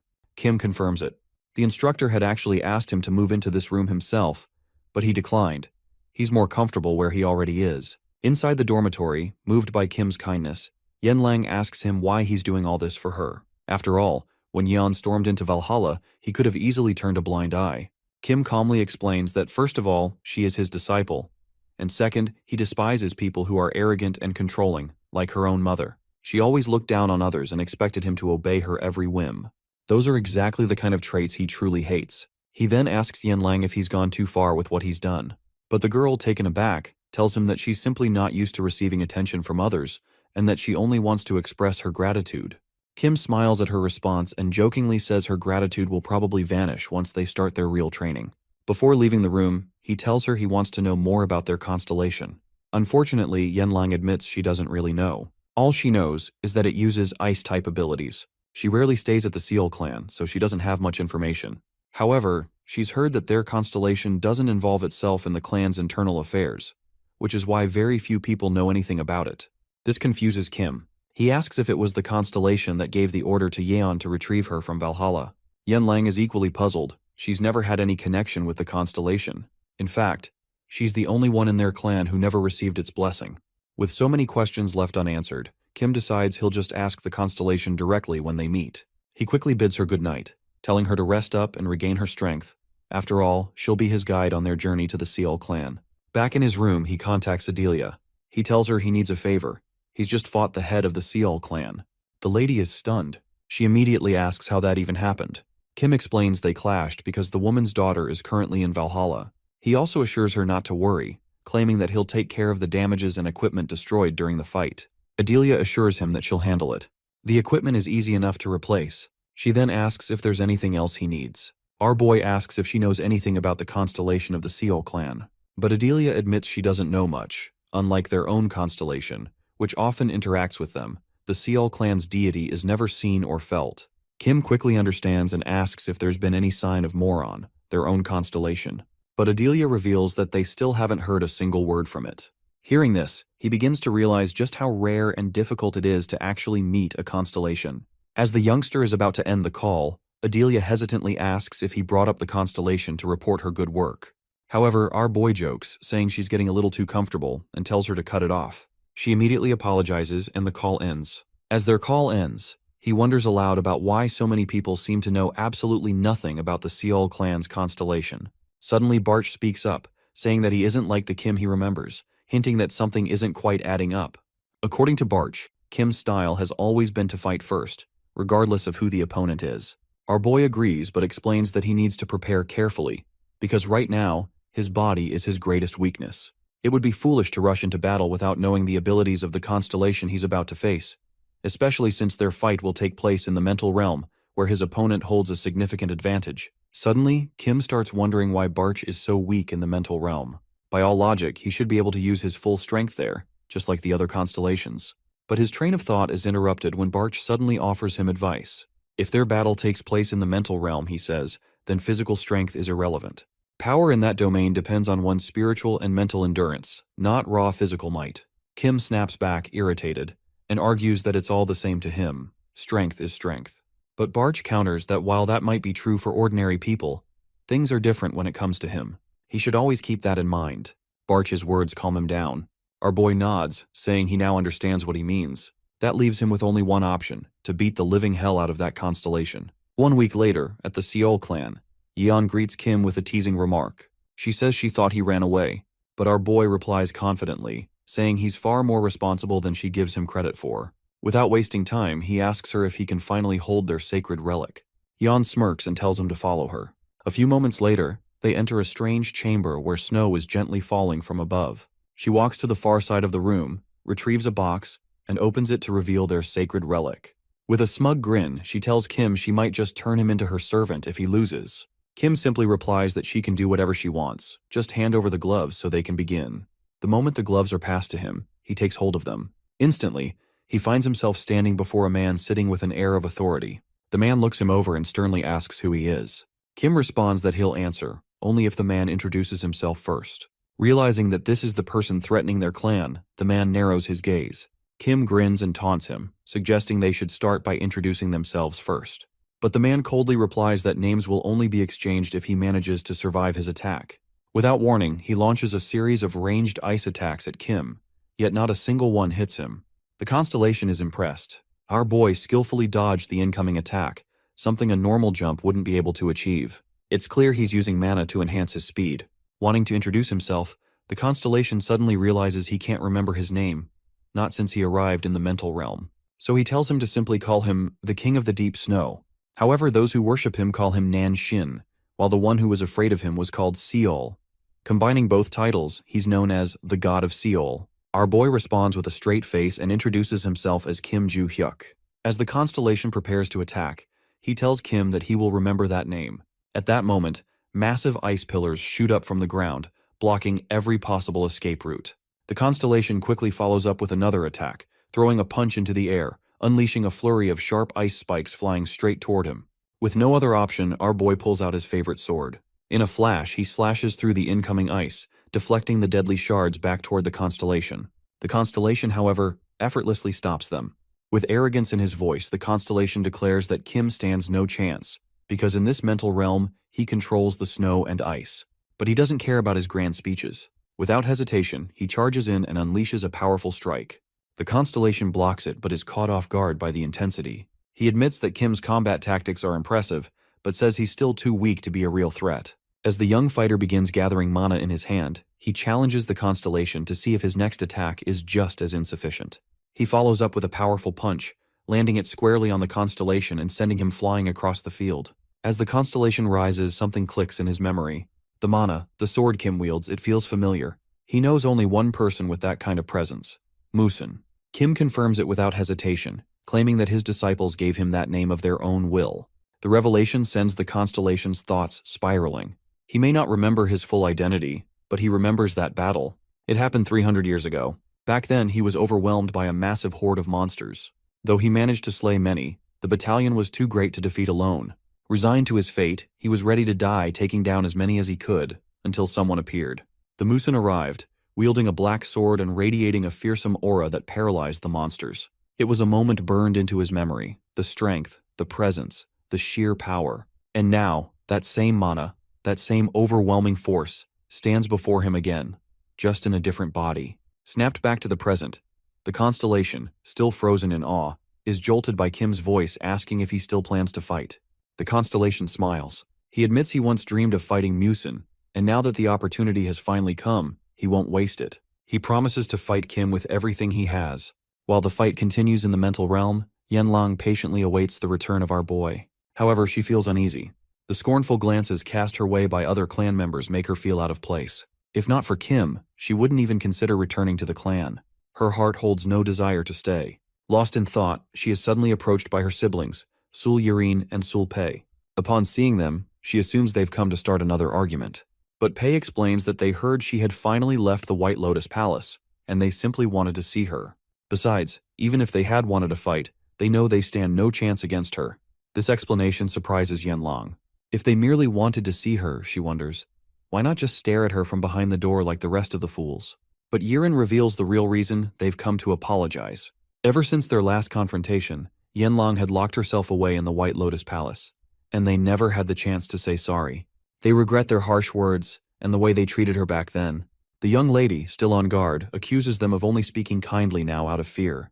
But Yiren admits their apology might seem sudden, and explains that their mother had strictly forbidden them from speaking to her. More than that, she had ordered Yanlang's removal from future training sessions. This revelation shocks Yanlang. All this time, she thought their mistreatment stemmed from jealousy. Pei then confesses that she was jealous of Yanlang's immense talent, but also proud to be in the same clan as someone so gifted. Yiren adds that their mother had secretly instructed them not to include her in future practices, believing she would be a threat to their path in becoming the next clan head. Despite any support Pei and Yiren might receive, the elders would still favor her. The girls have no choice but to follow their mother's orders, just like most members of their clan. However, their mother made one crucial mistake. She assumed they desired to become the next clan head. In truth, they have no such ambition, and perhaps they never should. Yanlang is confused by this revelation, wondering what Yiren truly means. But before any clarification is made, Seol arrives and takes it upon herself to explain what they couldn't. Meanwhile, the battle between the constellation and our boy Kim rages on. The constellation launches a flurry of sharp ice projectiles, but he swiftly dodges them. As he closes in, he leaps into the air, preparing to strike, but the constellation releases another wave of ice. Our boy shatters the attack with ease. Undeterred, Kim charges once again, claiming that he cannot be stopped by mere minor assaults. In response, the constellation prepares a stronger attack, more powerful than the last. It erupts with force, but even this is not enough. He dodges it effortlessly, much to the constellation's surprise. Now, the constellation begins to understand why this young man is known as a martial arts god. He expects his previous blow to have inflicted serious damage, but Kim stands almost untouched. Our boy Kim, however, isn't looking for praise. What captures his attention is the overwhelming power the constellation still wields. The young warrior begins to wonder, if this man was truly this powerful before, why had he never heard of him? Perhaps his perspective on power has changed due to his training. Maybe this opponent is even stronger now than he once was. With that thought, he can't help but smile, thinking how incredible it would have been if they had met sooner. The constellation, puzzled, wonders what Kim is thinking. For the first time in the fight, Kim draws his sword. He acknowledges the constellation's strength and, in a rare moment, offers him praise. This delights the constellation. Determined not to disappoint, he encases his fist in a thick layer of ice, causing it to grow in size. With full force, he unleashes a powerful strike, aiming to surpass the young warrior's limits. But our boy counters with his own attack, faster, sharper, and more decisive. Before the constellation's punch can land, Kim's blow connects first. As the strike passes through him, the constellation immediately realizes he is defeated, even though he had claimed before that he was close to overcoming Kim. Suddenly, his arms burst and he collapses to the ground. As the constellation falls, Kim gets the hand of the constellation, which is radiating an immense amount of mana. Yan arrives, growing impatient at how long it's taking, suspecting that the constellation might be playing a trick on him on purpose.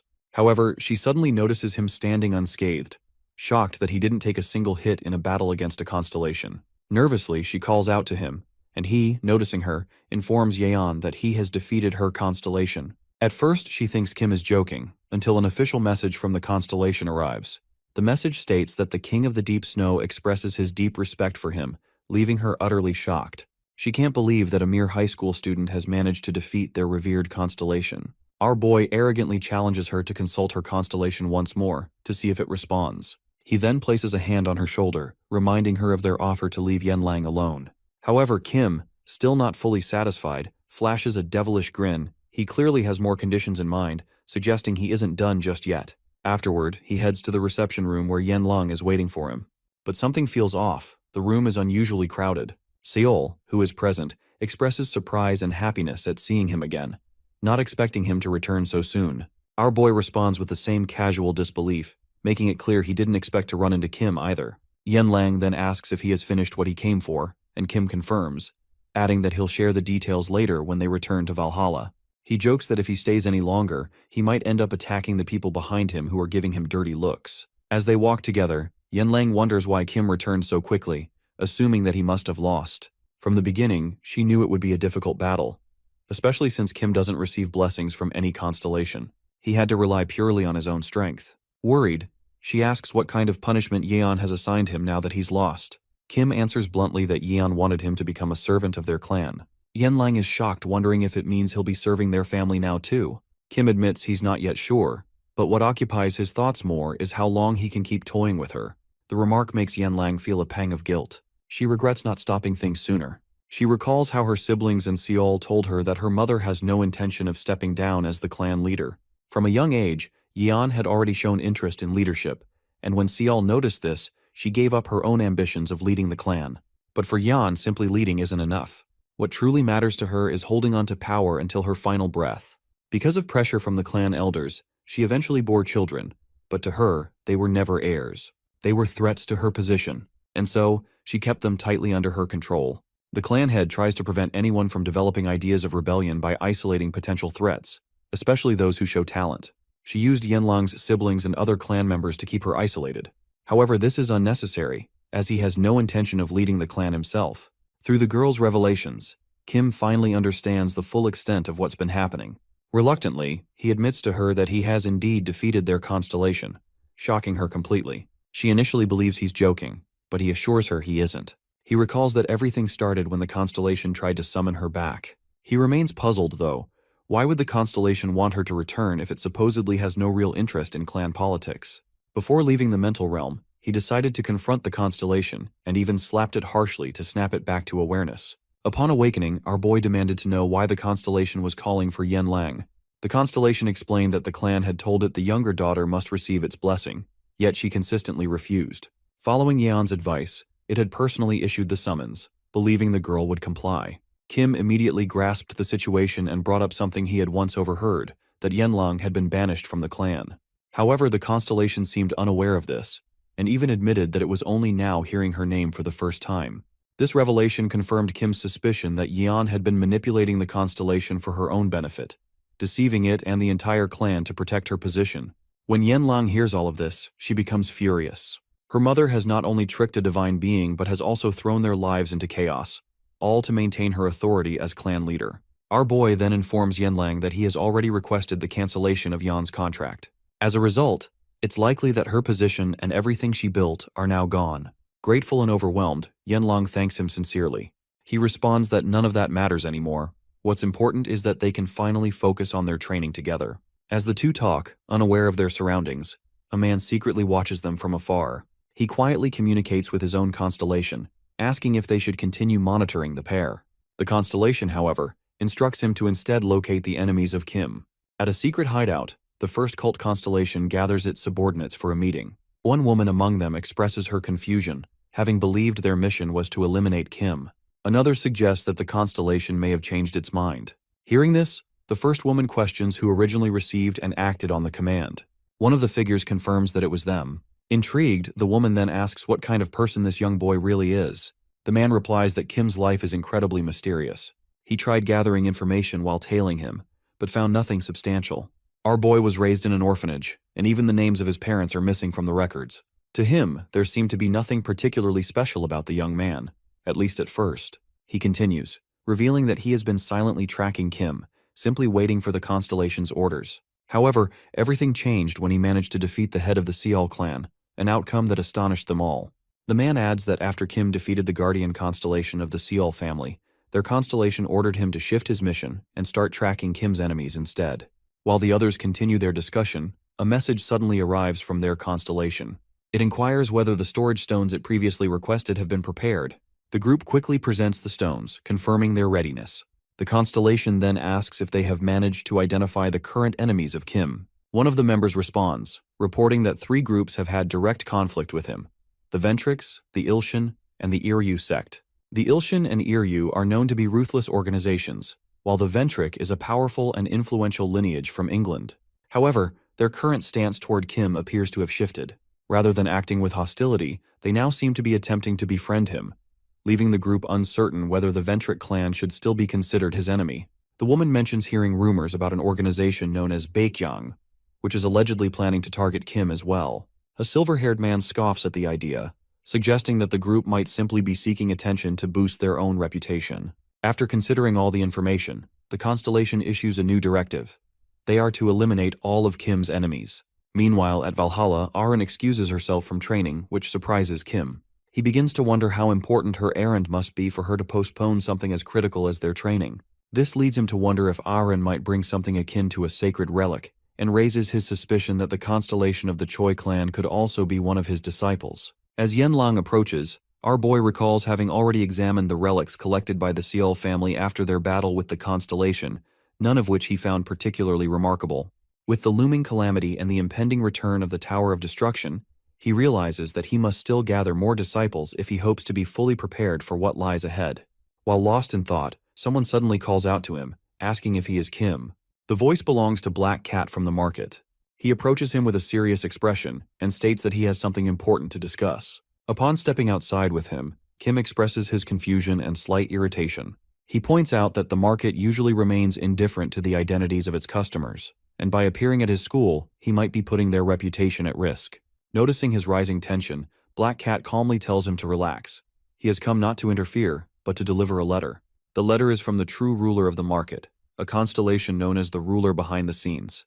The Black Cat explains that if Kim is able to read and respond to the contents of the letter, he should come to the market. The Black Cat goes on to reveal that even other individuals who previously entered the market have received the same invitation. His constellation is searching for someone capable of deciphering what's written in the letter, a text that even he himself cannot read. And if Kim can unlock its meaning, he urges him to go immediately to the market where the constellation will be waiting. After the Black Cat leaves, Kim immediately opens the invitation to read its contents while Barch starts yapping. As he scans the message, a smile forms on his face. He realizes he must go to the market, because he was the one who wrote the symbols hidden within the letter. That night, while walking alone, our boy is stopped by Barch, who who questions how he keeps leaving the school without permission. Kim simply replies that he has an agreement with instructor Lily. The Tower Master then asks why he used character symbols in the letter instead of the usual writing system. The young lad doesn't answer. Instead, he threatens to enter Barch's mental realm and beat him up if the questions don't stop. Soon, he arrives at the market. He hadn't expected to return here so soon. As he looks up at the sky, a sense of familiarity washes over him. The same hue of purple reminds him of someone he longs to see, someone from his distant past. While he's lost in thought, a masked man approaches and asks if he has come because of the letter. Kim nods and asks where to go next. The man tells him to follow him to Market District 7. While waiting there, Kim wonders why the black cat hasn't arrived yet. Then, Barchi tells him to look at the buildings outside the window. The yellow building, he points, is made entirely of money. When the Tower Master asks if that building had been there during their first visit, Kim admits he can't remember. Finally, the black cat arrives and asks if he managed to find the correct answer to the letter. Kim confirms he did, but then reveals that there was never really a correct answer to begin with. The black cat doesn't understand, so he requests a pen and paper to explain more clearly. The black cat starts to grow suspicious, thinking Kim might also be an imposter. Apparently, 5 people were suspected of selling the ring, but only 3 claimed to have understood the letter, yet all 3 turned out to be lying, which enraged the black cat's constellation. Once Kim finishes his drawing, he presents his answer. The black cat notices the characters match those in the original letter and asks what they mean. Our boy calmly explains that the answer translates to no. Hearing this, the constellation becomes overjoyed. The black cat, sensing the constellation's approval, announces that he must meet the entity directly. He pulls out a divine artifact, a staff, and explains that once Kim touches it, he'll be transported to the constellation's mental realm. Without hesitation, Kim complies. In a flash, he enters the mental realm, where he finds himself facing the back of a mysterious woman. As she senses Kim's mana, she immediately recognizes him. Despite his change in appearance, his energy is unmistakable. With a warm smile, Kim greets her, saying it's been a long time since they last met. He affectionately calls her Luminous. At the sound of that name, the woman quickly kneels before him. With emotion in her voice, she expresses how happy she is to see him again. Kim immediately helps the woman stand, telling her that there's no need to kneel before him. She expresses relief that he still remembers the unique characters they used to communicate. Our boy Kim responds by recalling how he could never forget a system he created himself. After rescuing her from slave traders long ago, he decided to take her in as his disciple. It was only then that he realized she couldn't read, write, or even speak, only able to respond through subtle gestures like nodding or shaking her head. For reasons unknown, she had always refused to learn reading or writing. So, Kim came up with a temporary solution: to use custom-made characters as their shared language. His goal was to spark her curiosity in writing, and to his delight, it worked. She eventually learned how to read and write, something crucial to her training in martial arts. She's deeply thankful to him for all the effort he put into her growth. Then she asks if he understood the message she had sent. Kim reflects on it, noting that her letter expressed how much she missed him, and even suggested that they marry once reunited. However, that's why his reply had simply been no. He explains to her that at this moment in time, he can't focus on such matters. With the state of the world teetering on collapse just as it did 1,000 years ago, marriage is the last thing on his mind. His answer visibly disheartens the woman, and she quietly murmurs that perhaps now isn't the time to talk about such things. Trying to change the subject, she asks if he saw the building made entirely of money outside the window. Kim recalls the very same structure pointed out earlier by Barsh, confirming he had seen it. She happily reveals that she had that extravagant building constructed just for him, and he's welcome to live there. But Kim immediately refuses the offer. His rejection causes a visible shift in her demeanor. She grows anxious and demands to know why he turned her down. In his mind, Kim begins to suspect that her mental state has deteriorated since their separation. This clingy, erratic behavior is precisely why he named her Luminous, a term of endearment to remind himself of her quirks. To snap her out of her spiral, Kim gives her a firm flick on the forehead, the same way he always did whenever she got lost in her own head. It works. She snaps out of it and asks again why he doesn't like her gift. She says she built it because he once claimed to dream of living in a building made of money, as tall as a mountain. Kim struggles to remember ever saying that, but she insists it happened during their old training days. Apparently, he once joked that if peace ever came, he wanted to live atop a mountain of cash. At the time, she had taken it seriously and had devoted herself to that dream, hoping to bring it to life one day. She then reminds him of another promise he had made, as they were still on a mission, but they were far from realizing that dream. So, at that moment, Kim told them they must continue to grow stronger, strong enough to face any calamity on their own, so that one day, they could finally live in peace. Inspired by those words, she had made it her life's mission to become powerful enough to fulfill his vision. Though she failed to realize it in their past life, she managed to achieve it in this one, over the course of 3 long decades filled with war and struggle, which eventually led to peace. Kim, intrigued, asks how she knew she would be reincarnated. She confirms that a notification did appear for her, just like it did for him. She doesn't know who sent the message, but admits that had she never received it, she likely would have descended into madness. Kim, with a serious expression, makes it clear that this is not the time for distractions. The current era teeters on the edge of chaos. Without delay, he begins explaining to Luminous the coming calamity, the emergence of the Tower of Destruction. Upon hearing this, Luminous is visibly shaken. She refuses to accept that her master's peaceful life could be disrupted once again. Kim reveals that he now resides in Valhalla, which is also why he had declined Luminous's offer to live in the building made of money. Fortunately, Luminous understands. Without hesitation, she presents him with a ring, the Grand Owner Ring. This special item grants him access to the market, enabling trades and transactions, and allows him to use their shared funds. With it, traveling to Valhalla becomes easier, and she promises to support her master in any way he may need. Kim, thankful, notes to himself that he seems to be receiving a lot of rings lately. Without wasting more time, he politely takes his leave. As he departs, Luminous sends a message to Black Cat, asking if he has already left. The Black Cat is confused as to why she refers to Kim as he, yet confirms that he has returned to the school in Valhalla. Suddenly, Luminous sends another message. She's considering buying all of Valhalla. Black Cat, now deeply curious, begins wondering just what kind of person Kim really is, and what connection a young man like him could possibly have to their constellation. Unable to suppress the curiosity, the Black Cat finally asks Luminous directly what her relationship with Kim is. The constellation responds cryptically, Kim is the sky. Elsewhere, in a far darker place, a man slams someone's face into a wall, terrifying those around him. The man is none other than Logan Sr., also known as Destroyer, also known as The One. He has stormed the hideout of the Ilshan, furious over their attempted assassination of his son, Logan Jr., during a school competition. With a powerful punch, Logan unleashes an explosive force so strong it sends shockwaves through the hideout. His declaration is simple: he's going to end these fools' worthless lives. The devastating impact instantly kills several members of the Ilshan. As Logan continues his brutal assault, members of another faction, First Cult, silently observe from the shadows. They had initially planned to deal with the Ilshans themselves, but, seeing Logan's rampage, decide to leave the job to him. Meanwhile, the leader of the Ilshan, Han, finds himself in a dark, unfamiliar place. Disoriented and unsure of how he got there, he recalls receiving a report about the attack just moments before he was suddenly transported. Out of the darkness, a voice speaks, remarking on how loud Han's heart is beating. In a flash, Han feels a searing pain in his chest. His heart has been pierced, and he's left stunned by the fatal blow. After Han is stabbed in the chest, his heart is drawn into the First Cult's constellation known as Tugui. The entity assures him that death is not yet his fate. They are within its space, and it has not permitted his life to end. Writhing in pain, Han slowly realizes that he is inside the constellation's mental realm. Due to the mana swirling around him and the mask he wears, he asks, more to himself, if this being is aligned with the First Cult. The constellation confirms it without hesitation. In this space, Han realizes that the constellation knows far more than he had expected. As chaos erupted outside, Han, desperate for clarity, asked why they were under attack. The constellation reveals that it is not responsible for the commotion. It is the One, the powerful figure who has discovered their attempt to assassinate his son. Hearing this ignites fury within Han. The constellation then explains that even if the One had not intervened, they would have still been destroyed. Their fate would remain unchanged. Confused, Han struggles to understand as they share a common goal, eliminating Kim. So why are they being targeted?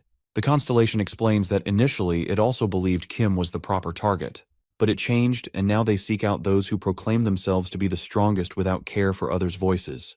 They only eliminate those who dare call themselves supreme, like the previous one, who constantly bragged about his strength, despite not deserving the title. Han, bewildered, insists internally that he never once claimed to be the strongest.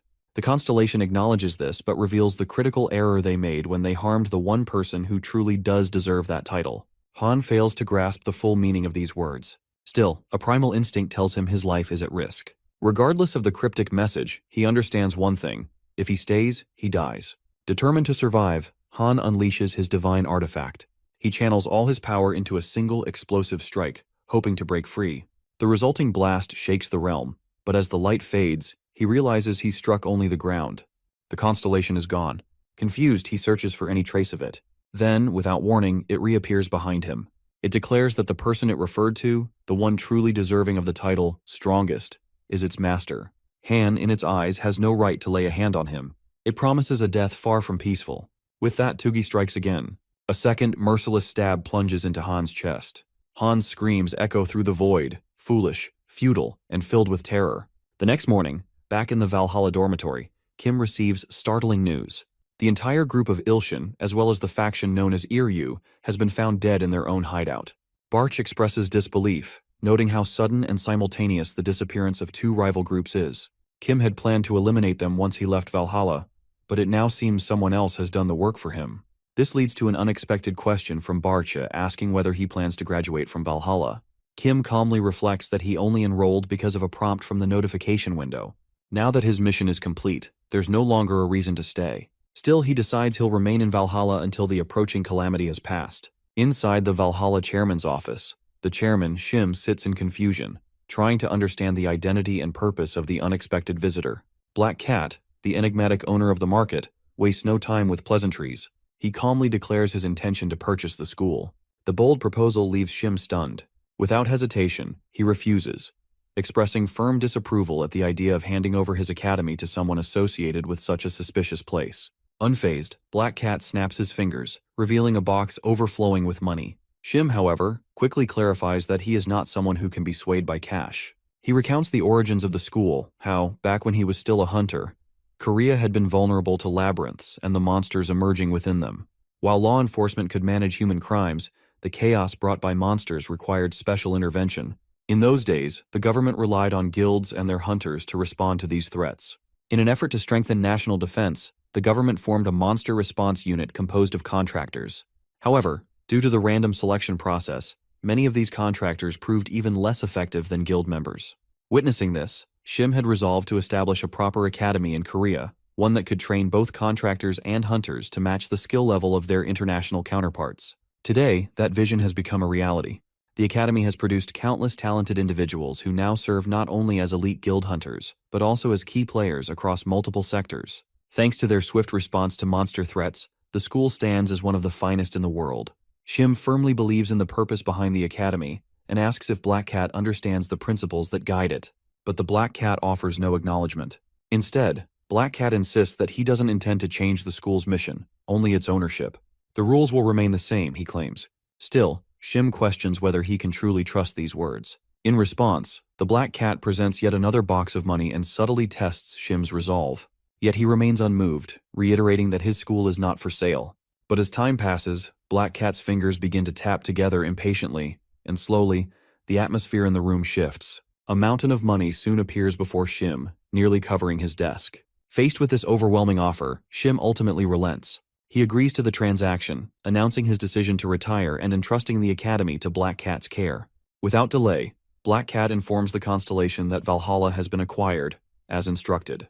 The Constellation immediately issues new orders to connect the central building entrance of the market directly to the Valhalla's space, and install more CCTVs across the academy to monitor anyone attempting to court its master.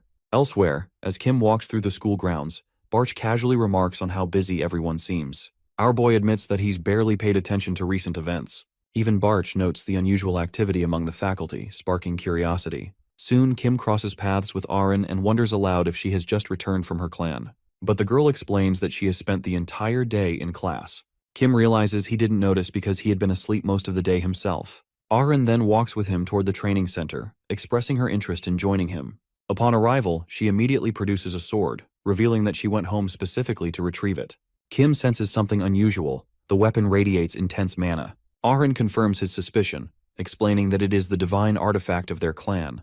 The revelation stuns Soyeon, who hadn't expected her to wield such a powerful item. Stunned, Soyeon asks her why she brought the sword. She responds by explaining that she has passed the selection test and has officially become the legitimate heir of their clan. Despite her explanation, Soyeon firmly states that, under no circumstances, should a high schooler carry a divine artifact so casually. Ahrin, however, counters that her father permitted her to do so, and therefore, she believes it is acceptable. She then tells Kim that from now on, she wants to train with her Blue Moon sword. Kim, having no objection, asks if he may hold the sword. Soyeon, visibly frustrated, shouts, reminding him that the sword is a divine artifact from the Choi clan. He questions whether Arin really intends to let him hold it. Despite Soyeon's concerns, Arin hands the sword over without hesitation. The moment the young lad grasps it, he is struck by an unfamiliar yet strangely familiar feeling emanating from the mana. Suddenly, Kim finds himself entering the mental realm of the constellation. There, he sees a figure with his back turned, who remarks that it has been a long time since they last met. The figure addresses Kim as Hyung and introduces himself as the constellation of the Choi clan, known as Dao Wang. At first, Kim does not recognize the figure and needs a moment to process. When he does, he recalls the figure and affectionately calls him that kid. The constellation, now visibly older, responds by stating that the name no longer fits, as he has grown. He then wonders aloud if he has ever revealed his true name to him. Our boy, with a hint of amusement, replies that the constellation has never shared his name, only ever pointing a sword at him. The constellation admits that, while he wishes to reveal his true name now, he cannot remember it since becoming a constellation. Kim, unbothered, suggests that in that case, calling him kid is perfectly fine. Our boy reflects on how the constellation, once a mischievous child, has transformed. He recalls Dao Wang as a kid holding a sword a decade ago, challenging him to a duel. Curiously, he asks what the duel meant and why he wanted to fight him. The child, with unshakable determination, explains that it is because Kim is the oldest and strongest among them, and thus, the most suitable opponent. Dao Wang, teasingly, calls him old man. The disciple, bewildered, asks him whether she should simply kill the kid, but quickly retracts, as Kim tells her to calm down. The young warrior then asks the little pest why he truly wanted to fight. The child reveals a tragic reason. When monsters attacked his family, they all perished because no one knew how to wield a sword. This experience left him determined to create a sword technique that could be learned by anyone, regardless of age. He wants to ensure no one else suffers the same fate. With that, he proposes that they fight, with Kim using his strongest technique. Impressed by the child's resolve, he questions how the little kid can develop such a powerful technique when he can't even hold a sword properly. He further stipulates that he will only fight if the little kid calls him Hyung, or older brother. Without hesitation, the little kid complies and Kim charges at him, declaring that he won't go easy despite the child's age. From that point on, they fought once a week, as the little kid continually pestered Kim. The constellation reflects on how, if our boy had allowed him to win just once, he might have stopped bothering him. Kim, with a wry smile, retorts that letting him win would defeat the purpose of developing a sword technique. Despite his losses, the constellation expresses gratitude, acknowledging that ultimately, he has developed his own sword technique. Kim inquires whether the technique in question is the invincible iron body, or whatever it is called. The constellation confirms this, and Kim follows up by suggesting that, had he been its sole disciple, he could have taught him even more. The constellation responds that it is not that he does not want to be his disciple, but rather, if he learns from Kim, he would no longer be able to call his techniques his own. Perhaps this is why he could not become his disciple, Kim reflects, impressed by the courage the constellation now possesses. He understands why Arin's way of handling the sword feels familiar to him. The constellation then explains that since becoming a constellation, he has been teaching all his contractors his blade technique. Kim, puzzled, questions whether the technique seems different compared to the first one he encountered years ago. The constellation swiftly confirms this, adding that our boy surely recognizes it. He explains that the current trend prioritizes training mana over physical ability. His original sword technique, too difficult for modern bodies, has been modified to make it easier for today's contractors to learn. While the modified version may no longer be considered the strongest technique, Kim immediately understands. The constellation, however, expresses disbelief that he could reincarnate within the body of a high schooler. Kim wonders if the constellation had received a notification before their meeting, to which the constellation quickly denies, claiming he hadn't received any messages. This revelation causes our boy to think deeply that Luminous had received the notification window, and already knew from the start that he would be reborn. Kim realizes that perhaps only those directly involved with him had received notifications. Suddenly, the constellation suggests that it seems destined for them to meet and asks Kim if he wants to fight him. Kim, eager to test the constellation's strength, happily agrees and expresses his desire to see how far he has come. The constellation, feeling a rare excitement, prepares for the battle. With weapon in hand, Kim charges toward the constellation, who also prepares to attack. The only sounds of their battle fill the air, leaving their movements unseen. After their fight, Kim returns to Ahrin and thanks her for allowing him to examine the sword. He remarks that her constellation is a worthy being and advises Arin to visit him occasionally to learn new techniques. Meanwhile, back in the mental world, the constellation lies beaten in a large crater created by Kim's attack. Utterly amazed by Kim's immense power, In Seoul, Korea, Seoul, summoned by the elders, wonders why she has been called.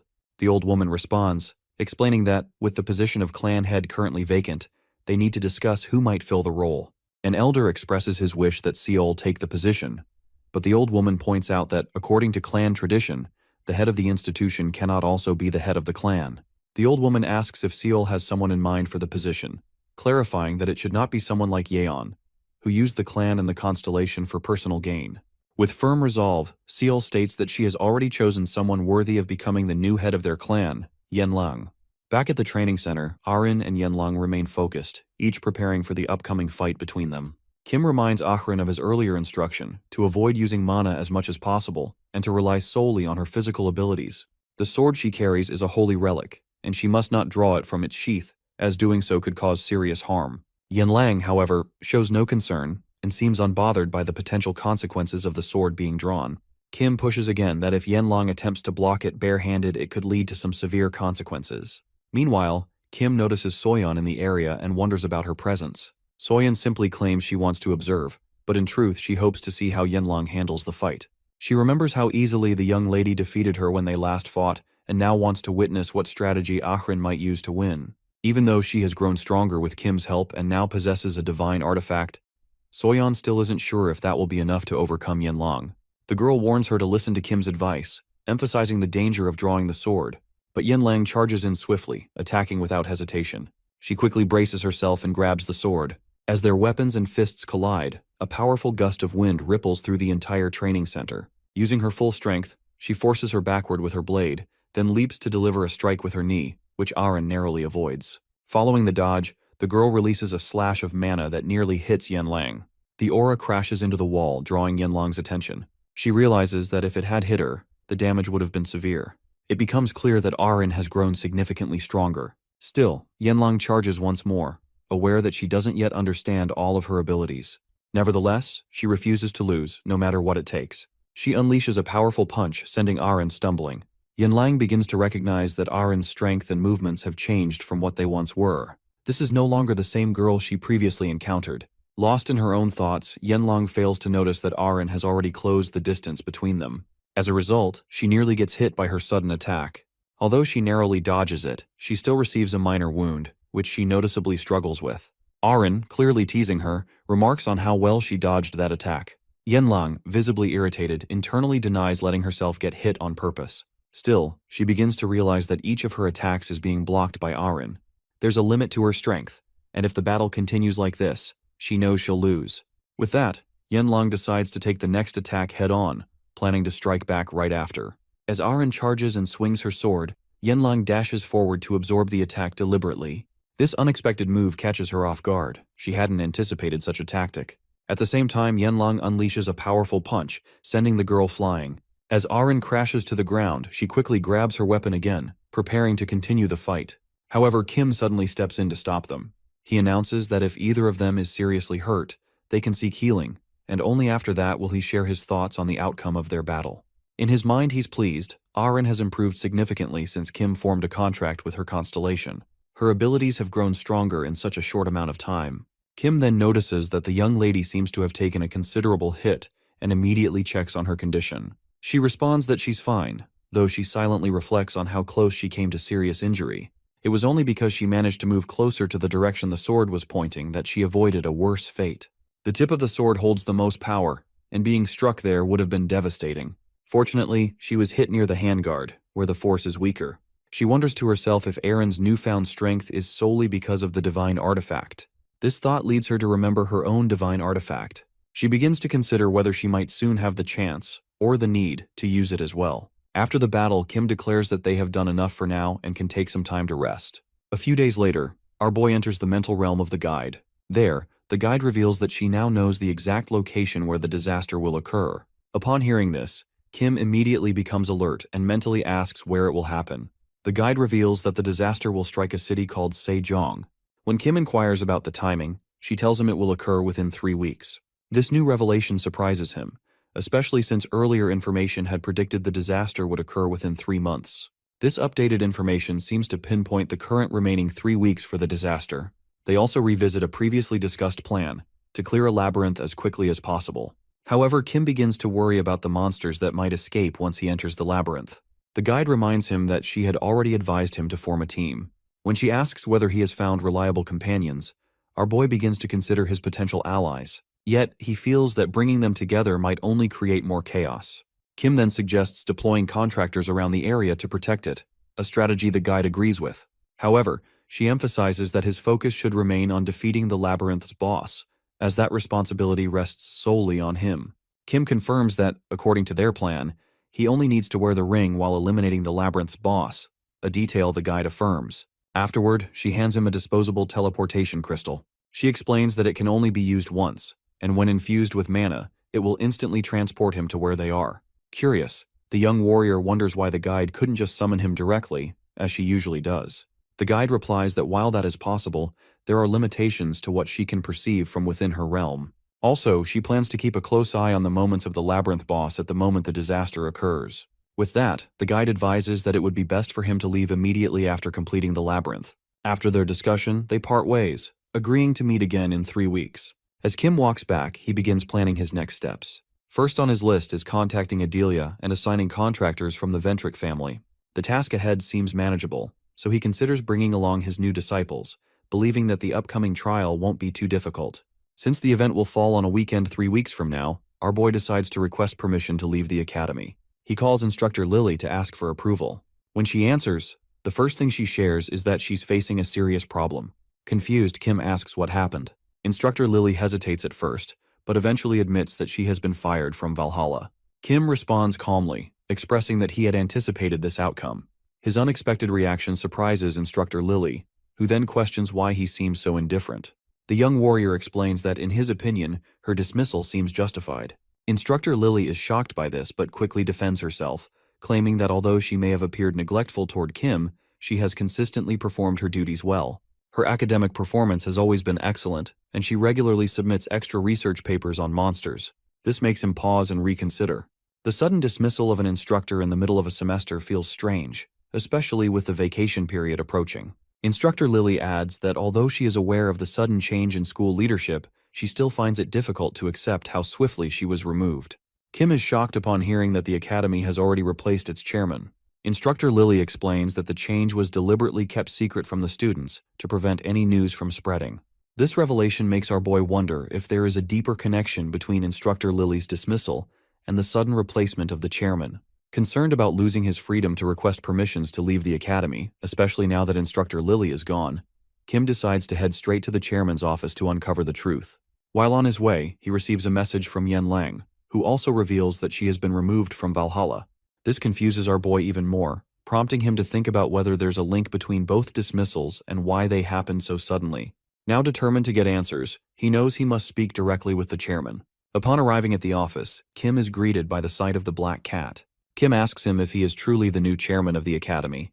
The Black Cat responds that he is only an external president, while the true chairman is the constellation he serves. The young boy then asks if Yenlong and Instructor Lily were dismissed because of Luminous. The Black Cat confirms this and explains that Luminous had sent a notification to him, claiming that both women were trying to flirt with her master. Luminous even wishes to have Arin Choi expelled as well. Kim tells the Black Cat to stop and insists that the women should be reinstated, as they are not trying to flirt with him but are helping him with his training.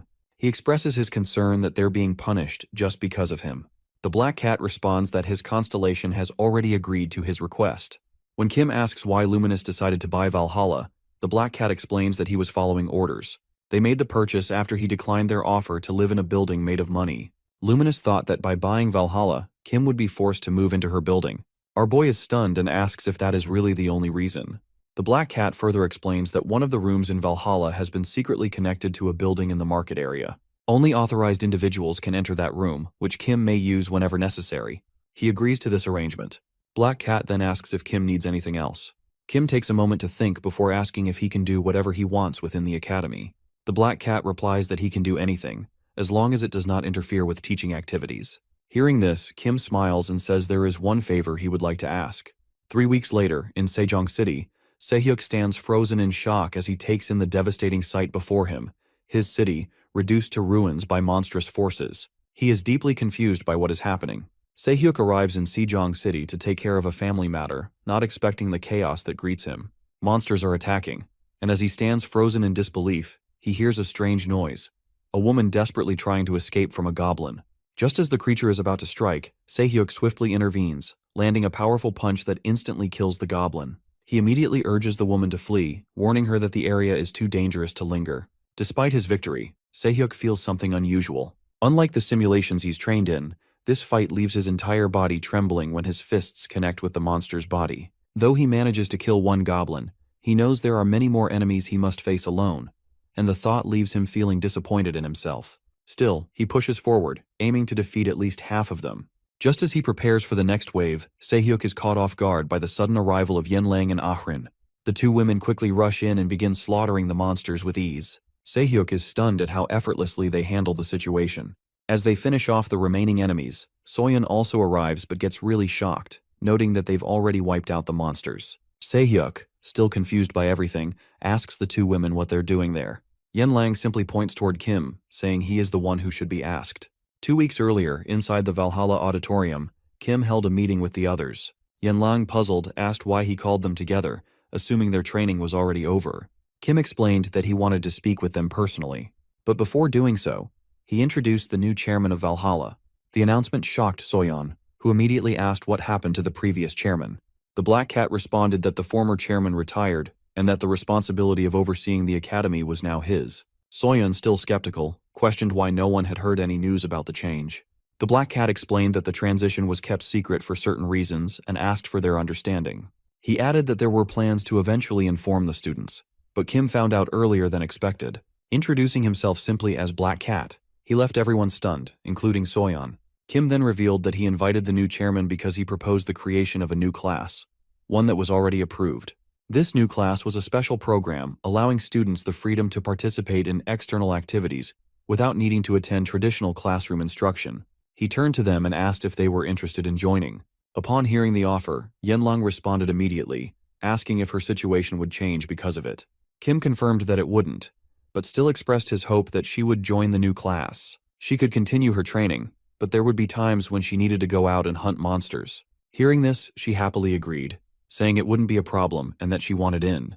Ahrin also voiced no objections. However, Soyeon remained curious and questioned what was going on. She quickly turned to the Black Cat and asked if he was the same Black Cat that owned the night market. The Black Cat confirmed this without hesitation, noting that Soyeon seemed to know more than expected. Soyeon admitted she always believed the night market was just an internet rumor, and now, the owner of that mysterious place turned out to be Valhalla's new chairman. She then turned to Kim and asked if he personally knew the chairman, which would explain how he managed to get approval for the new class. Kim confirmed that he did. This made Soyeon pause. She realized our boy wasn't just strong, he also had powerful connections, something highly unusual for a student. Kim then asked if Soyeon wanted to join as well, and she immediately agreed. This meant they no longer needed to attend regular classes. However, the Black Cat reminded them that while they were exempt from traditional classroom attendance, they were still required to participate in school events, such as competitions and practical exams. Kim was surprised, saying they never discussed that requirement. The Black Cat agreed, but explained that, upon further reflection, he had responsibilities to uphold. Besides, he believed the privileges Kim and the others were receiving were some of the highest offered to any student. To avoid drawing unnecessary attention, a formal agreement had to be made, one that was fair to both instructors and the rest of the student body.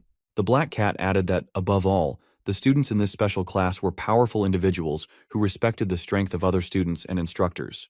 Because of this mutual respect, he didn't expect any conflict. However, from the Academy's perspective, placing all the strongest students into a single class might appear as a loss for Valhalla. To preserve the school's reputation, these elite students still needed to take part in major school events. After hearing the explanation, Kim asked whether the Black Cat was implying that even their monster hunting efforts weren't enough for Valhalla. The Black Cat responded that it would be better if they could also demonstrate their strength to the rest of the student body. This wasn't a personal request, it was his responsibility as chairman of Valhalla. Hearing this, Kim reflected inwardly. He found it difficult to get along with the Black Cat, but he knew he had no other choice. He then asked his companions if any of them changed their minds after hearing the conditions. They quickly responded that no matter the terms, they had no problem with them. This brought joy to Kim, who then announced that their first mission would take place in the city of Sejong. Coming back to the present upon arrival, our boy notices Se-hyuk, and curiously asks what he is doing in that place. Se-hyuk retorts that he should be the one asking that question.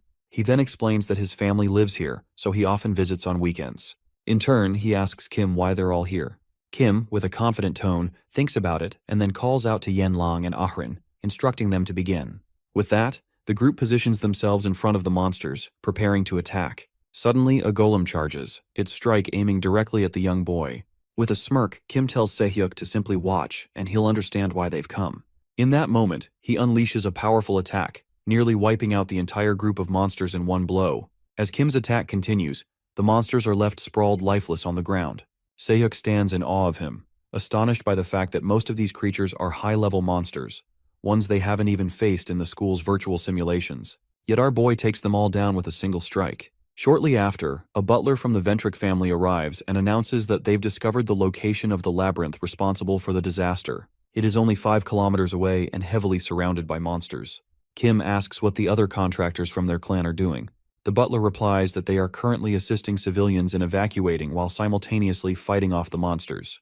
Kim then inquires whether their constellation has awakened, but the man says they haven't received any message yet. This concerns Kim, as it's been nearly 3 months since their constellation last communicated. He knows he can handle the weaker monsters without much trouble, but with Moron's abilities, the extermination process would be far more efficient. He tells the butler to inform the Ventric clan's contractors not to cover their faces while helping civilians, as doing so could help repair their damaged reputation. The butler immediately understands and nods in agreement. When asked if they're now heading to the source of the disaster, Kim agrees.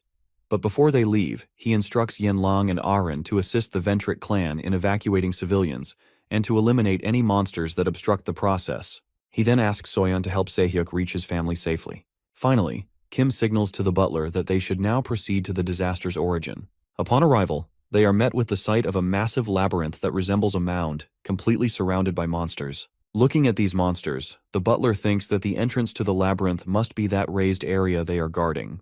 Though the monsters guarding the area aren't particularly strong, the Ventric clan contractors will still struggle to clear a path for them due to the sheer number of monsters present. Kim points out that this is actually the best way to enter, but it will take a lot of time before they can make it inside. The butler responds that they are still considering other strategies, unless he has a plan of his own. Smiling, our boy agrees, acknowledging that the butler is right, before suddenly jumping toward the monsters. The butler tries to stop him, but it's already too late. As Kim falls, the foolish monsters stand still, waiting for his descent. However, even before landing, our boy releases a powerful attack that swiftly eliminates them all. The butler watches in disbelief, unable to comprehend how Kim has solved the problem that had been bothering them all with just one strike. He realizes that even the strongest contractor wouldn't have been able to do the same, especially considering that he is merely a student. In fact, Kim now seems as powerful as a constellation. Kim thinks to himself that his contract with Luminous has greatly helped him, and now all he needs to do is quickly enter the labyrinth. Suddenly he remembers the advice he was given, that he must wear the ring while defeating the labyrinth's boss. Without hesitation, he slips the ring onto his finger and steps boldly through the entrance. Meanwhile, the Ventric estate, Adelia, is busy gathering information about the ongoing disaster. She reflects on how long it took for the South Korean government to understand the situation, and she has just received a report that nearly half of the civilians have been evacuated. She is also informed about Kim entering the labyrinth alone, and she can't believe he's gone in by himself. She wonders if his plan all along is to finish the labyrinth on his own. As the woman thinks to herself, a message suddenly arrives from the constellation, asking how long she has been resting. Adelia responds, explaining that it has been almost 3 months since she fell asleep. Upon hearing this, Moron pauses for a moment in thought before asking where her master is. Meanwhile, Kim is mercilessly cutting down the monsters, seemingly as though he is just trimming grass. Suddenly, Barch comments that it looks like he is simply swinging his sword, but its edge is razor sharp. He then asks if our boy is using Wuxin style, to which Kim asks where Barch has heard that embarrassing name. The Tower Master explains that when he was in the Tower of Destruction, one of his disciples came by and called it that. The young warrior clarifies that it's what his disciples call his swordsmanship for monster hunting, though he feels embarrassed when they refer to it as Wuxin style. Kim suddenly realizes that the labyrinth is much larger than he expected, and he doesn't have the time to fight the monsters one by one. He decides to use mana detection to quickly locate the core of the labyrinth. Typically, the bosses of labyrinths appear near the core, so if he can pinpoint the core, he is likely to find what he is looking for. After using his mana detection, Kim realizes that the core is actually right beneath him. The Tower Master mentions that, to his knowledge, it is difficult to destroy a labyrinth. Kim acknowledges this, but explains that it is the reason he borrowed power from his disciple. At that moment, Kim swings his sword at the floor, causing it to break apart, and he quickly descends through the hole he created. As he descends, a mysterious man holding a spear emerges. Upon seeing Kim, the labyrinth boss releases a red aura to prepare for battle. Our boy, however, notices that the boss is merely humanoid. Though with the spear in hand, he knows it will be a tough fight. But if he can properly use his mana and the power of Luminous, he believes he will be fine. However, he must be cautious, as the labyrinth core he needs to destroy is located just behind the boss, and he cannot afford to let his guard down. Kim knows that if the humanoid releases a reckless, heavy attack, the only thing he can do is either counter it or directly hit it with a powerful attack. As he thinks about what to do, the humanoid quickly launches an attack with its spear, which he easily evades. He sees this as his chance to counter, but the humanoid immediately senses his plan.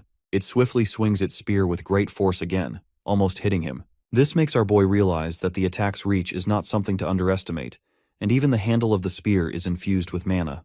If he is hit by it, he will certainly be injured. Afterward, the humanoid rushes at Kim again, releasing a series of attacks. While the young warrior manages to block each strike, he grows frustrated, as every time he deflects the spear, he is pushed back, unable to gain the momentum to launch an attack of his own. Before long, the humanoid gathers mana into its spear and uses it to attack him. However, Kim quickly leaps backward to avoid the strike. The humanoid doesn't give up, using the shattered rocks as additional weapons to attack him. Our boy, however, easily deflects them with his sword. At the same time, the humanoid suddenly unleashes a powerful blow toward him. The speed of the attack leaves him with no choice but to block it with all his strength, pushing him slightly backward. Seeing this, Barche wonders if Kim is being pushed back by a humanoid. Our boy responds, telling Barch not to joke around, as he has his reasons. He is allowing himself to be pushed back to distance the enemy from the labyrinth stone. Now that the plan is in motion, the young fighter prepares to strike, intending to finish the fight without using the borrowed power from Luminous. As the humanoid charges at him once more, Kim quickly launches a series of attacks. These strikes result in the labyrinth boss defeat. Afterward, the boss disintegrates into dust, slowly fading away. As the boss is defeated, the ring worn by our boy glows brightly, slowly absorbing the remnants of the humanoid. Barch remarks that it seems the ring is absorbing something. Kim responds, saying that, like what the guide mentioned, he believes this is the name of the labyrinth's boss. However, he reminds of what the Tower Master said, asking if he truly thought Kim would be defeated by a humanoid. In his opinion, Barch has been beaten enough that he should stop thinking about such irrelevant matters. Upon hearing this, Barch immediately apologizes to Kim. Our boy decides to put off reprimanding him for now. He knows he must leave because the nest maze could collapse at any moment. As he walks away, he notices the spear, the one used by the labyrinth boss. He immediately approaches it and wonders why the ring didn't absorb the humanoid's weapon. He decides to take it with him, thinking it might be useful or needed later. Meanwhile, somewhere in a tree trunk, an enigmatic figure, dressed in black, is sitting, and a man reports to him. He tells the figure that the disaster is over, and the figure asks how many days it took for the people to end it. The man replies that it only took about 2 hours. Hearing that, the figure is puzzled and asks how long the previous disaster took. The man answers that it lasted for 5 days. Hearing this, the figure in black reflects on the significant difference in time. However, he realizes that the people are growing stronger, likely due to making the guys who took the name into Constellations instead of reincarnating them. He then asks the man if there is someone who might have led or overseen the end of the calamity. The man responds that they are still gathering information because everything happened so quickly. Upon hearing this, the figure tells the man to forget about it, as they will eventually learn what happened. It seems they need to expedite their plans, and he will spread the names that cannot be compared to those of the ones they sent before. The black figure orders the man to prepare what is needed, as he plans to spread it in various ways. The man agrees while the figure thinks to himself that, finally, he will get a taste of the powerful ones. Meanwhile, Kim's swift handling of the disaster spreads rapidly on the internet. This catches the attention of a man who is astonished by his ability to defeat the assassination unit and end the disaster alone. The man is Alchemist John, the leader of the Baekjang. He believes they can use Kim to boost their group's reputation and asks another man what he thinks. Alchemist wonders if killing him would be a good way to start things for them. The other man, foolishly, agrees that it's a good plan but warns that it would be dangerous if they are not careful. Alchemist John agrees, reflecting on how much he has changed since they first started watching him. He thinks Kim was likely an A rank during the entrance ceremony and the school competition, but now he feels he is an S rank. The other man agrees with this assessment. Alchemist John immediately orders the masked man to gather their subordinates, as he himself plans to take action using his own hands. At the Valhalla dormitory, Kim has already returned from the site of the disaster. Upon entering his dormitory, he immediately collapses on the bed due to exhaustion. He thinks to himself that he has absorbed all the mana from the storage stones, and his mana capacity has greatly increased since the semester began. However, he still feels weak compared to his previous strength. One of his main issues is his small mana capacity, which limits what he can do. As a result, he knows he still has a long way to go. Even after just one disaster, the exhaustion it caused was overwhelming. He never expected that facing a labyrinth boss would be such a huge burden, especially considering it had been named by the labyrinth master. Fortunately, he was able to use Luminous's abilities, and now he understands why modern contractors desire contracts with Constellations. While our boy is deep in thought, Barche comments that he seems to be pondering something deeply. Our boy responds that he is thinking about the Constellations. Suddenly, Barch remembers that he thought once Kim finished the labyrinth, he needed to head directly to the guide. Kim recalls what happened when he entered the mental realm of the guide. Upon the young man's arrival, the woman immediately asked if he completed the disaster, which he confirmed. The guide noticed the spear he was holding and asked where he got it. Kim explained that it came from the boss of the labyrinth, but the ring didn't absorb it. Afterward, the guide requested to examine the ring, and he handed it over without hesitation. She inspected it carefully and then returned it, confirming that it successfully absorbed the name of the labyrinth's boss. She then told Kim that their game was only beginning. Just as she mentioned before, the labyrinth master would soon start spreading those names. She added that the names being sent now were bound to be of much higher quality. However, she said they couldn't identify who these names belonged to until they saw them up close. Still, she was confident that one of them originated from the Tower of the Destruction, a place our boy once brought down. When Kim heard this, he didn't seem too concerned. The whole thing felt like a headache already. The guide suggested they meet again once the labyrinth master finished sending the names. Coming to the present, hearing his story, Barcha reflects that even though he ruled the tower, he can't remember anyone who had been with him there. Our boy mentions that the monsters on the first floor are just ordinary creatures, which Barch agrees with. The tower master believes that the names that can be used are likely from the second floor up to the highest levels, which Kim quickly agrees with. Suddenly, he asks Barch if those from the Tower of the Destruction are descending.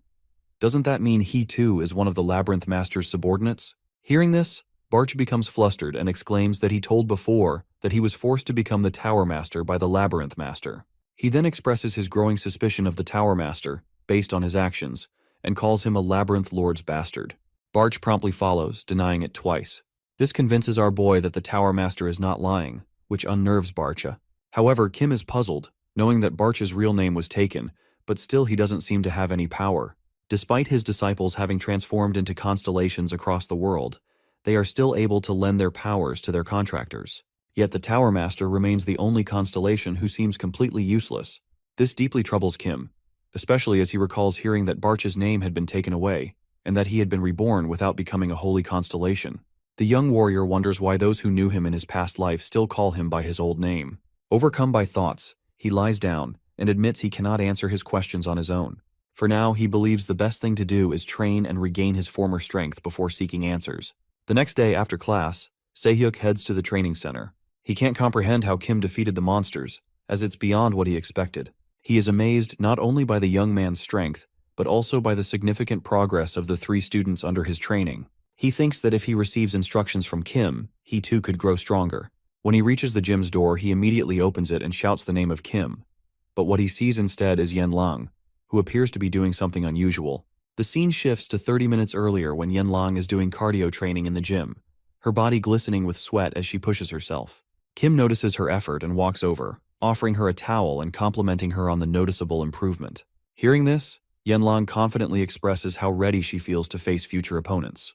The young warrior chuckles, reminding her of her first day, when she could barely breathe after just a few minutes. Nearby, Soyeon and Arin are training together. Soyeon lies on the floor, drenched in sweat and gasping for air. Arin suggests they check in on Yenlang, but Soyeon waves her off. She's sweating buckets and didn't expect training to be this intense. Our boy overhears and calls her out, telling her that if she thinks training is hard, she's always free to quit and go back. But Soyeon slowly sits up and reveals with a grin that she actually likes it here and plans to keep training hard. Arin clicks her tongue at her, but Soyeon catches it and immediately starts ragging at her.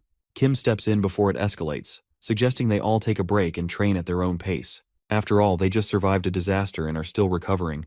The girls agree. Arin asks him what he plans to do, and he replies that he'll be working on his magic skills in his room. She says she'll do the same. As Kim leaves the gym, he tells everyone they'll be focusing on the upper body next, so they should be prepared. Arin questions this, but he reassures her it's just them and Sehyuk using the gym for now. Satisfied, Arin nods and leaves with him, while Soyeon decides to follow shortly after. Yenlang chooses to stay behind, insisting that she's not that tired and wants to train more. Hearing this, Soyeon warns her not to overdo it, then heads out. Now alone, Yenlang glances at her hand, realizing that she's getting stronger thanks to Kim's training. She remembers how easily she defeated the monsters during the recent disaster. But even then, she knows Kim is on a completely different level. Her eyes light up with excitement as she wonders just how much stronger he's become since the first time she fought him. She then suddenly questions herself, wondering if the reason she agreed to become his disciple was to surpass him. Yet, here she is, amazed by the strength he is displaying. She realizes the truth in Kim's words, that she will never surpass him. She begins to wonder why she is still here, remaining as his disciple. Then she remembers the time our boy defended her when Yeon came to see her. Perhaps it's because of how Kim solved her problems with the Seol clan. Even the dormitory she stays in is thanks to him, and she receives free meals due to the special class he created. She thinks that these are the reasons she continues to be his disciple. However, despite all these thoughts, she knows deep down that they aren't the real reasons. She often thinks about Kim, and every time she does, her heart races, as though she always wants to see him. She wants to train more often, hoping to be in his company. Calming herself, she realizes that she has only just met him. But despite all her attempts to suppress her feelings, she can't help but think of Kim's face. She quickly slaps her head, as if trying to snap herself out of it. Then, she notices the towel the young man used. She immediately grabs it, trying to convince herself that the only reason she took it is to clean it for him. The young woman suddenly stops while walking, her mind filled with a strange thought. Since no one is around, she decides to smell the towel. At that moment, Sehyuk arrives, unaware of what she is doing. When he arrives, Yenlang asks if he has seen her embarrassing action, but Sehyuk doesn't understand what she means.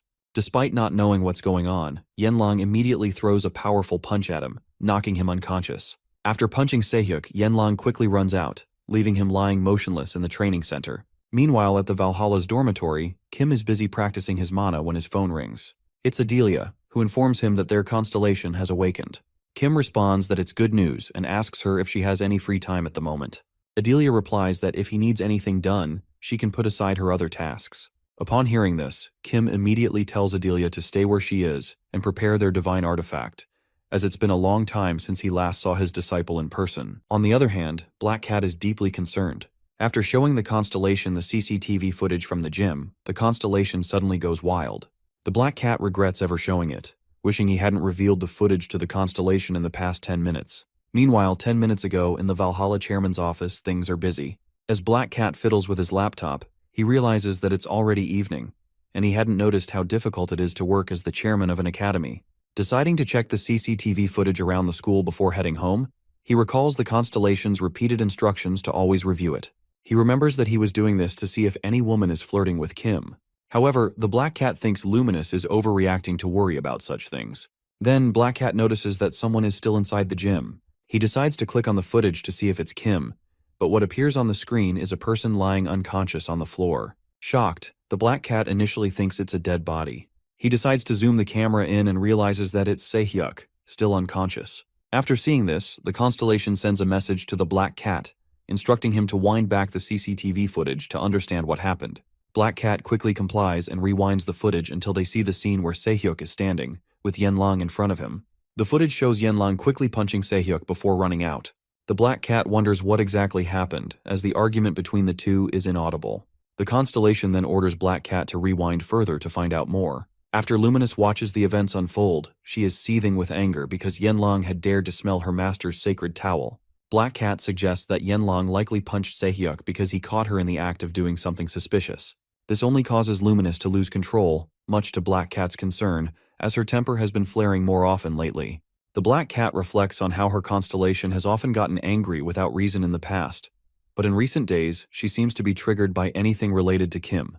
The Black Cat begins to question whether Kim is truly the master of her Constellation, considering that he is just a student, and it seems unlikely that he has lived alongside the Constellations. However, the Black Cat decides to put those thoughts aside for now and focus on calming Luminous down. Just then, the Black Cat hears a knock at the door. It's Kim, who asks if Black Cat would accompany him somewhere. He notices Black Cat is talking to the Constellation and asks her to relay a message to Luminous. Kim tells the Black Cat to inform Luminous that he needs her abilities to go to the United Kingdom. Meanwhile, in another part of the world, A meeting is taking place with the Baekjang group led by alchemist John. He asks a man if their plan has been completed. The man confirms it, mentioning that there are approximately 1,200 seal magic circles in Valhalla designed to prevent unauthorized people from entering. He also mentions that nearly 100 of these circles are located near Kim's dormitory. Alchemist John responds confidently, bragging about their success. It is not a problem because he can remove it once he uses the power of his constellation. This immediately catches the attention of his companion, who mentions that their constellation, called the Never-Changing Alchemist, is the strongest when it comes to dispelling magic and defenses. The man quickly suggests that once the alchemist disables all the magic circles, he and the other 4 will immediately head to Kim's location. Afterward, they plan to use a mana disruption spell to hide their attack and handle the remaining classmates of the young man. The reasoning is that if they remove not only Kim but also his classmates, they are sure that their names will be known throughout Korea. Upon hearing this, the alchemist agrees, stating that he does not care if they are called cowards, as finishing off students is still a victory for people like them. He then says they can begin their plan to kill him. However, as they continue talking, someone speaks up, saying that they had anticipated it would happen, which greatly alarms the alchemist. In the blink of an eye, the heads of all the members of the ruling business group fall. The voice. A woman then says that she would have let them be if they had not immediately planned to kill Kim. They are the first cult members. One of the men responds, saying they should have killed all of them from the start. Another one replies that they will eventually kill the alchemist as well, according to their constellation's wishes, but it just happened earlier than planned. Alchemist John, confused, asks who these people are. In response, the woman shows her tattoo to reveal their identities. The woman looks at the alchemist and asks if he has any idea what this is. The man quickly realizes that they are from the group called First Cult. Sarcastically, the woman comments that he actually has some brains after all. While Alchemist John is still in the midst of his shock, one of the members quickly jumps to launch an attack. However, before his dagger can strike the alchemist, a yellow light suddenly appears, resembling a barricade. This surprises the man greatly because his attack should have pierced through, as it was only a weak force field. At the same time, the alchemist releases a powerful mana aura, causing the man to be thrown back. The alchemist remarks that he does not understand why they want to kill him, but he will show them that an S-rank constellation is on a whole different level. After making his threat, the alchemist spins a ring, causing his mana aura to intensify. The first cult woman then comments that this is the power of an S-rank constellation. The white hair group member responds, confirming this and adding that the constellation contracted by the alchemist is called the Absolute Unchangeable Alchemist. Upon hearing this, he is shocked because they seem to know information about him. The third member of the group then asks if he is surprised that they know about his constellation. He mentions that the alchemist's name has become somewhat noisy, meaning they are aware that the divine artifact he wears comes from the apocalypse era. This revelation stuns the alchemist. The man explains to his companion that artifacts from that era still retain some of the powers of their constellations. He adds that Alchemist John is well known due to his S-rank constellation, which comes from an artifact of the apocalypse era, making it extremely valuable. Despite the power he has gained, the alchemist has done nothing but form a group of evil people. Upon hearing this, the alchemist states that he does not want to hear it from them. As he says this, he releases several magic circles from which chains shoot towards them. They quickly manage to avoid them. The woman remarks that she did not expect him to be able to summon magic circles as well. The alchemist does not respond, instead unleashing another attack, which the woman quickly dodges. Annoyed, she asks how many magic circles he has placed in the room, as she is no longer amused by his actions. In the alchemist's mind, he struggles to figure out what to do, as they continue to evade his attacks even from behind. Although in a precarious situation, he calms himself and reassures himself that he will be fine. He has about 1,200 magic circles set up throughout the mansion, making it unlikely that they can avoid all of them. Moreover, he possesses another ability called Absolute Defense, which ensures that he will not be affected by magic attacks, so it is unlikely that he will die here. At once, he activates the scattered magic circles throughout the mansion, thinking that he cannot use this attack if he still has allies left. However, this no longer matters. To his surprise, nothing seems to happen after he activates them. The woman asks if he plans to attack them or do something else, but they see no changes. This confuses the alchemist, as he is certain that he activated the magic circles. The man with white hair notices the alchemist's confusion and explains that before they entered, they detected those 1,200 circles containing simple spells to launch chains. However, all of them have been blocked. The alchemist, unable to believe this, asks if they have managed to neutralize his magic without him noticing. The man with white hair clarifies that they haven't neutralized it. Instead, they have simply blocked it. Afterward, the woman attacks using the weapon she carries. The alchemist believes that such an attack won't affect him due to his absolute defense. However, to his surprise, he is still harmed by the woman's strike. This leaves him deeply confused as to why his proud ability didn't work. While he is still processing this, another attack is launched at him. Before it can hit, he quickly avoids it. At the same time, he gathers a mana aura in his fist and strikes at the man with the sword, who skillfully deflects it. This impresses the man, as he had thought that the alchemist relied solely on the power of his constellation. Alchemist John admits that his opponents are strong, as he is beginning to struggle with their attacks. He realizes there is nothing more he can do because even his absolute defense doesn't work against them. Desperate, he asks them if they can stop, although he doesn't understand why they are attacking him. He tells them that he has already lost all the members, except for himself. He agrees not to do anything harmful if that is what they want. However, the masked man responds, saying that the alchemist doesn't seem to understand what is going on. It isn't about him causing trouble, but rather that he has made a mistake in choosing the wrong person. Upon hearing this, the alchemist begins to wonder if Kim is the only one they have been planning for. He questions in his mind whether they are here just for one student. Realizing that further conversation is pointless, he focuses on one thing: finding a way out alive. With that thought, he uses a technique called emergence to summon his constellation. Typically, this requires a vast amount of mana and the creation of a sanctification, but with no other choice, he sacrifices his life force and mana reserves just to call his constellation. When the constellation appears, the first cult member apologizes to the alchemist, stating that their lord, Tugwai, has a message for him. The constellation reveals that the person who called the unchangeable alchemist had tried to harm its guardian, the martial arts god. Immediately, the constellation asks alchemist John if what it heard is true. John explains that his only intention was to kill a student from Valhalla named Kim, and he knows nothing of what the constellation is referring to. However, upon hearing this, the constellation calls him a fool and quickly cancels the emergence, withdrawing its contract. The alchemist, now feeling as if both heaven and earth have fallen upon him, is left in complete confusion, unaware of what is happening. Afterward, the man congratulates the alchemist, revealing that their constellation has decided to personally execute him. In the Ventric family office, Black Cat and Adelia brought news that shocked Kim.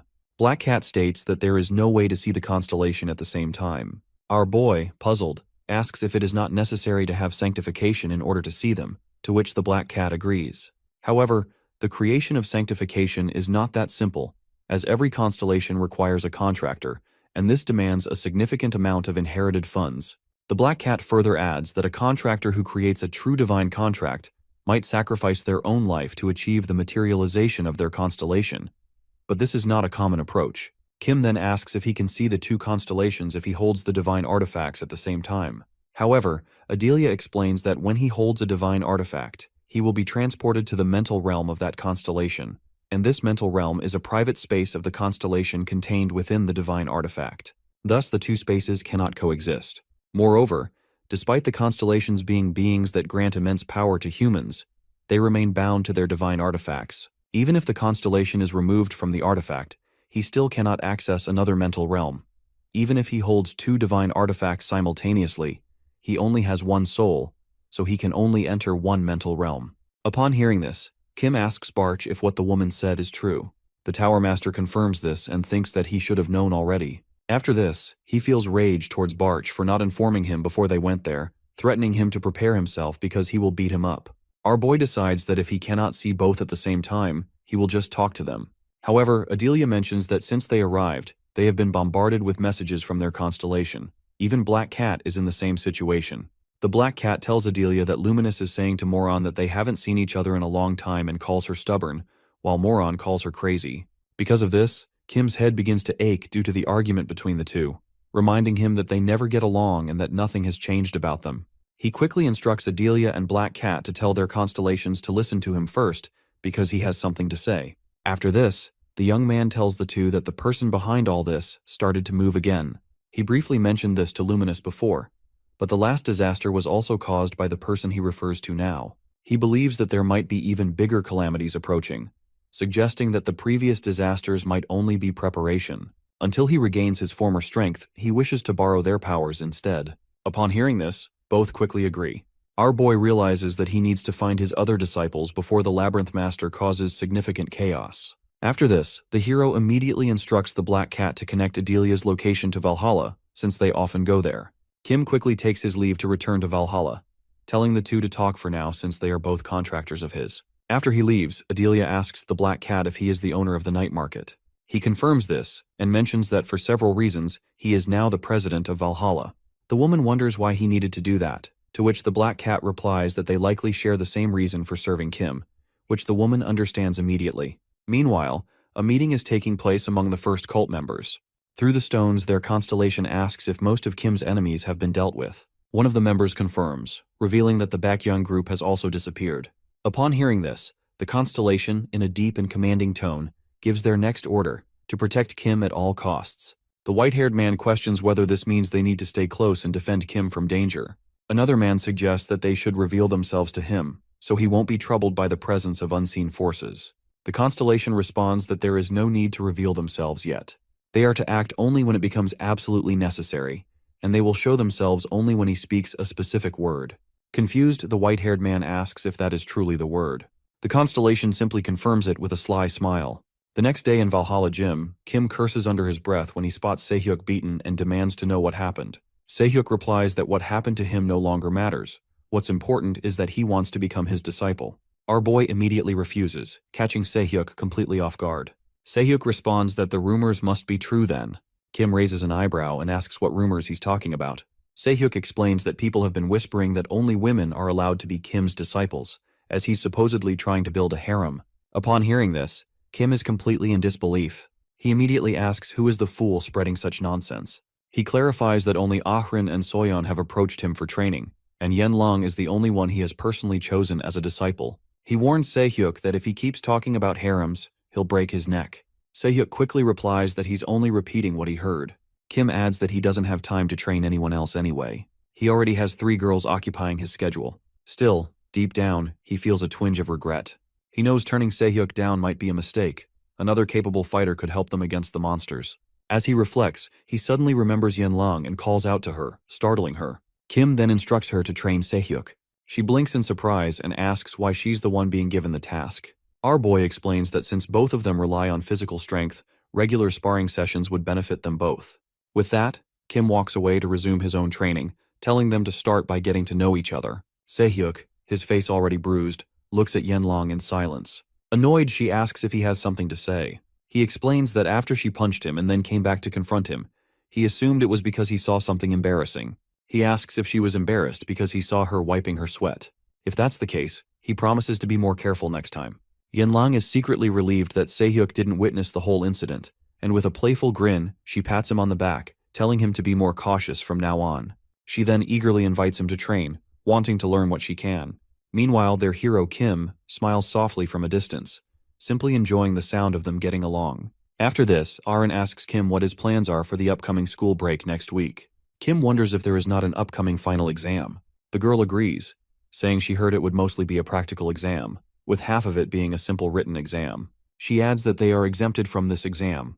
When our boy hears what she says, he remembers something related to this topic, so he tells her that he will just be training during the upcoming school break, just like he always does. Ahrin then declares that she will do the same, but our hero hesitates, reminding her that she should be able to think for herself, that there's so much more she could accomplish beyond simply following him into training. Yet Ahrin stands firm. She insists this is her choice, her path, and that she truly wishes to train alongside him, to grow stronger and stand as his equal. Hearing the determination in her voice, Kim can only nod and accept her resolve. A week later, in the U.S., at the Heroes Academy, the president, Beck, is seen intently examining a sword, his expression heavy with thought. His mind drifts back to the moment Logan first handed him the weapon. Beck had asked if Logan was there to visit his son, but Logan had dismissed the idea. Meeting his son, he said, would only become a distraction from the boy's studies. Though Logan had already taken down the group of villains that messed with his son, something still gnawed at him, an unshakable sense of incompletion. He had found the leader of the Ilshan faction dead, lifeless. Beck, stunned by the revelation, immediately questioned whether there had been internal strife within the group, but Logan had no answers, only disappointment. The leader had slipped through his fingers, and with him, a chance for closure. On a more personal note, Logan confessed he was still in pursuit of the truth behind Bloodlion, the mysterious faction responsible for his father's murder. That name alone brought a chill to Beck's spine. Noticing the ominous sword Logan carried, Beck asked about its origin. Logan explained that he had discovered it in the Ilshan hideout and decided to take it. He referred to it ominously as the Radiant Sword. At the name alone, the president's eyes widened in disbelief. That blade, Beck whispered, had once been used to slaughter an entire clan, and after that massacre, it vanished without a trace, like a ghost in smoke. Even Logan admitted he had no idea how it ended up in the Ilshin's possession. Stranger still, he claimed the sword seemed to be speaking to him. With growing concern, Beck wonders if the blade might be cursed, or worse, possessed. However, Logan reassures him by shaking his head, silently implying that if it were truly cursed, he would already be dead, and his mind would no longer be his own. Still, he admits that the sword feels like a burden, a constant whispering weight pressing on his soul. It is for this reason that Logan approaches the academy, hoping they would consider placing the sword among the school's divine artifacts. The president agreed to take the sword, but with one condition: Logan would need to decipher the message the sword kept sending. Logan's response was unsettling. He revealed that the sword continually urged him to find its master. Since then, every time Beck is attempting to store the sword in the Academy's vault, the other constellations and other sacred artifacts would violently react, forcing him to remove it. What troubled him most was the realization that the blade seemed to house a constellation of its own, one that still yearned for its lost master. As Beck stands lost in thought, a deafening explosion suddenly erupts from the direction of the students' classrooms. At first, he feels a brief sense of relief, knowing the students are on break, but that relief shatters almost immediately. A monstrous figure tears through the ceiling behind him. Beck turns, only to come face to face with a creature straight out of a nightmare, a demon, and it is staring directly at him. The president immediately demands to know if the monster is the leader of the group that attacked their school. The creature clarifies, in a cold tone, that it has come alone to invade them. Hearing this, the president wonders how it managed to bypass both the security systems and the defensive magic circle. As he studies its form more carefully, he concludes that it is not human, and with a grave expression, he seriously questions the monster about its identity. The creature, intrigued, asks if Beck truly wants to know its name, or something else. It remarks that usually none of its victims ever bothers to ask. However, since it is celebrating the return of its name, it decides to share it. The body it currently inhabits belongs to Backer's nature of Leicester. Upon hearing this, the president immediately recognizes the name. The Backer's nature is a group of evil individuals. The monster then declares its own name, Honghui. As it prepares for battle, Beck notes that its name is not a common one among their kind. In response, Beck introduces himself with pride. He is Beck, the president of Heroes Academy, and in his era, he is known as Bomber Beck. Without hesitation, Beck rushes forward and delivers a powerful punch that lands squarely on Honghui's body. But to his shock, the attack causes no visible damage.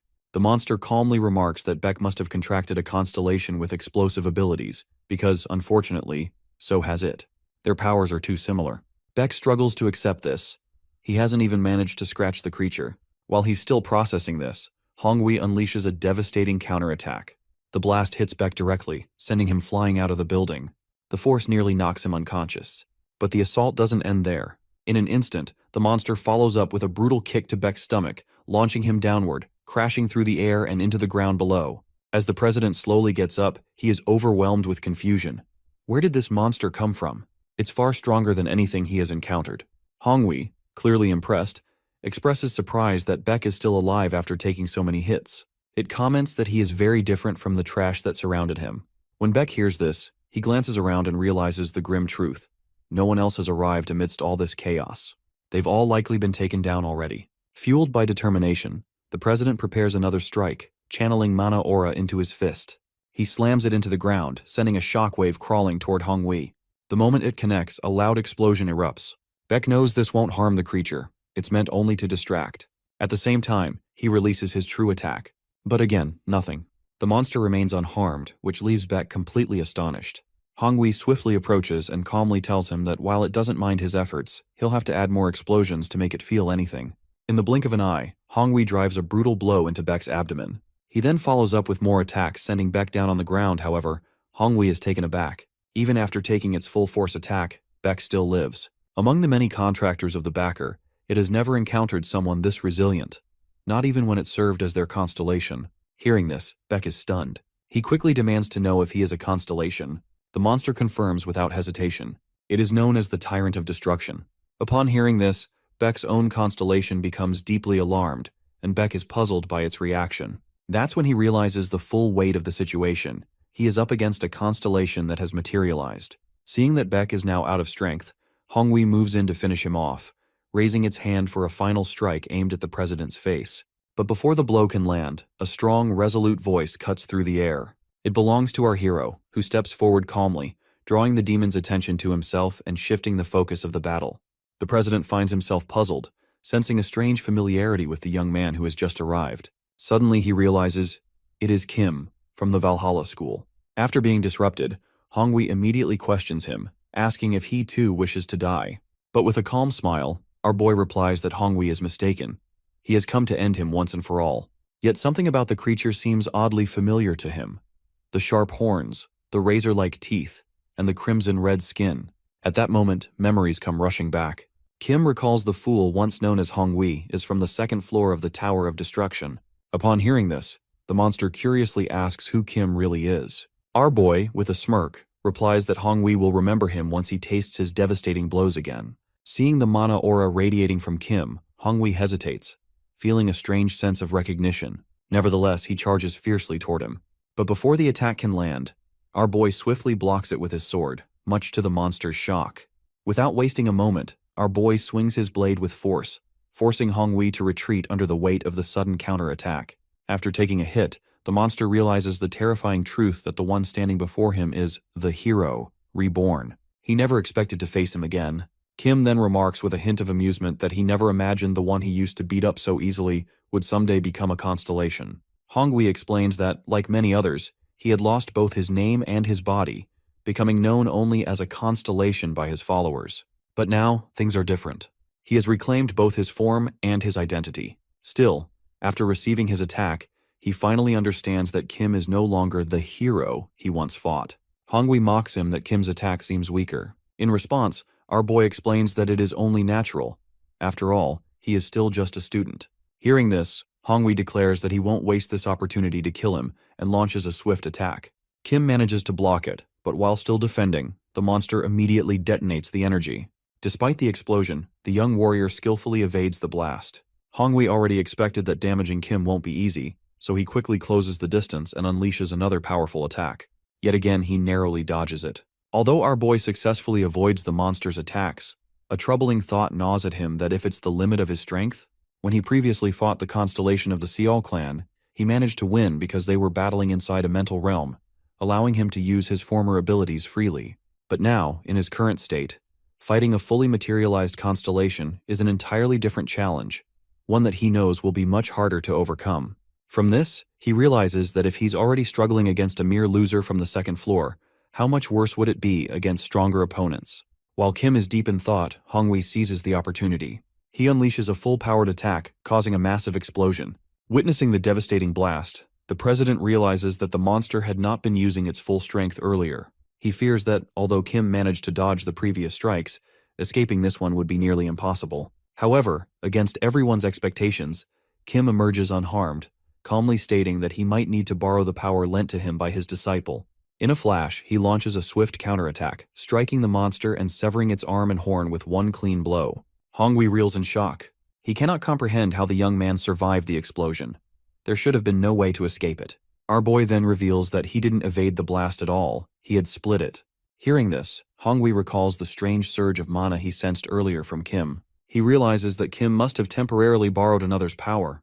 Now fully aware that he stands no chance against the young warrior, Hongwi panics. With his name freshly restored, he knows he cannot afford to die here, and so he turns to flee, desperate to escape. Seeing this, he simply smiles and remarks that after destroying the school and killing innocent people, the monster now tries to flee simply out of fear of death. Without hesitation, Kim releases a devastating attack, cutting Hongwi in half and ending the monster's life. After defeating Hongwi and absorbing it into his ring, Kim immediately approaches the president to check on him. The president weakly assures our boy that he believes he will survive despite his injuries. To be sure, the young warrior quickly calls for emergency medical services, admitting to himself that he doesn't have much experience or skill in healing others. Grateful, Baek thanks him, but also asks to confirm if he truly is Kim Ju-hyuk from Valhalla. Kim confirms it, but is surprised that even the instructors from other schools know his name. Struggling to sit up, Baek remarks that somehow he has already become quite famous across various academies. Concerned, Kim warns him that the ambulance might take a while to arrive and suggests that Baek should rest for now. Baek reassures him that he's fine and apologizes for not introducing himself sooner. He formally introduces himself as Baek, the president of Heroes Academy, and once again expresses his gratitude for his help in defeating the monster. Kim humbly responds that it was no problem, and that, if anything, he should have arrived even earlier to prevent the damage. He also informs Beck that reinforcements are already on their way to assist him, and after saying his farewells, Kim prepares to leave. The president watches in surprise as, without warning, Kim opens a portal and quickly steps through it, disappearing from sight. It doesn't take long before Logan arrives, panting heavily. Worried, he immediately asks President Beck what happened. At the same time, the ambulance arrives, so Beck tells him that he will explain everything later once they reach the hospital. Upon arriving at the hospital, Beck thinks to himself that it's fortunate no one from their side lost their life during the attack. He feels deeply grateful to Kim for defeating Hongwei and for calling an ambulance quickly. Meanwhile, Logan insists that he wants to know exactly what happened. Beck immediately agrees and recounts the incident. After hearing Beck's explanation, Logan is left in shock that the young boy had managed to defeat a materialized constellation. Beck admits he is not entirely sure if the monster was truly a constellation, but its intelligence, awareness, and the overwhelming mana it possessed were comparable to a human's, perhaps even greater. Yet, despite all that, he still finds it hard to believe that a teenager could defeat a constellation. Curious, Beck asks if he knows the young man. Logan explains that it's only natural for him to recognize Kim. He's the one who defeated his own son, and rumors have long been circulating about him defeating members of notorious criminal groups. Logan is sure that even prominent organizations know his name by now. However, defeating criminals and defeating a constellation are two very different things, and he wants to know even more details. Beck reveals that during the fight, he sensed an unusual mana radiating from our boy, an energy so strong it could only have come from a constellation. Logan reacts with disbelief, thinking it's far too early for Kim to have already formed a contract with one. Beck admits he himself finds it hard to believe, but he personally witnessed Kim unleashing mana of extraordinary power. Beck even mentions that the mana he released felt strangely similar to the mana he once sensed at the black market. Logan then remarks that, according to what he knows, the black market is ruled by a powerful constellation called the Ruler of the Underworld. He asks Beck if he is implying that Kim made a contract with that being. Beck clarifies that he is not certain. He only points out that the mana Kim used is strikingly similar. Faced with all these revelations, Logan asks where Kim went. Beck answers that it's possible he has already returned to his school. Logan, puzzled, wonders how he could have traveled back to Korea so quickly. Beck replies that he isn't entirely sure, but based on what he witnessed, he suspects our boy used teleportation. Upon hearing this, Logan is visibly shaken and asks if Beck truly saw it happen. Beck confirms it, saying that as Kim was leaving, he opened a portal into a subspace, and it appeared to be an ability granted by his contracted constellation. After hearing all of this, Beck notices a change in Logan's expression, a mix of surprise and seriousness. Sensing something is wrong, Beck asks what the matter is. Logan answers gravely. Few contractors in the world have the ability to teleport, because only a very small number of constellations grant such powers. Along with this, Logan angrily states that although he knows Kim is not directly involved, he still wants to confirm immediately if the young man is somehow connected to the group he is searching for at Valhalla Academy. Meanwhile, at the Valhalla Academy, Kim arrives through the portal while Black Cat patiently waits for his return. Upon asking, Black Cat reveals that he was following Luminous's instructions to support the young man in any way possible. The Black Cat remains on alert, ready to assist if anything unexpected happens. Curious, Kim asks how the cat is able to observe everything. Black Cat explains that he has been watching through a small portal he created. Kim feels a chill at the Black Cat's abilities, but he insists that they are all grateful for these powers, which allowed them to detect the Hongwei's attack. Our boy agrees outwardly, but thinks to himself that even before the Black Cat's surveillance, he had already received information from the guide. The guide informed him that another name would be sent down next week, but Kim wasn't sure if this name would come from the Tower of Destruction. The guide confirmed that it was the case, but was giving vague answers. According to her, the surveillance from the Lord of the Labyrinth had intensified, which was why she wasn't saying anything directly. The guide also mentioned that a name would soon be sent from Heroes Academy. She also explained that after this next meeting, it would be much harder for them to communicate in order to avoid arousing the Labyrinth Master's suspicion. From that point on, the guide would act only when absolutely necessary. Before Kim departed, the guide explained the two ways to use the ring. First, he could transform the name into energy and absorb it as his own power. Second, he could directly use the abilities of the name without altering it. Each method had its weaknesses. The first method meant he could not fully utilize the name's original power, since, unlike the Labyrinth Master, he couldn't extract its full potential, he would only get the leftover strength. The second method's weakness was that he couldn't develop or evolve the abilities beyond their current level. Curious, Kim had asked for clarification. The guide had given an example.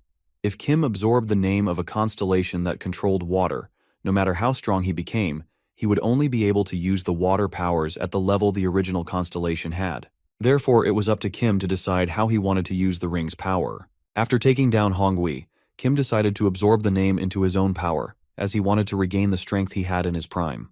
Coming back to the present, Kim is looking at his ring, wondering if the absorption worked, because he doesn't feel any stronger. Suddenly, the black cat speaks up, asking if he's all right. Kim replies that he is just adjusting something in his belongings. Along with this, he asks the black cat if there's anything else it wants to say. Black cat responds that he's curious if the final attack our boy used against Hongwei is called Space Slash. He confirms, saying it indeed is the Space Slash. Hearing this, Black Cat immediately asks Kim if he can demonstrate the technique for him. Kim, puzzled, asks Black Cat if he cannot already use it, considering he too is one of Luminous's contractors. Black Cat explains that while he can perform the technique, he cannot execute it as skillfully. He politely asks Kim for pointers to help him master it better, assuring him that he does not wish to be a bother. Hearing this, the young man has no choice but to agree. The two head to a secluded area. Our boy explains that the first step is to focus his mana into the sword. After that, he must rotate his hips and release the power. Kim casually tells Black Cat that it's really that simple. Black Cat remembers how, when Luminous taught him the same technique, he didn't quite understand it. Now that he knows Kim is the true master of that particular constellation, he hopes for clearer instruction. However, he is greatly disappointed. Kim's explanation is almost exactly the same as Luminous. Seeing the confused look on the Black Cat's face, Kim asks if he wants him to demonstrate it again. But Black Cat quickly declines, knowing he still wouldn't understand it even if he watched it multiple times. While the two are talking, they suddenly feel a tremor beneath their feet. Looking around, they realize that the mountain nearby has been split in half. Even Kim is stunned by the sight. He wonders how this could have happened, as he had deliberately reduced the amount of mana he used during the attack to avoid causing damage to the mountains. Kim begins questioning himself. Could this unexpected power surge be the result of him absorbing a name? The thought excites him, as even just absorbing the remnants of the power could have such an impact. With that, he calls it a day, assuring Black Cat that he will show proper technique next time. As Black Cat bids him goodbye, Kim realizes that, at first, he was hesitant to use the ability. But now, he understands just how much it can strengthen him. Feeling the rush of power, Kim becomes excited for the arrival of the next names that the Labyrinth Master will send. Meanwhile, elsewhere in the tree trunk, a man known as the Spear King patiently watches over a magic globe called the Wheel of Reincarnation. Another man approaches him and addresses him as the Spear. The man asks the Spear King if he has finished positioning the names. The Spear King confirms that he has, to which the man seems satisfied, as the Spear King has evenly spread the names at the second tier. The man, curious, asks why the Spear King always carries his weapon everywhere. However, the Spear King seems completely uninterested in answering. Annoyed, the man asks if the Spear King isn't going to answer. The Spear King calmly replies that he sees no reason to explain himself. Nevertheless, he points out that the man always carries a weapon as well. The guy counters, saying that it's different. While he does carry a weapon, it is usually strapped to his body, whereas Spear King constantly holds his in his hands. Spear King simply shrugs and remarks that there's really no difference. Irritated, the guy grumbles inwardly. He reminds himself that the only reason Spear King acts so arrogantly is because the Labyrinth Master personally selected him 100 years ago. The man believes that if the Spear King were not the Master's favorite, he would have killed him long ago. As the tension between the two rises, they suddenly notice that one of the names they had sent to America has vanished. Furious, the man demands to know if Spear King had properly placed the names. Spear King responds that he arranged everything exactly according to the Labyrinth Master's instructions. They had anticipated that some names would disappear, but they are baffled by how quickly it has happened. Determined to report the situation, the man decides to inform the Labyrinth Master at once. Spear King, unfazed, tells him he is free to do whatever he wants. Meanwhile, back at Valhalla Academy, as soon as Logan arrives at the school, Black Cat immediately asks what he can help him with. Logan, known as the One, replies that he simply has a few questions for a certain student. Upon hearing this, Black Cat instantly understands that Logan's target is Kim. Despite his efforts to keep information contained, he is surprised that Logan has still managed to uncover Kim's involvement. Black Cat calmly invites him to sit down, warning that their conversation might take a while. As soon as Logan takes a seat, he gets straight to the point. He has heard that Kim went to Heroes' Academy and successfully stopped a rampaging constellation. Logan says he has many questions about the event, but narrows it down to two important ones. First, he asks how our boy knew that an attack from a constellation was about to happen. Second, He wants to know how Kim managed to travel there and return so quickly. Even before Black Cat can answer, Logan warns him not to try to divert the conversation. Logan reveals that Beck told him he sensed mana originating from the black market, and he knows that Black Cat is the owner of that place. With no way out, Black Cat admits that the power Kim used indeed came from his constellation. Logan immediately follows up, asking if Kim made a contract with the ruler of the underworld, also known as Luminous. Black Cat confirms, however, he says he cannot disclose specific details for several reasons. What he can confirm is that Logan is right to be concerned. That's exactly why he came to Valhalla Academy, to find out if Kim is connected to the group known as Blood Lion. Black Cat continues, revealing that he once tried to gather information about Blood Lion during a past assignment. At first, he believed it was just an ordinary criminal organization, but during his investigation, he discovered that they were somehow connected to Logan personally. Logan then shares his own painful truth. The Blood Lion group was responsible for his father's death. Ever since he obtained his powers, Logan has been hunting down criminal groups in hopes of finding them. But despite his efforts, every trace of Blood Lion seemed to vanish without a trace, as if they disappeared into thin air. The only solid information Logan has gathered is that every member of Blood Lion is a contractor of a constellation with teleportation abilities. Black Cat agrees, saying he knows the same thing, but he assures Logan that Kim is not connected to Blood Lion. While he admits that Kim did use teleportation, the power he used belongs to his constellation. Despite Black Cat's explanations, Logan remains unconvinced. He challenges Black Cat, asking if he really expects him to simply believe everything he says. Logan accuses him, suggesting that for all he knows, the black market might be part of the Blood Lion group. Black Cat immediately denies the accusation, saying there's no basis for such claims. He admits that the black market operates as a black market, but insists they are not murderers or criminals who engage in evil deeds. Still, the guy insists he has good reason to be suspicious. Logan points out that very few individuals have the ability to use teleportation, and because of that rarity, it seems logical to suspect that the reason Black Cat is helping an ordinary student like Kim is because they are both members of Blood Lion. In response, Black Cat suggests that Logan should simply hire a private investigator to verify everything himself if he doubts him so much. At the same time, Black Cat becomes more serious, warning Logan that he is crossing a line. He explains that he has been answering Logan's questions truthfully, even sharing sensitive information about his own constellation's abilities. But if Logan continues to throw baseless accusations, they will have a real problem. Black Cat firmly tells Logan that he should leave, and that they can continue the conversation another time once Logan no longer suspects him.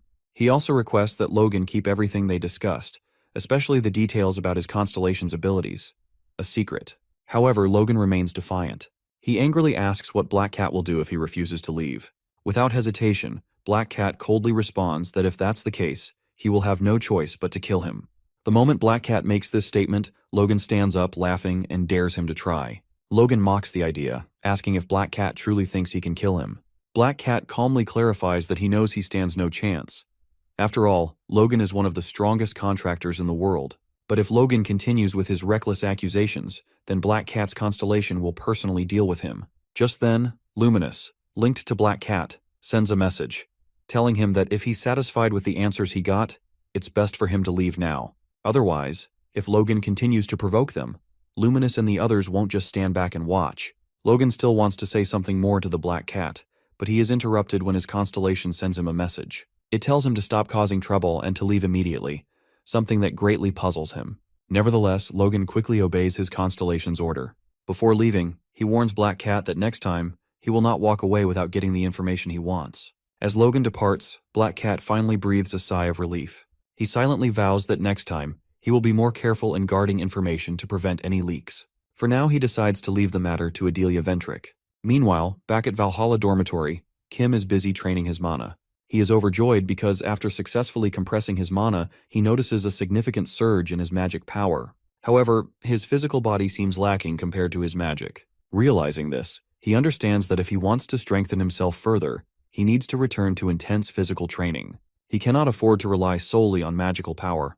Otherwise, he might end up like many contractors who become dependent on mana and neglect their bodies. After training, Kim suddenly asks Barch if he felt anything strange when he first saw Hongwei.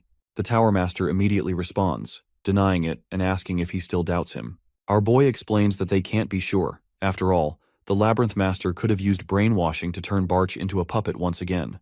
The Tower Master assures him that he currently has no powers and feels nothing suspicious. In turn, he asks Kim if he sensed anything unusual at Heroes Academy, apart from Honghui. Barch mentions feeling a mana signature inside the academy that seems strangely familiar to Kim. Hearing this, our boy tries hard to recall the events, but he isn't entirely sure what Barchi is referring to. Still, he decides he must return to Heroes Academy as soon as possible to investigate. On the other side, in an abandoned building, a meeting is taking place among the reincarnated Constellations. A fish-like man asks the group if everyone who required the names is present.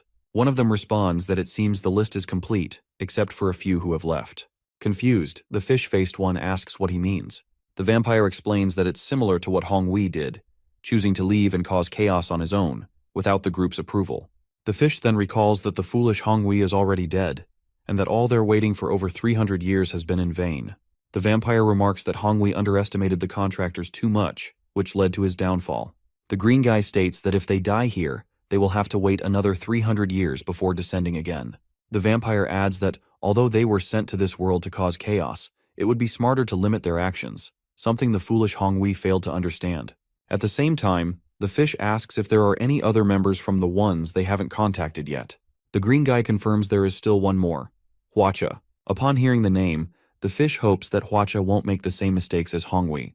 However, the green guy reveals that he has already received a message from Huacha. He intends to cause massive chaos at the upcoming global competition. At the Valhalla gym, Kim, while exercising, notices everyone working hard except for Yanlang, who had told him she would take a few days off to visit her family. Kim thinks to himself that he used to believe her relationship with her family was not good.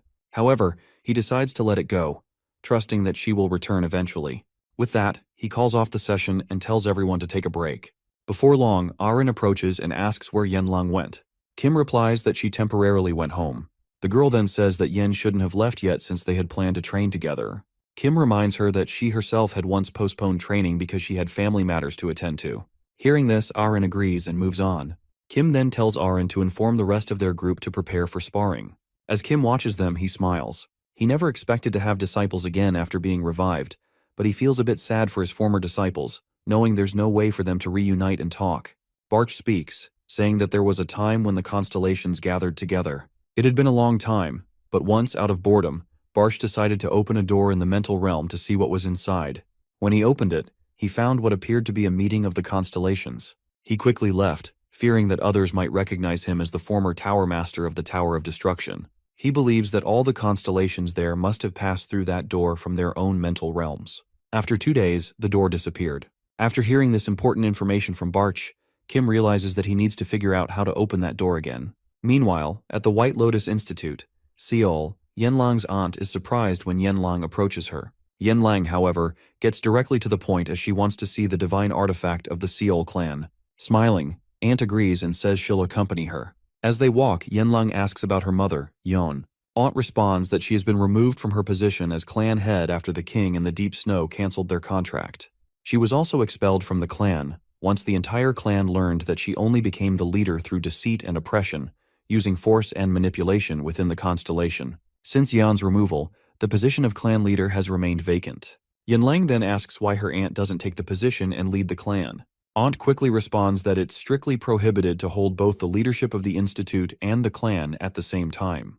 While the two are talking, they suddenly hear a loud explosion, and before them stands their clan's burning building. In response, they quickly run to see what happened.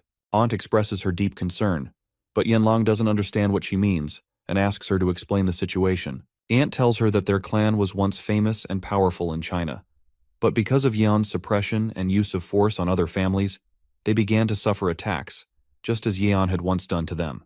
When they arrive at the scene, they quickly open a large door, and what greets them are the bodies of their clan members, along with some armed men. Even the attackers are surprised to see them, not expecting more members of the Seol clan to show up. Soon, one of the men notices Yanlang's hair and immediately tells his companion that the two might be relatives of Yan because of what he heard. Confidently, the man says he will treat them the same way they treated some of their clan members. Yanlang then asks her aunt if her mother ever forced other clans to surrender by killing them. Aunt firmly denies this, saying that Yan only knocked people out using her own hands, but no one died. The young woman, angered, says she doesn't care about what happens to the members of their clan because she doesn't like them. However, what happened to them was excessive. With that, she charges toward the men in black. One of them tries to launch an attack, but with a punch, Yanlang easily blocks it, leaving him shocked. Afterward, she forcefully punches the man back, sending him flying into his companions. The bald man, witnessing this, is stunned because Yanlang has managed to knock 2 people down with just 1 punch. However, he doesn't notice that the young woman has already charged toward them and unleashed a powerful kick, causing them to lose consciousness. Even Aunt can't believe how strong Yanlang is and wonders what kind of training Kim had put her through. Also, she doesn't know why Yanlang wants to see the divine artifact, but she promises herself that once the chaos is over, she will make her the leader of their clan. Meanwhile, Yirin and Pei find themselves surrounded by unfamiliar men. Due to the sudden attack, they were unprepared. Yirin thinks to herself that the reason these men attacked might be because they've heard that there is no current clan leader. Although they managed to give the elders time to escape, she feels that her sister is reaching her limit, and it seems that the young woman has lost all hope. She whispers that she doesn't want to die this way. Suddenly, when all hope seems lost, Yanlang and Ant arrive and ruthlessly beat up the men in black. Yanlang tells them that they have much to discuss, but before that, they need to take down the enemies. Upon their arrival, Yirin gains back her strength to fight and quickly launches an attack. Even Pei immediately swings her weapon, striking the men directly. However, while Pei is busy with another opponent, someone secretly attacks her from behind. Before the attack can land, Yanlang delivers a powerful kick, preventing it. Seeing this, the foolish men seem to lose their confidence and hesitate to attack. Then, a bald man, grabbing one of the men by the head, approaches and asks if they're just going to stand by while their comrades are being beaten. Without mercy, he crushes the man's head until it explodes. Aunt comments that despite the man covering his face, based on his size, she's certain she knows him. The bald man is Jai Huang, the leader of the Jammu clan that invaded them. Once the man is identified, he decides to remove his disguise since it no longer matters. He declares that, like what they are seeing, they are from the Jammu clan and have gathered to reclaim their position as the leading clan in China. Yanlang responds, saying that what they did here is more than just a gathering. They mercilessly killed the members of their own clan. The bald man justifies his actions, saying they only did what Yan did to them. Seeing that Yanlang is strong and brave, he offers them another chance if they agree to serve the Jammu clan. Hearing this, Yanlang, enraged, asks if the bald man has no shame, waiting for Yan to fall before attacking. The bald man admits that he was afraid of the former leader, so they couldn't do anything back then. But now that Yan is gone, things are different. For him, the Ciel clan no longer matters. He quickly launches an attack at Yanlang. Aunt, watching the bald man charge in first, calls him foolish, noting that he doesn't quite understand that the kid he is fighting is much stronger than the previous head of the family. As they both charge at each other and unleash their powerful punches, something strange happens. Yanlang is left puzzled because the man's movements are so slow it seems like he isn't moving at all from his position. In all her experience with combat, this is the first time she has encountered such a situation, and she feels deeply thankful for the guidance Kim had given her. At the same time, Yanlang's attack lands directly on the man, taking him down. Due to the bald man's defeat, his group decides to run since their leader is no longer around. When Yanlang sees this, she angrily tells them to retreat, knowing they can no longer win. However, there's no reason for her to chase after them. She quickly tells Yirin that they must help the survivors of their clan. Hearing that Yirin tells Ant that now she understands why she wants Yanlang to become the leader of the Ciel clan, she assures her of their support to help fulfill her wishes. Aunt is overjoyed to hear this and realizes that all she needs to do now is speak with Yanlang. Afterward, the aunt immediately takes her to where their clan's divine artifact is located. Since it's Yanlang's first time entering the area, she explains that this place was made to keep their artifact safe. Once they arrive at the location, Aunt takes the artifact and shows it to Yanlang. She questions herself if the artifact could immediately make her stronger, just like it did with Arin. If this happens, her training with Kim would become more frequent, and she could maintain her position in the special class created by Kim. Noticing that she seems to be deep in thought, Ant asks if she is interested in the artifact. She knows Yanlang didn't come there just to see the divine artifact, and that perhaps she needs something from it. However, she firmly denies this, saying that she only wanted to see it. Ant isn't convinced, as she can tell by her expression that she's lying. She tells her that the young lady can be honest with her and promises that she won't get angry. At this, Yanlang explains that she wants to make a contract with their constellation, as it's the only way she can quickly grow stronger. Aunt, however, points out that she's already strong because of Kim's help. The young woman responds that she wants to grow even stronger in a different way, though she can't explain it. Aunt then suggests something to Yanlang. She wants her to lead the Ciel clan as their next leader. Hearing this shocks Yanlang, as she had never planned to take on such a role. Aunt explains that there are 2 types of oaths when forming a contract with a constellation: the basic contract and the protective blessing. However, she adds that there is also a 3rd type, known as the divine contract. The basic contract involves multiple people, while the divine contract is reserved specifically for clan leaders. This contract means that the power Yanlang will receive cannot be compared to the basic contract. So, if she wants to become stronger, this is the fastest way she knows. However, Yanlang feels uneasy because she is still only 17 years old, and it feels too soon for her age. Ant responds by saying that while she may be young, they will continue to be attacked as long as the position remains vacant. As a member of the Seal clan, she cannot simply stand by and watch. Therefore, she wants to elevate her to the position of leader of their clan, and wants to let her know that even her siblings agree with this plan. Aunt further assures her that if she worries about the responsibility, she should not, as she is here to help.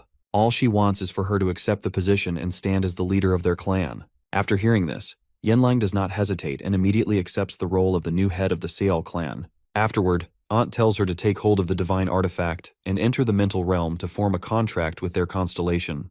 The young woman quickly follows her instructions and soon finds herself standing before the king in the deep snow. She soon returns, and upon her return, Yanlang smiles happily at her aunt, as it seems they have succeeded in their contract with the constellation.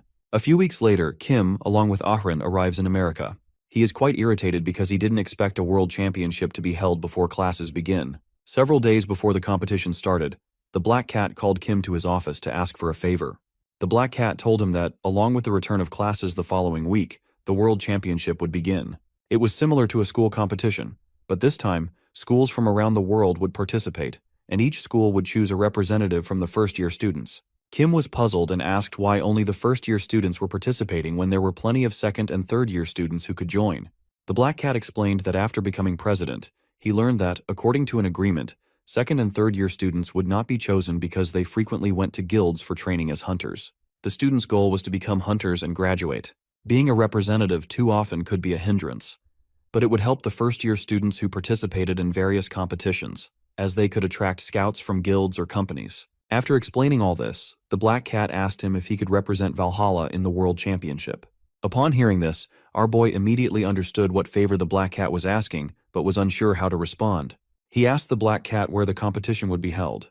The Black Cat responded that the competition would take place at Heroes Academy in the USA. Although it had been damaged, it was quickly repaired thanks to Kim's timely arrival, which prevented the constellation from going wild. Additionally, it was a tradition at the Academy to hold this competition every year, so they would continue it no matter what happened.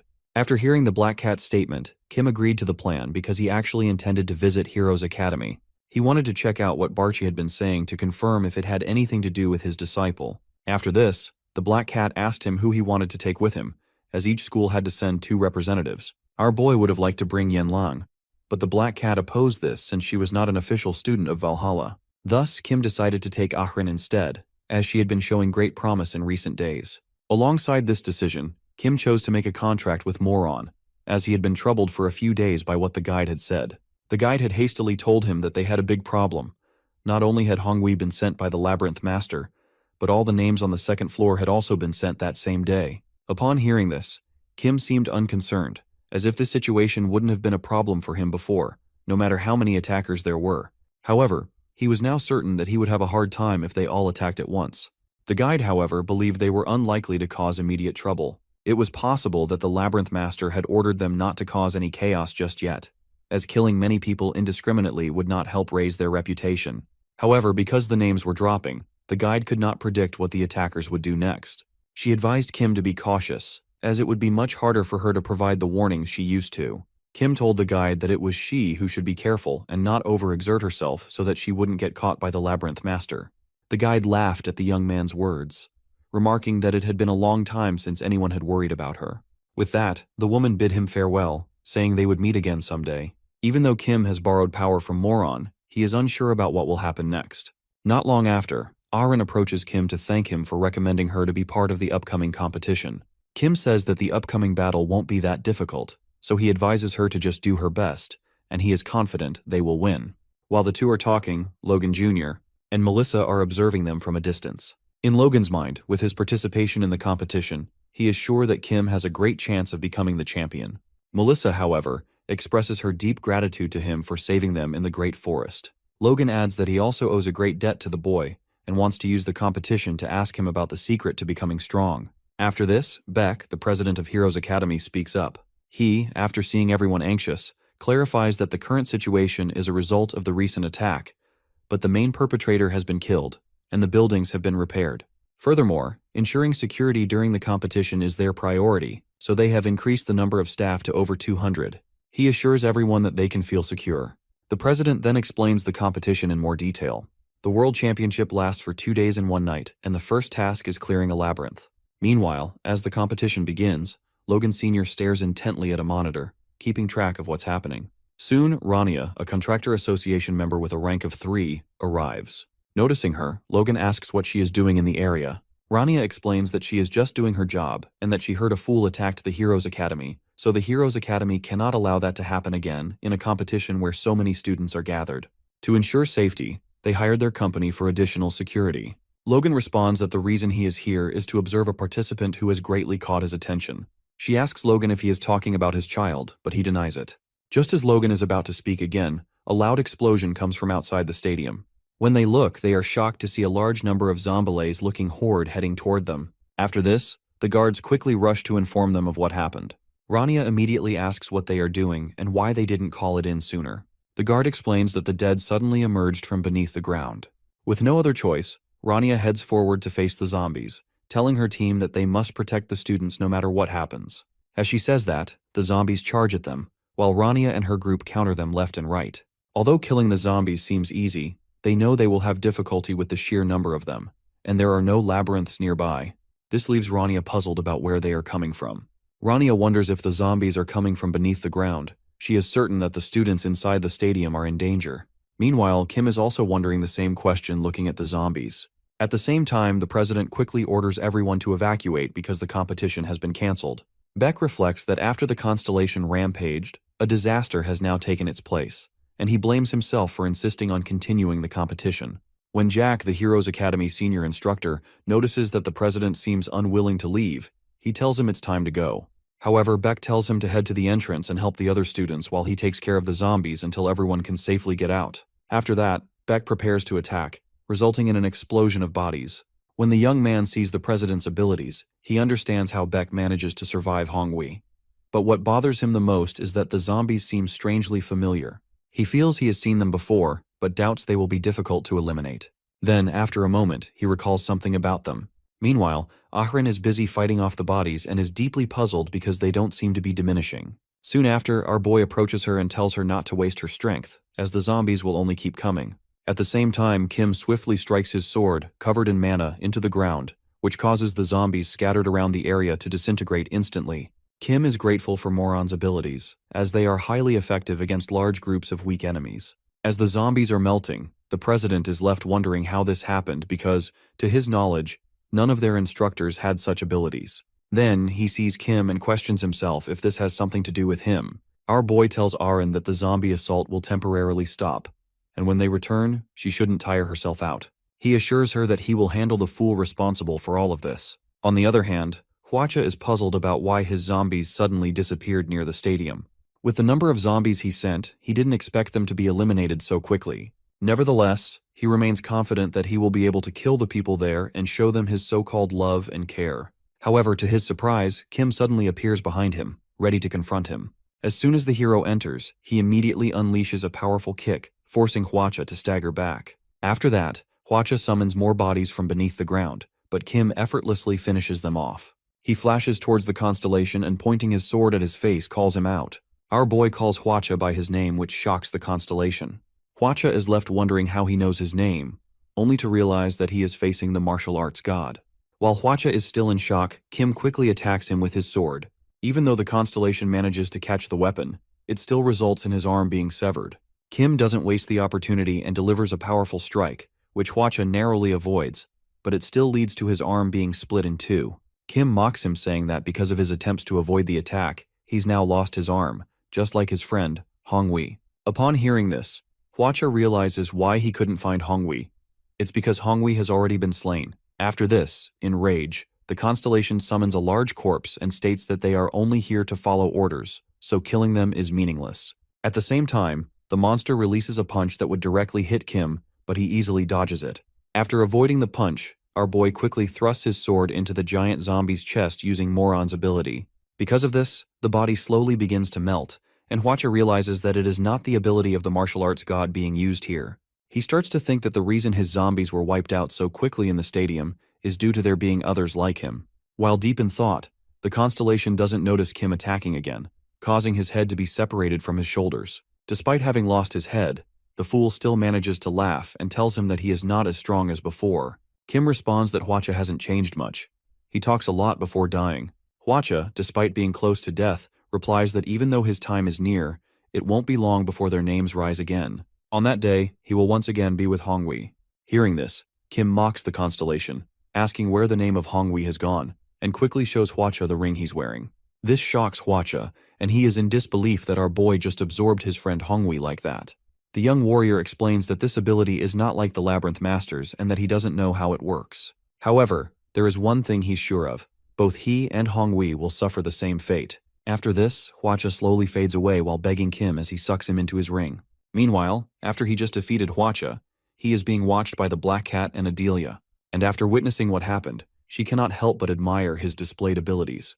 The Black Cat, seeing Adelia's reaction, grows curious about which part she is admiring. The lady reveals that it's their constellation technique, the one Kim used earlier. The Black Cat immediately realizes she is referring to the way the hero melted the monsters. Adelia then explains her own constellation ability, Poison. This ability transforms all magical power into poison, which can be applied to a weapon. However, the intensity of the poison varies depending on the individual contractor. According to her, if a normal contractor used the spell, their target would experience intense pain or collapse, but they would not die. It is generally intended as a supplementary attack. She adds that even she, who made a genuine contract, needs to land a direct hit to melt someone, yet Kim managed it easily and at a completely different level. Moreover, Kim only has a temporary contract, yet he is still melting everything he touches with the ability. That is the reason Adelia is so impressed, and the Black Cat also agrees. As they are talking, a sudden notification arrives from Moron, Ventrix's constellation, revealing that although the ability is hers, it was her master who helped her train it. Hearing this, Adelia becomes nervous and apologizes for being short-sighted. She then turns to the Black Cat and reveals her decision that she will ask Kim to teach her when they meet again. At the Heroes Academy arena, and even outside, it looks as if a war has broken out, leaving everything in ruins. Rania is present, silently observing the wreckage, lost deep in thought. As she spots her team members, she quickly gives orders to tend to the fallen and roughly assess the damage. Inside, she's still in shock, wondering what the hell just happened. There wasn't even a labyrinth nearby, and yet a horde of monsters suddenly appeared, and just as quickly, everything stopped the moment Kim showed up. She recalls the chaos clearly. While fighting off the zombie horde, no matter how many she took down, more kept appearing. Even her constellation ability, Fist Faster Than Light, wasn't ideal for handling multiple enemies. The overwhelming magic it required made it difficult to focus in the swarm. As she grew nervous and began wondering about the source of the monsters, she was stunned to see a student in uniform standing calmly among the zombies. Desperately, she shouted for him to run. But instead, the student, none other than Kim, stabbed his sword into the ground. To her amazement, the zombies began melting and collapsing instantly. Snapping back to the present, Rania still tries to make sense of it all. At first, she didn't recognize who he was. But then it hit her, it was the hotshot Kim. What baffles her most is how, the moment he acted, the monsters simply vanished. As Rania remains deep in thought, Logan arrives and asks if she's okay. In response, she inquires whether everything is under control inside. Logan assures her that Beck has already taken care of everything. After a brief pause, Rania asks if the participant Logan had mentioned earlier, the one he was looking for, is Kim. Logan confirms it, and Rania drops a bombshell revealing that it was Kim who ended the zombie attack by melting them with just his sword. Hearing that, Logan begins to wonder if Kim has formed a contract with Luminous, the ruler of the underworld. But as far as he knows, our boy shouldn't have such an ability. He recalls the Black Cat's warning not to disclose certain information to anyone. Logan then asks about Kim's whereabouts, but Rania says she has no idea where he went. Realizing this, Logan understands that he'll now have to wait for another event like this to occur in order to meet him, so he decides to leave. This surprises Rania. She had assumed he was going to seek Kim out immediately, but Logan doesn't want to dig deeper. He's simply curious about how that student managed to resolve everything. Rania sighs, stating that they need to investigate his involvement with the undead. Logan, however, warns her bluntly that if she tries to dig too deep, she'll end up dead. Rania is stunned by his words, but Logan leaves without offering any further explanation. Meanwhile, on a secluded island, the Green Constellation member reveals to the others that Hwacha is dead. This news shocks the fish constellation, especially given how quickly it happened. Just like with Hongwei, the vampire tries to speculate on the reason behind these quick defeats, but the fish guy is furious. To him, their entire purpose for descending into this world is starting to lose its meaning amidst these unexpected losses. Their tense thoughts are soon interrupted by the arrival of two devilish-looking constellations. They grin and propose that the group stick together, promising that they'll make sure those quality names rot away. In the streets of the USA, Arin and Kim are heading back with their stuff packed. She points out that it's pretty disappointing they are leaving without achieving anything, as the tournament was cancelled so abruptly. For him, however, it feels more like a relief, as there was nothing there that could have helped them anyway. Kim asks if anything unusual happened in the stadium while he was gone. According to Arin, the monsters stopped appearing altogether after a short while. Saying that, she glances at Kim and asks if he was the one who made them stop. Kim confirms, revealing that the monsters looked familiar to him, and he suspected someone he knew was behind it. When Arin tries to push for more information about why the monsters seemed familiar, Kim brushes it off casually. As they continue walking, the girl begins to notice that they're not heading toward the bus stop to catch their flight. It turns out that, due to the sudden cancellation of the event, finding a direct flight back has become nearly impossible. Our boy recalls that their return to Korea will now take much longer than expected. Surprisingly, Arin doesn't seem too bothered. In fact, she finds the unexpected delay oddly comforting. Kim then reveals he knows a faster way out, pointing toward a narrow alleyway. He claims that he has permission from Black Cat to share this information with Arin. Saying this, Kim starts looking around until he finds a door leading to an old warehouse. According to him, the door itself isn't important. He remembers Black Cat's words.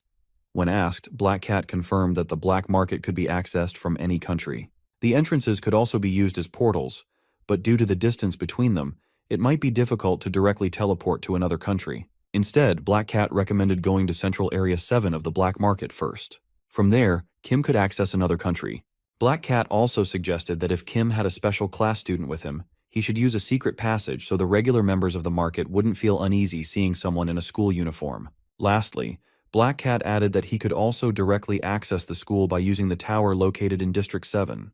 Coming to the present, our boy takes Arin through the door into the black market. From there, they navigate and eventually exit into the Valhalla dormitory. Kim, escorting Arin to her room, suggests that she worked hard and needs to rest, while he will report what happened to the director. As Kim is about to leave, Arin, smiling, tells him that he too worked hard, and says her goodbye. Walking out, our boy excitedly takes out the ring, thrilled that he now has a third name in it, including the first Labyrinth boss. These constellations also feel noticeably stronger and of a higher tier, making him look forward to gaining even more. Deciding to think about that later, he heads to Black Cat's office to report what happened. As he walks into the office, he is surprised to see Adelia already there. She immediately bows in front of him, while Black Cat thanks him for his efforts. A bit surprised, Kim asks why Adelia is there. She reveals that she has a favor to ask.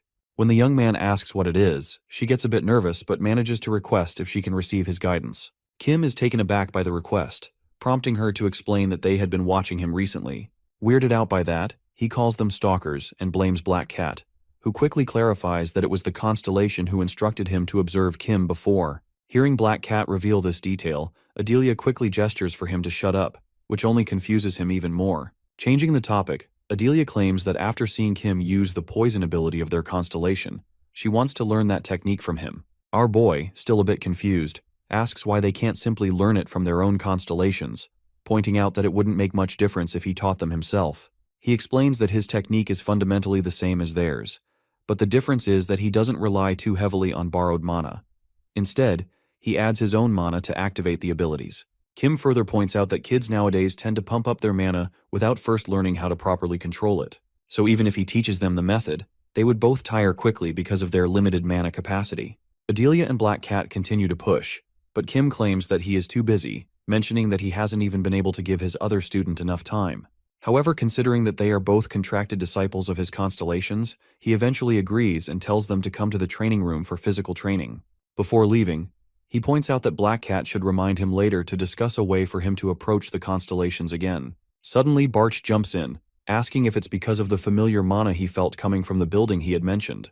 Kim confirms, explaining that he didn't even get the chance to enter the school building because of the fire trucks, but he is confident he will definitely find a way. Far away in America, at the Contractors Association, Logan stands in his office, looking at Kim's profile and wondering who the hell he is.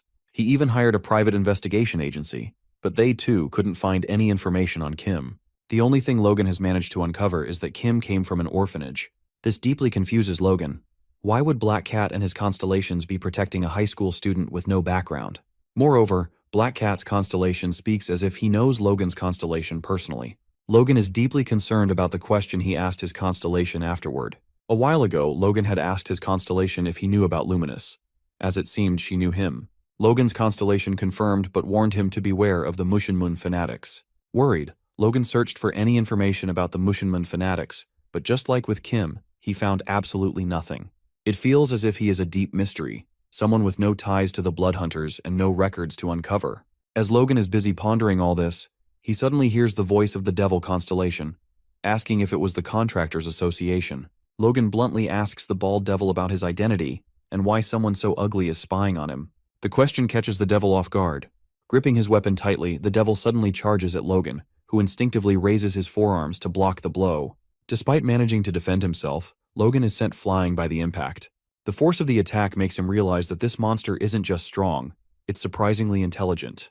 A troubling thought crosses his mind that could this be the same entity that attacked the Heroes Academy? Logan knows he can't afford to underestimate it. He tightens his fist, readying an empowered strike, while the devil laughs mockingly, gathering even more magical energy. Just as Logan launches forward, the devil swings his weapon to counter, but when Logan's charged fist collides with it, the sheer force sends the devil staggering backward. Impressed, the devil grins.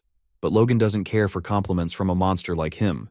With power surging through his body, Logan leaps into the air and brings his fist down, slamming the devil into the ground with such force that it shakes the entire Contractor Association building. Even Rania, sitting in her office, feels the shockwave. She wonders for a moment if it was an earthquake, but quickly dismisses the thought as the vibration is coming from above, and terrifyingly, from Logan's room. Back in Logan's office, Logan stares at the massive crater, surprised that the devil is nowhere to be seen. Just as he lowers his guard, the devil strikes from behind. Logan manages to block the attack, but he's once again sent flying, crashing hard into the ground. He gets back up, now fully aware that this devil isn't just some ordinary monster. If it were, Logan would have already taken it down. Meanwhile, the devil mocks Logan for being weak, even as a level 1 contractor. But Logan shuts him up, fully aware that he isn't using his full power. If he were to unleash his destruction ability, the entire building might collapse. That's why Logan knows he has to land a clean hit, but the problem is, he can't even touch the devil. Suddenly, Rania arrives with her men, explaining that she heard an explosion. But she's immediately stunned when she sees the devil, fully radiating dark energy, standing in the room. Noticing her presence, the devil scoffs and calls them all bugs, deciding to finish them off quickly. He charges at them with his body now wrapped in mana, while Rania quickly orders her men to stand back. She steps forward to intercept him, launching a counterattack, but to her shock, the devil dodges every strike effortlessly. Frustrated, Rania switches tactics and tries a powerful punch, but as she swings, she's stunned to see the devil vanish right before her eyes. Without warning, the devil reappears at her side and swings his massive weapon directly at her. Logan jumps in just in time, blocking the attack, and reveals to Rania that the monster isn't merely evading their strikes. He's projecting an illusion of himself and only revealing his true body when attacking. Hearing this, the devil realizes his illusory eye spell has been exposed. Determined to hide again and strike from the shadows, he begins to vanish. But suddenly, he feels a crushing force on his foot. Looking down, he sees Logan pinning it to the ground. With the devil locked in place, Logan powers up his punch and swings hard, but just as he's about to land the blow, his body freezes. Another devil materializes behind the first. This new figure addresses the original attacker, calling him Purple Ghost and scolding him for being careless. Purple Ghost is visibly shocked and responds by calling him Black Ghost. Black Ghost explains that his petrifying eye spell is what saved Purple Ghost from ending up with a hole in his stomach. As the two devils argue, Logan and Rania remain frozen in place, completely stunned by the appearance of yet another monster. Noticing them, Black Ghost smirks and casually wonders which of the two he should kill first.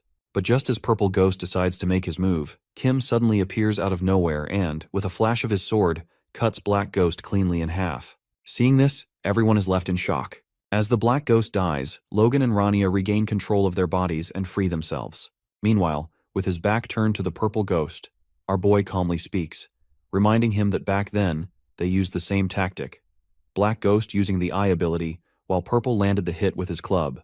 As he says this, Kim slowly turns toward Purple and asks if he remembers. But the Purple Ghost is stunned, not by the memory, but by the fact that Kim knows his name. He even wonders aloud if the young man had killed them before. Logan, still in awe, thanks him sincerely for saving them. Our boy, maintaining his usual calm, already expected this encounter. He remembers how Black Cat had informed him about Logan's visit ahead of time, advising him to head to the Contractor Association building. According to Black Cat, Logan was searching for him, something Kim kept in mind as he made his way there. As he briefly gets lost in thought, the enraged purple ghost suddenly leaps into the air and attempts to smash them both with his massive weapon. However, Logan and Kim dodge the attack with ease. Still mid-motion, Logan questions Kim, asking if he has a strategy to defeat the ghost since he's clearly encountered them before. Kim is momentarily taken aback, realizing he may have revealed too much about himself. But in his mind, he knows one thing for certain. They have to kill the purple ghost the moment he strikes, before he has a chance to vanish into an illusion. However, he remembers that in his past encounter, as soon as the black ghost was killed, the purple ghost tried to escape. And that's exactly what happens now. The purple ghost suddenly turns and bolts. Logan looks confused, surprised to see the monster running, and asks if they should chase it. But Kim quickly reveals that the fleeing figure is just an illusion. The real purple ghost is hiding nearby, cloaked within it. The boy considers using his light attack to destroy both the illusion and the real ghost at once. But there's a problem. He can't use his disciple ability right now, as he didn't form a temporary contract. He had avoided doing so because he wanted to use the powers stored within his ring instead. But if he does unleash that power, it might slice through the entire building. As Kim braces to attack, Logan's constellation suddenly proclaims that he is the martial god. Logan, bewildered, has no idea what his constellation is talking about. Kim hears it too and greets the constellation, calling it Fist King. With time running out, Kim decides to make a temporary contract and urgently asks Logan for the sacred relic. The constellation quickly supports the request, urging Logan to hand it over. Logan agrees, but Rania, still keeping watch, warns that they need to act fast. The devil has already escaped through the window. Kim shouts again for the sacred relic, and Logan tosses him a bead bracelet. Kim quickly puts it on and begins charging toward the purple ghost. Meanwhile, the purple ghost, still hidden, senses Kim's presence and realizes, with growing dread, that his comrades have been killed by the reincarnation of the martial god, even if he now walks in the body of a mere child. The purple ghost decides to warn others about the martial god's reincarnation. However, the boy is already on him. Kim loads up his fist and with a powerful swing strikes the purple ghost, disintegrating his entire body. Watching from above, Rania is shocked. She asks if that was Logan's constellation ability.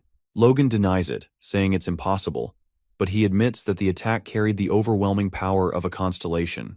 He's surprised that the hero was able to use such force. Soon, emergency services arrive and treat the wounded Logan and Rania.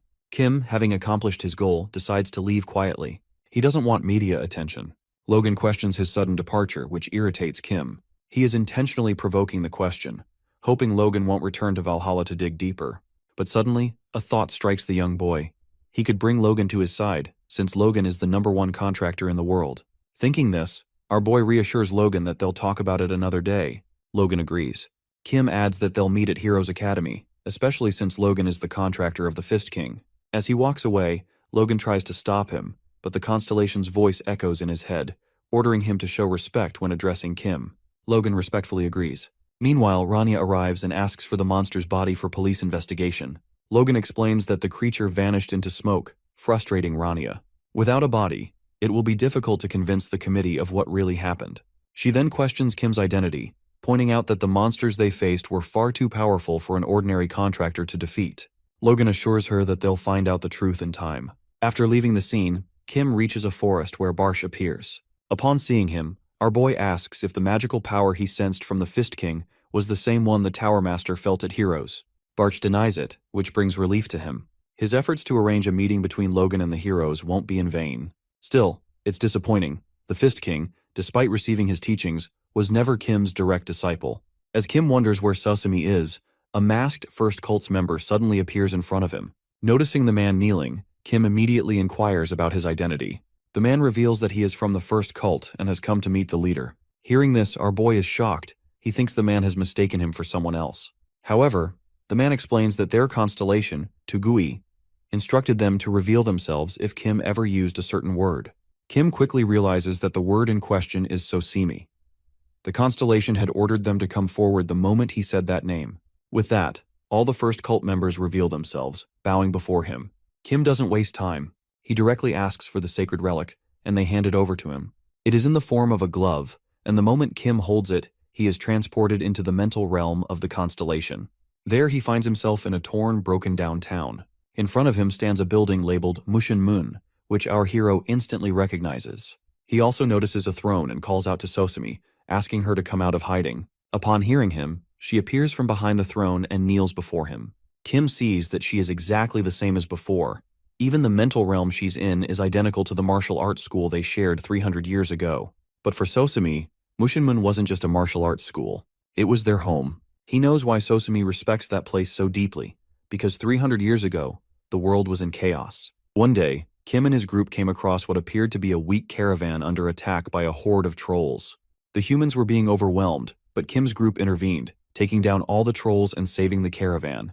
For that, the caravan leader rewarded them with money. Back in those days, this was how Kim survived, by accepting payment for protecting caravans or taking on monster hunting requests. It was a miserable world, but Kim endured it. Still, there was a darker side. It was an era when slavery was on the rise. Human trafficking still occurred from time to time, and desperate parents, driven by poverty, would sell their children in the hopes of getting a large sum of money. Kim made it his mission to buy these slaves, only to train them. He harbored a deep hatred for slave traders and would often kill them whenever he encountered one. Along the way, he took in some of the rescued children as his disciples. But it was during this time that Kim's life plan encountered a problem. His original plan was simple: work as a young hunter to gather enough money for retirement, while also training enough disciples to continue the fight against slave traders. However, saving money became nearly impossible while caring for his disciples. Since he had already gathered a decent number, he decided to put them to proper use. After discussing it with them, our boy made a decision. He would start a martial arts school called Mushin Moon. The school was founded to properly train and raise his disciples in a disciplined environment. Although Kim was strong, he had begun to notice that his physical limits were being reached. But his disciples were different. They learned proper techniques and showed remarkable talent. So Kim trained them rigorously, hoping that when they grew up, they could pass on their knowledge to the next generation of disciples. His plan was to take a share from the donations and profits the school would generate. But just as his disciples were on the verge of maturing into teachers themselves, the Tower of Destruction appeared. Back in the present, Kim stands beside Sosumi in front of the old school, now nothing more than ruins. He snaps out of his thoughts and asks Sosumi what she has been doing since becoming a constellation and how she managed to find him. According to her, she knew he would be reincarnated because a notification appeared, revealing it. Wanting to meet him again, she created the First Cult clan, which now consists of 4 members. The name First Cult was chosen in honor of Kim, and she killed everyone who claimed to be the strongest, except for our boy himself. Kim is taken aback by this revelation. Sosumi goes on to explain that they would observe those who called themselves the strongest, and the moment someone declared that title, they would eliminate them. It was the same method they used to eventually find Kim. The boy finds it both fascinating and disturbing that a single slip of the tongue could have gotten him killed by his own disciple. Sosumi also mentions the various clans and contractors they eliminated, all of whom had claimed to be the best. According to her, this ruthless strategy is what ultimately led her to Kim. She adds that Kim, despite being the strongest, was also humble and never boasted about his strength. He rubs his head and responds that he simply waited for the truth to reveal itself. Then he tells Sosumi that he's already found the other 2, Moron and Luminous. This genuinely surprises her. She had known that all 4 of Kim's disciples had become constellations, but as constellations, they could only observe one another through their respective contractors. So Sosumi already knew that Kim was meeting with Ventric and the black market people, but she doesn't realize that those individuals are actually the contractors of her fellow disciples. Kim changes the subject, claiming that he might need her help soon. This makes Sosumi visibly nervous, but Kim simply bids her farewell, telling her that he will invite her contractor to a gathering with the others, and they can all talk there. A few days later, at Heroes Academy, Kim stands in front of Logan, surrounded by all of his contractors. Seeing so many high-profile contractors gathered around Kim makes Logan feel extremely uneasy. Once everyone is settled, he begins the meeting by asking if they all know what he does. The question catches everyone off guard.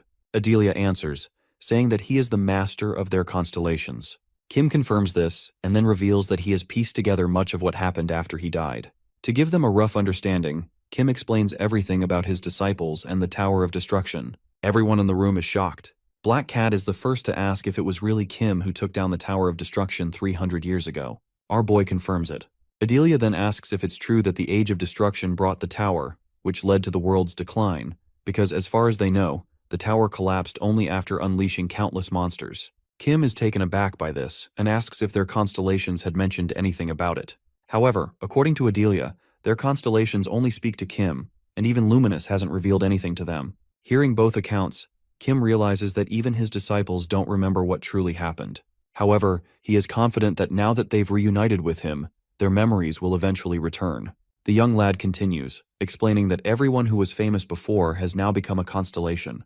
This makes sense to Black Cat, as it explains why they're all so strongly drawn to artifacts from the Age of Destruction. However, Kim then reveals something more alarming. The one who created the Tower of Destruction appears to still be active, causing disasters and sending constellations. This suggests that the tower might be rebuilt again. This revelation shocks Logan, but Kim adds that they still have about 4 to 5 years before that happens. With firm determination, he declares that as he continues gathering disciples and growing stronger by claiming names, he will eventually eliminate the tower once and for all. It's hard for Logan to believe at first, but he chooses to trust him, especially since his own constellation once revealed that Kim was known as the martial arts god 300 years ago.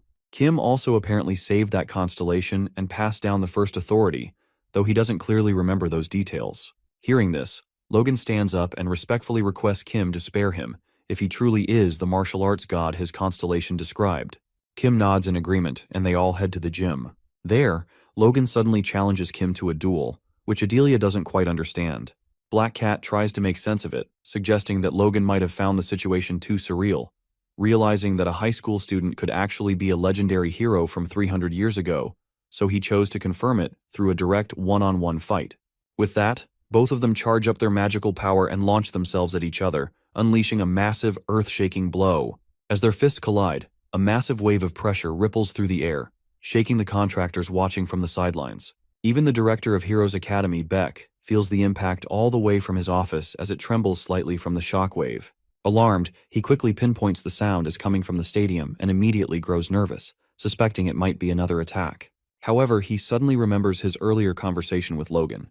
That morning, Logan had informed him about inviting guests to the academy and advised him not to panic if he heard loud noises. Recalling this, Beck regains his composure. He trusts Logan, yet the power behind that sound and aura still feels far beyond normal. Back in the gym, Kim is visibly excited after the clash of fists. Logan, on the other hand, is trembling, realizing with shock that he's being pushed back by a high school student. At that moment, it dawns on him that the boy has survived battles with monsters by channeling his own raw power. Surprised, Logan finds himself being overwhelmed and instinctively begins to concentrate his mana into his elbow for a counterstrike. Kim, however, blocks it with ease using an arm block. Though he absorbs the attack, even our boy is slightly overwhelmed by the force behind it. Kim understands his advantage. He can wield an enormous amount of magical energy, thanks to the constellations. But physical strength, which develops with the body, is something Kim is still lacking. Still, Kim grows even more excited knowing he's facing Logan, a constellation-level contractor. It's a rare opportunity, and it feels like the perfect challenge. As Logan charges toward him with all his mana concentrated into a final blow, the young boy decides it's time to end the fight. Just as Logan swings, Kim sidesteps with precise timing and counters with a swift strike from his back, sending him flying across the gym. The attack appears deceptively light, but Logan feels its full force ripple through his entire body before crashing to the ground, unconscious. Sometime later, Logan regains consciousness in a panic, only to find himself resting on a couch. Confused, he looks around and notices Kim and his contractors standing nearby. Kim explains that Logan had fainted, so he carried him there for safety. Grateful, Logan thanks him. After a long pause, Logan, deep in thought, asks if Kim is a reincarnated individual. Slightly surprised, he reminds him that he had already shared that detail before, though he understands it's hard for most people to believe. He then reveals that Logan's own constellation shares a similar personality. Now having experienced his overwhelming power firsthand, Logan nods in agreement and decides to join him as a disciple in the mission to stop the Tower of Destruction. Kim, thrilled by that, lights up with excitement. Meanwhile, the first cult member observing them finds the combination of powerful, high-ranking contractors forming a team to be both unexpected and fascinating. Kim then surprises Logan by asking if he has seen anything at the Heroes Academy that resembles one of his disciples, perhaps a relic or artifact. The main reason Kim had suggested meeting at the academy was because he sensed a familiar magical presence there. However, now that the area is saturated with powerful mana from their earlier clash, it's become much harder to pinpoint the exact source. Given the sheer number of relics stored at the academy, identifying the one he's looking for is nearly impossible, unless it chooses to reveal itself. Logan suddenly remembers a relic that once spoke, asking for its master. This memory leads him to Beck's office. There, Beck is visibly anxious and immediately questions Logan about the identity of his mysterious guest. Logan reveals that it was our boy, but when Beck presses further, Logan cuts him off, explaining that he can't disclose more information at the moment. Instead, he asks Beck about the radiant sword he had previously given him. Beck, already troubled by the sword, admits it has been giving him severe headaches. To demonstrate, he presses a hidden switch that opens a concealed compartment within the office. Inside lies the radiant sword, emanating an overwhelming amount of dark mana. The pressure is so intense that the surrounding area is visibly cracking, unable to withstand the energy it radiates. Seeing the damage, Beck begins to regret keeping the radiant sword in his office.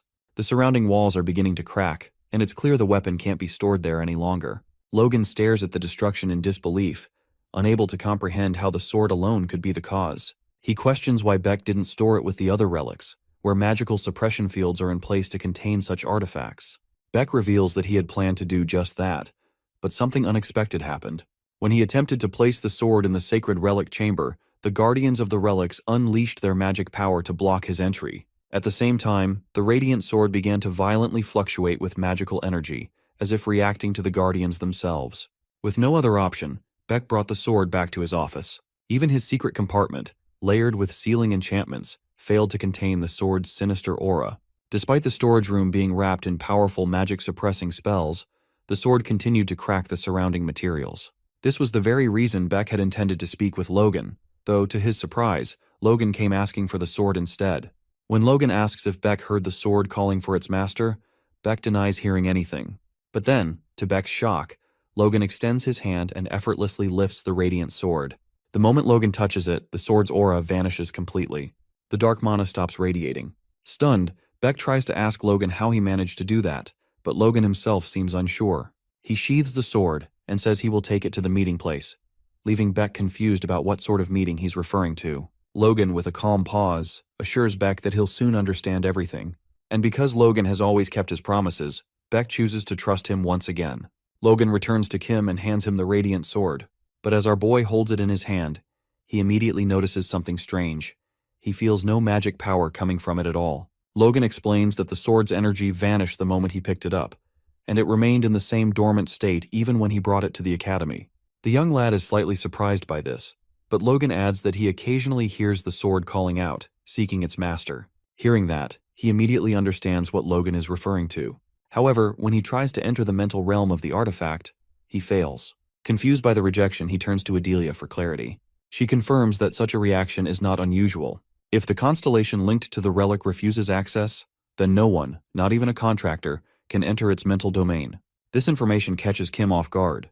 To investigate further, he asks Barch if he senses any familiar magic from the sword. Barch responds that the aura is faint, but the scent of familiarity is undeniable. Our boy then wonders if there's any alternative way to gain access. The Tower Master quickly recalls something he had mentioned before, the mysterious door that appeared in the realm of imagination. Kim remembers it clearly, a massive door where all constellations once gathered. Barshi further reveals that it wasn't just one door. There were multiple. Each constellation had a door, possibly leading to a realm tied to their essence. According to the Tower Master's assumption, those doors might allow access to other constellations' realms.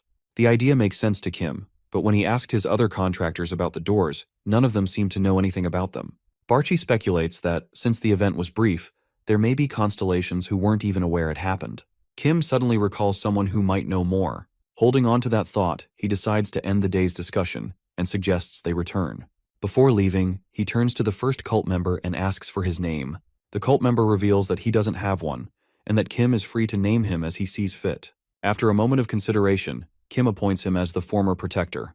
With that, he orders former protector to begin meeting the other contractors, as their constellations might also be interested in meeting each other. With the matter settled, the group leaves the academy behind. A few days later, Kim meets the guide at a secluded house deep in the forest. As she tries to greet him, he gets straight to the point, declaring that he plans to absorb all the second-tier constellations once he finds them. He thanks her for the ring, acknowledging that it made him stronger. Then, shifting to the real reason for his visit, he asks if she knows anything about a door where constellations gather. The guide recalls something similar, an ancient space known as the arena. She explains that shortly after the Labyrinth Master created the constellations, he also formed the arena, a place one could enter through constellation doors. According to her, the arena was designed as a battleground for constellations to fight among themselves. Over time, while the original names of the constellations were forgotten, new nicknames were earned through battle. These nicknames carried significance, each imbued with a fragment of their identity, granting additional power that the arena itself amplified. However, the arena didn't unfold the way the Labyrinth Master intended, and it was eventually sealed away. Kim presses further, asking if there's any way to reopen it. The guide responds that the arena could only be opened by a constellation acting on the Labyrinth Master's command. This revelation stuns him, but she isn't finished. With a knowing look, the guide reveals why she called him.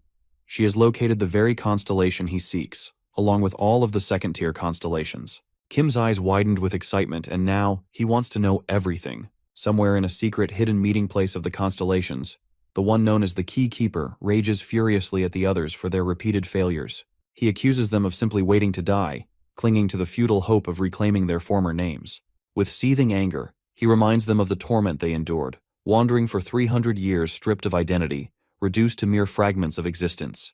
They had no physical bodies, only drifting consciousness, endlessly circling a single tree. For reasons still unknown, these wandering spirits were eventually transformed into fruits of that very tree, trapped in an endless cycle with no escape. The Keykeeper himself had narrowly avoided that fate. Though he too had wandered for centuries without form, he had finally regained a body. And now, after all that suffering, he couldn't understand why the others were so willing to fade again without resistance. His fury sharpens as he mentions the twin ghosts, the two constellations who died without accomplishing anything. Just a few days earlier, the green-horned constellation had delivered the grim news of their deaths. The announcement shocked the others, especially the fish, who always believed the twin ghosts were among the stronger ones. The green-horned one confirmed their deaths, but also warned of something even more concerning. He explained that all of them, those gathered in this very place, were constellations who once regained names and were sent to Earth. As long as they remained isolated and avoided unnecessary conflict, they could survive by passively absorbing ambient magical power. But gathering in large groups, as they were doing now, created a dangerous situation. In such close proximity, their individual magical reserves would begin to drain at an accelerated rate. Though they once knew power and identity, their current state was fragile, and unity, ironically, could lead them to destruction. So, the Labyrinth Lord instructed everyone to gather on an island, where a large floating magic stone lay buried beneath the surface. Upon hearing this, the others realized the source of the immense power they had been sensing. However, one of the constellations questioned what could have been troublesome about it.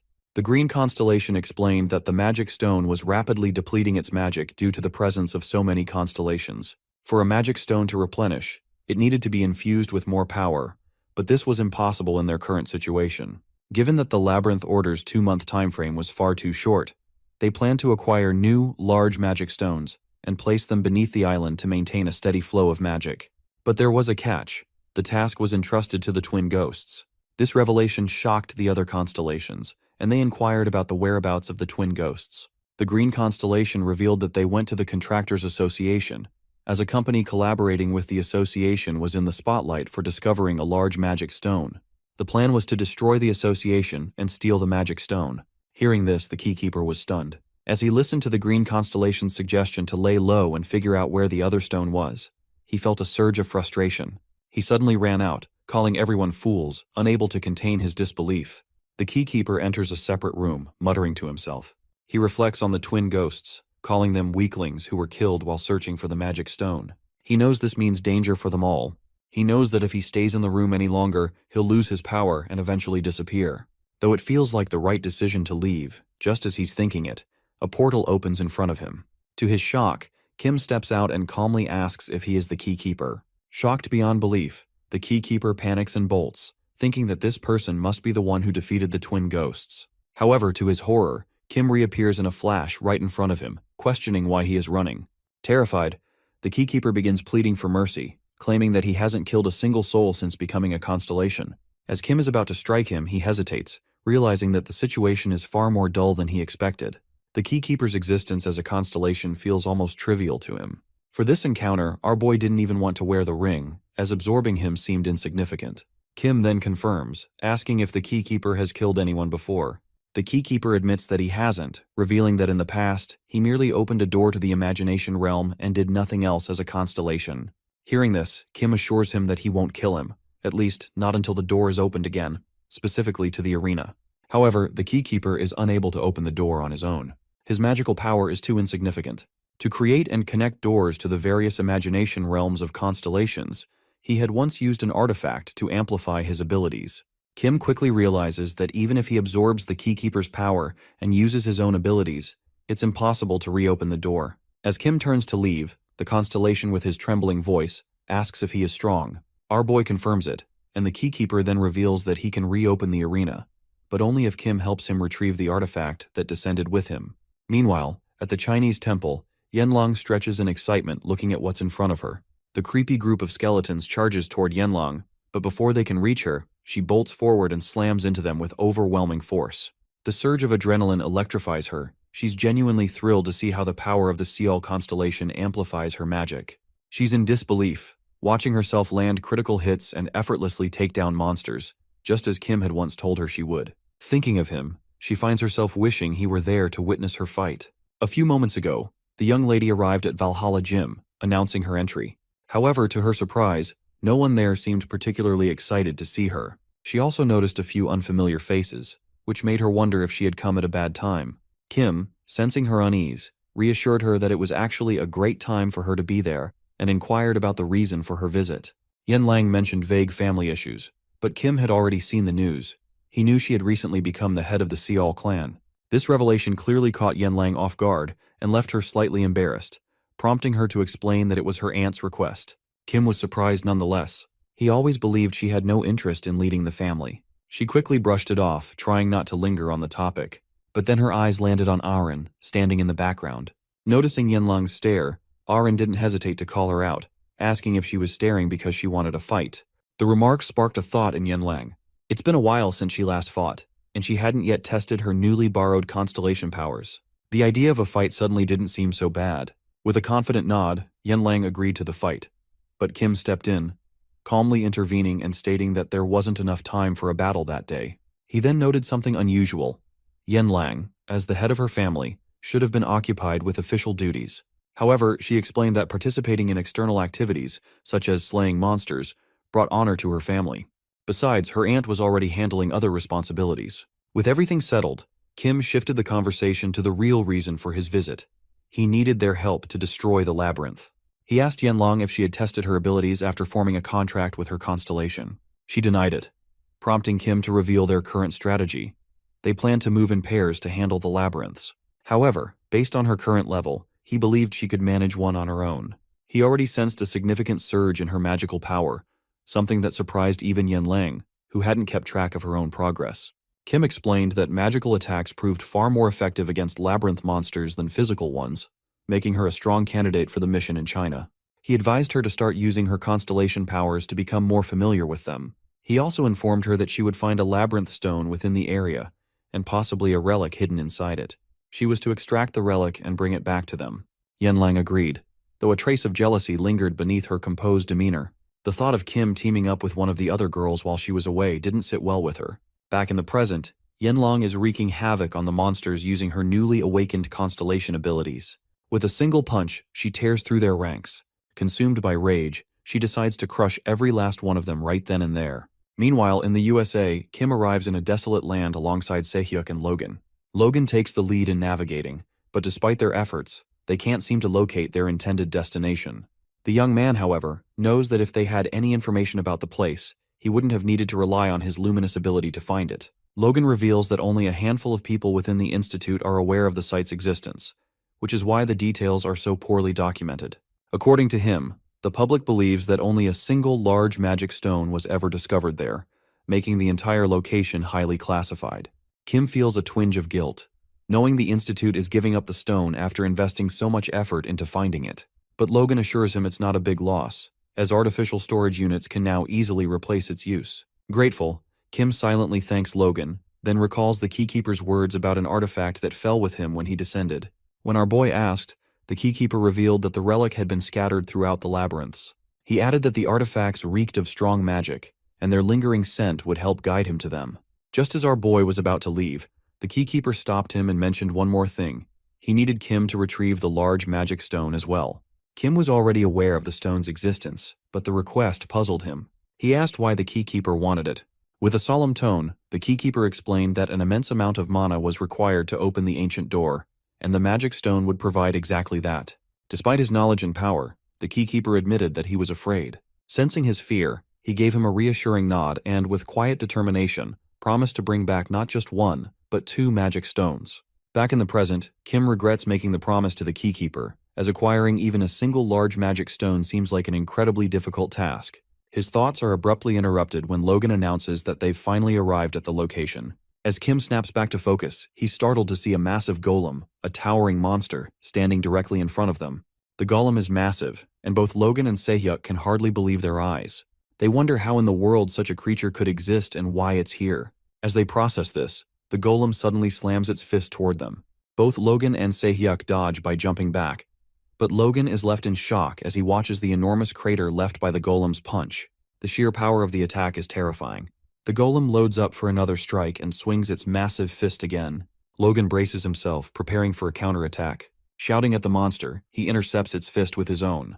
The 2 fists collide with explosive force, and to Kim's surprise, Logan's punch not only shatters the golem's arm, but sends the creature crashing to the ground. Se-hyuk watches in awe, amazed by Logan's power. He realizes that they're with the #1 contractor, someone who can shatter a golem with a single punch, and can't believe he's here with them. Even more unbelievable to Se-hyuk is that someone as strong as Logan follows Kim with such respect. Despite the shock, Se-hyuk feels a sense of pride to be with both of them, ready to witness the power of these living legends firsthand. However, despite the golem's defeat, Logan senses something isn't quite right. The monster, despite being thrown to the ground, doesn't appear fully destroyed. It remains in relatively good shape. Kim, considering the golem's enormous size, theorizes that the impact might not have reached its core, which could explain why the creature is still intact. Saying this, Kim jumps onto the fallen golem and drives his sword into its body. However, to his shock, even his powerful sword fails to pierce the creature's tough exterior. As he processes this, the golem suddenly awakens, rising to its feet with an overwhelming surge of power. It gathers its strength and unleashes a powerful punch at him. The fist lands with immense force, and while our boy manages to block the attack, he's sent skidding back by the crushing pressure. Kim realizes in that moment that the golem has likely absorbed the large magic stone.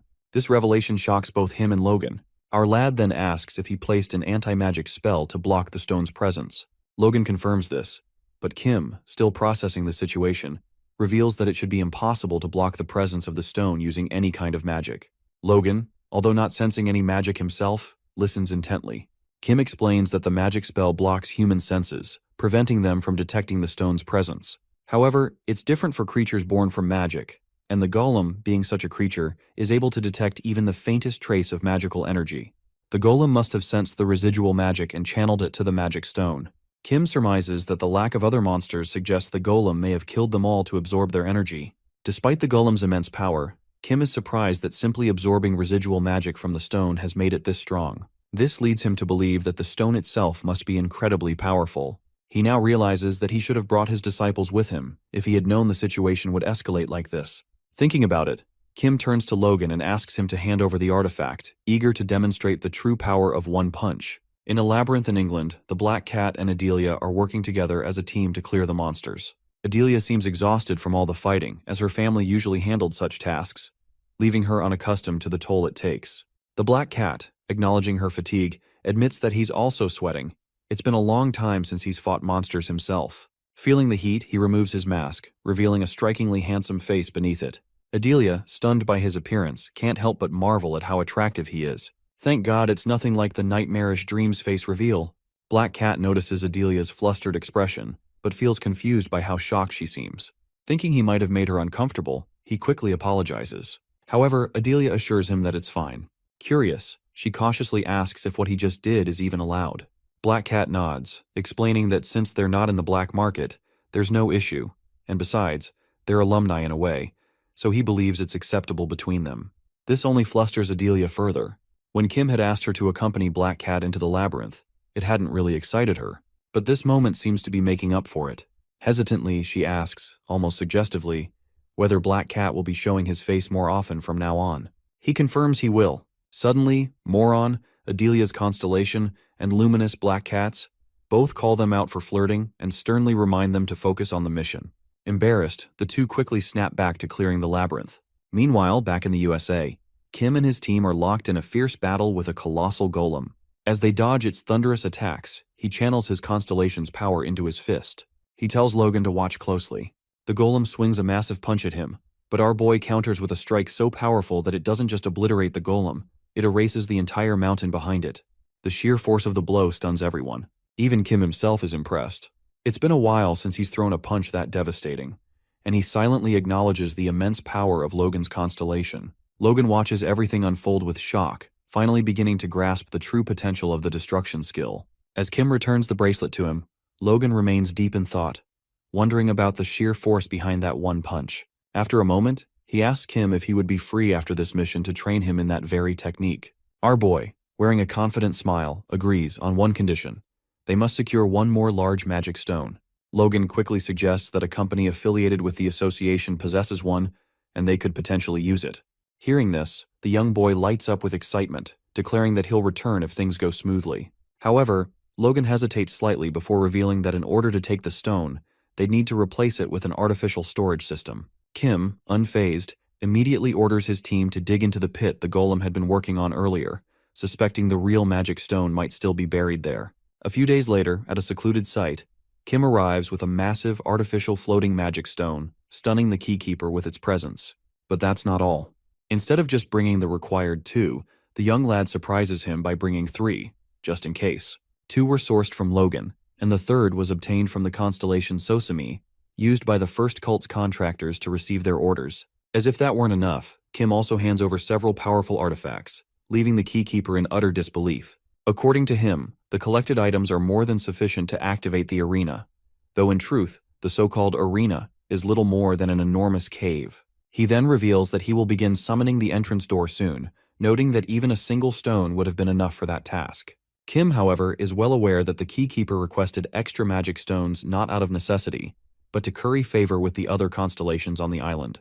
This realization shakes the keykeeper to his core. Calmly but firmly, our lad reveals that he plans to use those very stones against the constellations they were meant to appease. With that declaration, he puts pressure on the keykeeper to begin the summoning without delay. Kim then commands the former protector to guard the keykeeper closely and prepare everything necessary for his upcoming contract with Sosami. Additionally, he warns the former contractor to eliminate the keykeeper if he tries anything deceitful. Meanwhile, in the Constellation Assembly Hall, chaos begins to brew.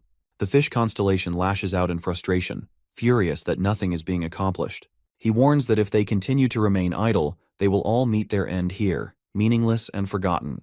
The lack of communication from the Maze Lord only deepens the unease, leading many to fear that the deaths of the other constellations may have been in vain. The room erupts into shouting and protests. The gathered constellations begin demanding that they take action, that they storm out and kill everyone in their way. But just then, their voices are abruptly silenced. Kim's voice cuts through the tension like a blade. He has been standing there for 10 minutes, silently watching them yap. A manic smile spreads across his face as he declares his intention to be the one to plunge them into disappearance, rather than let them wait for a natural death. The fish constellation fails to recognize Kim, while the vampire comments that he hadn't sensed any magical power earlier, explaining why none of them noticed his presence. However, the vampire grows furious, enraged by his bold and arrogant entrance, and issues a warning. Our boy, unfazed, doubles down on his stance. He states that they were all too busy spouting nonsense while he had been concealing himself right there among them. As he speaks, he casually swings his sword, issuing a chilling warning that they'll understand everything once he beats the living daylights out of them. His overwhelming presence and sheer arrogance leave the constellations in shock. Then, in a sudden fluid motion, Kim spins in a full 360-degree arc with his blade.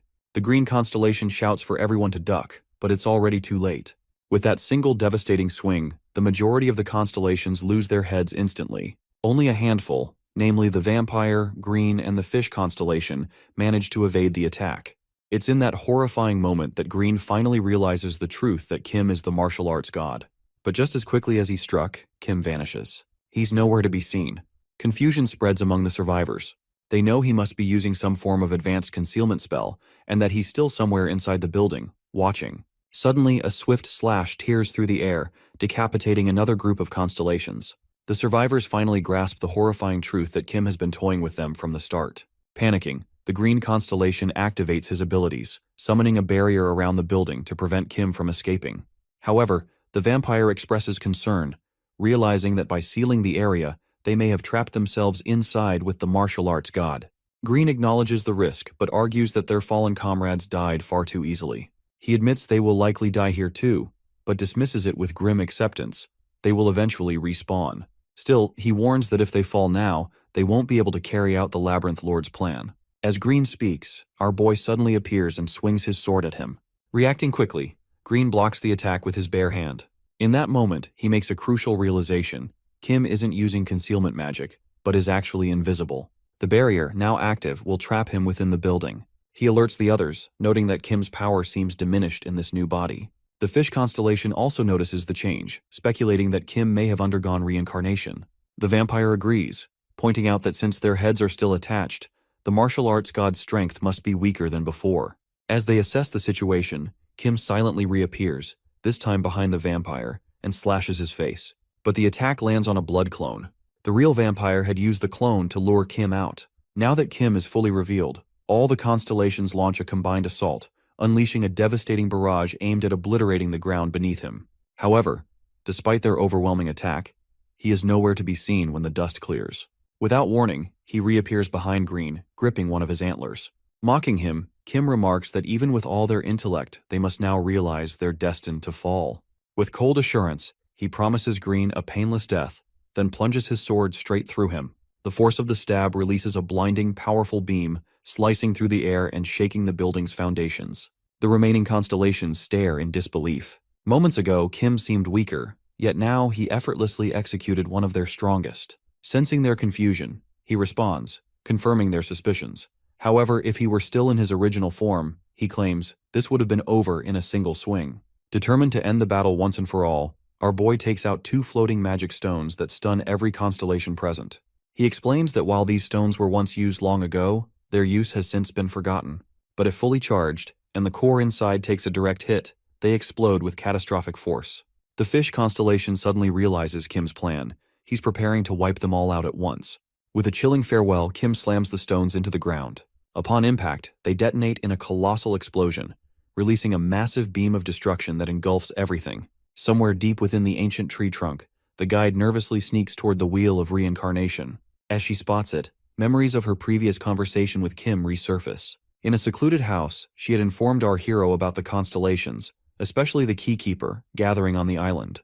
Though she wasn't entirely certain, she believed the location was accurate. Upon hearing this, Kim immediately prepared to leave, but the guide stopped him, asking to borrow the absorbed names. Without hesitation, he handed her the ring, explaining that he had already used most of the names as soon as they were absorbed, though there might still be some left. Curious, he asked why she wanted them. The guide absorbed the lingering names from the ring, revealing her intent, to use them to obscure the Labyrinth Lord's vision, allowing Kim to massacre the constellations undetected. Back in the present, the guide approaches the wheel of reincarnation and exhales a cloud of black smoke over it.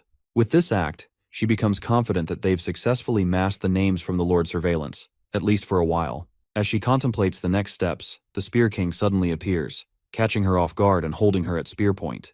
She tries to calm him, assuring him that nothing has truly changed.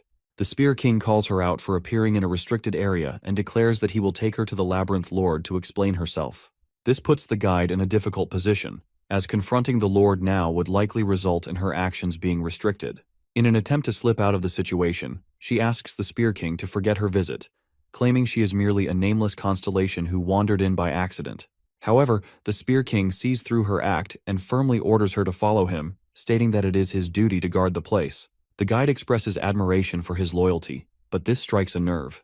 In response, he slams his spear to the ground, warning her not to make assumptions about him. He reveals that guarding the area has been nothing more than an obligation ever since he was bestowed the title 300 years ago, without any memory of who he truly is. He admits that he lacks the strength to refuse the duty, and that is the only reason he continues to fulfill it. Brushing off the emotional weight of his confession, he again urges her to follow him. This moment gives the guide an opening. She claims to possess a unique talent and deduces that the Spear King is confused about his own identity. She offers to introduce him to someone who might know the truth about who he really is. The Spear King falls into deep thought at this offer. A few hours later, on the island, Kim and his contractors are surprised to see the arena door summoned by the keykeeper. At first glance, it appears to be an ordinary door, but the keykeeper explains that it leads to another door, which in turn opens the arena. It is merely a passage. According to him, there is no way to connect directly to the arena. This revelation frustrates everyone, but the Keykeeper defends himself by revealing that the arena space created by the Labyrinth Lord still exists. However, its location is now up, in the realm where the Labyrinth Lord resides.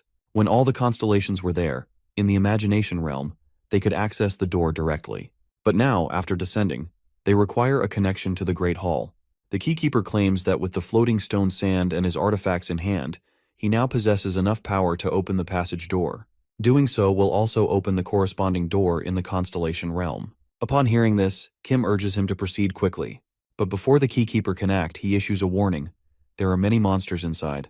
Before he can finish, our boy already understands that the constellation wants an escort. Kim agrees, which brings a rare smile to his face. As the constellation prepares to begin, he instructs his contractors to inform the constellations not to open the door if they see one on their end.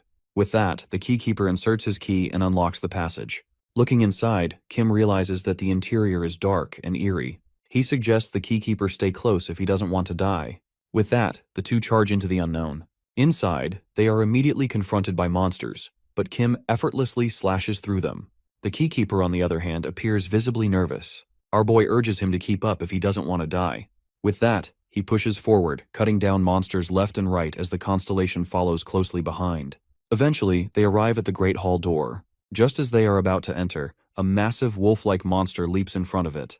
The creature is enormous and enraged, unlike anything Kim has ever encountered before. According to the Keykeeper, the beast might be mutated, a result of time and space twisting within the passage. Our boy, having not prepared any of his disciples' abilities for this journey, believing it would be too excessive, decides to rely solely on his sword. As the monster swings at him, he jumps back and counters with a swift strike. His blade slices through the monster's arm, but to his surprise, the limb regenerates almost instantly. Reacting quickly, the young boy charges dark energy into his sword and strikes again, this time slicing the monster's arm into multiple precise pieces. The creature roars in agony. Seizing the moment, he leaps into the air and delivers a powerful slash, cleaving the monster in half. The Keykeeper is left stunned. Kim has just defeated a powerful mutated beast with shocking ease. Our boy snaps the Keykeeper out of his thoughts and orders him to open the door. Obeying, the constellation inserts his key and unlocks the passage. Meanwhile, Kim's disciples also see a door appear before them. After Kim returned from the passage, the world plunged into chaos.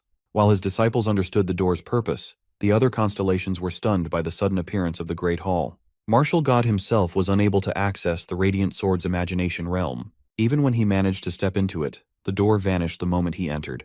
His disciples could walk freely into the Great Hall, but he was denied entry. He consulted the Keykeeper, who explained that the Great Hall was rejecting Kim, possibly due to the will of the Labyrinth Lord. Kim realized that, because of this, he could no longer gather his disciples in one place, nor see who resided within the Radiant Sword's realm. Originally, he planned to enter the Great Hall and find the door that led to the Radiant Sword's imagination realm. Now, blocked from entry, he comes up with an alternative. If he cannot enter, his disciples can. He decides to send them to search for the Radiant Sword constellation on his behalf. With that, all of his disciple constellations enter the Great Hall. However, as soon as they step inside, Moron and Luminous begin arguing, Luminous having arrived late. As they yap, Sosumi steps in and reminds them to follow their master's orders. Hearing this, both acknowledge their mission and shift their focus to tearing through every other constellation present. A few days earlier, Kim gathered his disciples' contractors to organize a meeting between their constellations. He inquires about Sosumi, and Moron confirms that Sosumi had arrived in her imagination realm. However, Moron is visibly shocked at how Sosumi found her door so easily. According to Sosumi, she cancelled her presence from the Great Hall and was able to locate Moron's realm by recognizing her senior's familiar scent. She also mentioned that she used other members' trails to search for their divine artifacts, but was only able to find Moron's. That scent had guided her there. Now that both disciples were confirmed to be in one realm, Kim turned to Adelia and asked for the divine artifact. However, when he tried to enter the realm himself, he failed. Confused, he asked Moron if she was rejecting his entry, but she denied it, stating that it felt as though someone else was preventing her from summoning him. Moron then turned to Sosumi, asking if she knew the sense of the other members. Sosumi admitted that she tried to track the remaining divine artifacts but failed to locate them. As a result, she had no idea where the others were. Upon hearing this, Kim asked whether she checked the Radiant Sword's realm, but Sosumi replied that she didn't, as she couldn't even sense the sword's mana. Kim then revealed his plan to try accessing the sword's imaginary realm through the Great Hall. Sosumi, however, was confused, She recalled how many doors there were in the hall and questioned how our boy planned to identify the correct one. Kim, wearing a maniacal smile, ordered them to kill all the constellations in the hall. After that, they would enter through the remaining door. Returning to the present, Kim's disciples prepare to confront the other constellations. However, Sosumi suggests that before any fighting begins, they should first remind everyone of their master. To do this, she summons the teaching school that he once ran. The sudden appearance of the Mushinmun school fills the space with a wave of nostalgia. Disciples recognize it and grow silent and emotional. Sosumi then reveals that she has a list of constellations they will target first. Ever since becoming a constellation herself, she had taken note of all those who spoke ill of Kim. The others agree with her plan, determined to begin their assault with those on that list. Meanwhile, a group of constellations notices the school building and, with mocking laughter, recalls that the martial god has been dead for 300 years. One of them questions who could have built such a place now. Just as he finishes speaking, Moron appears and slams his face into the ground, crushing him instantly.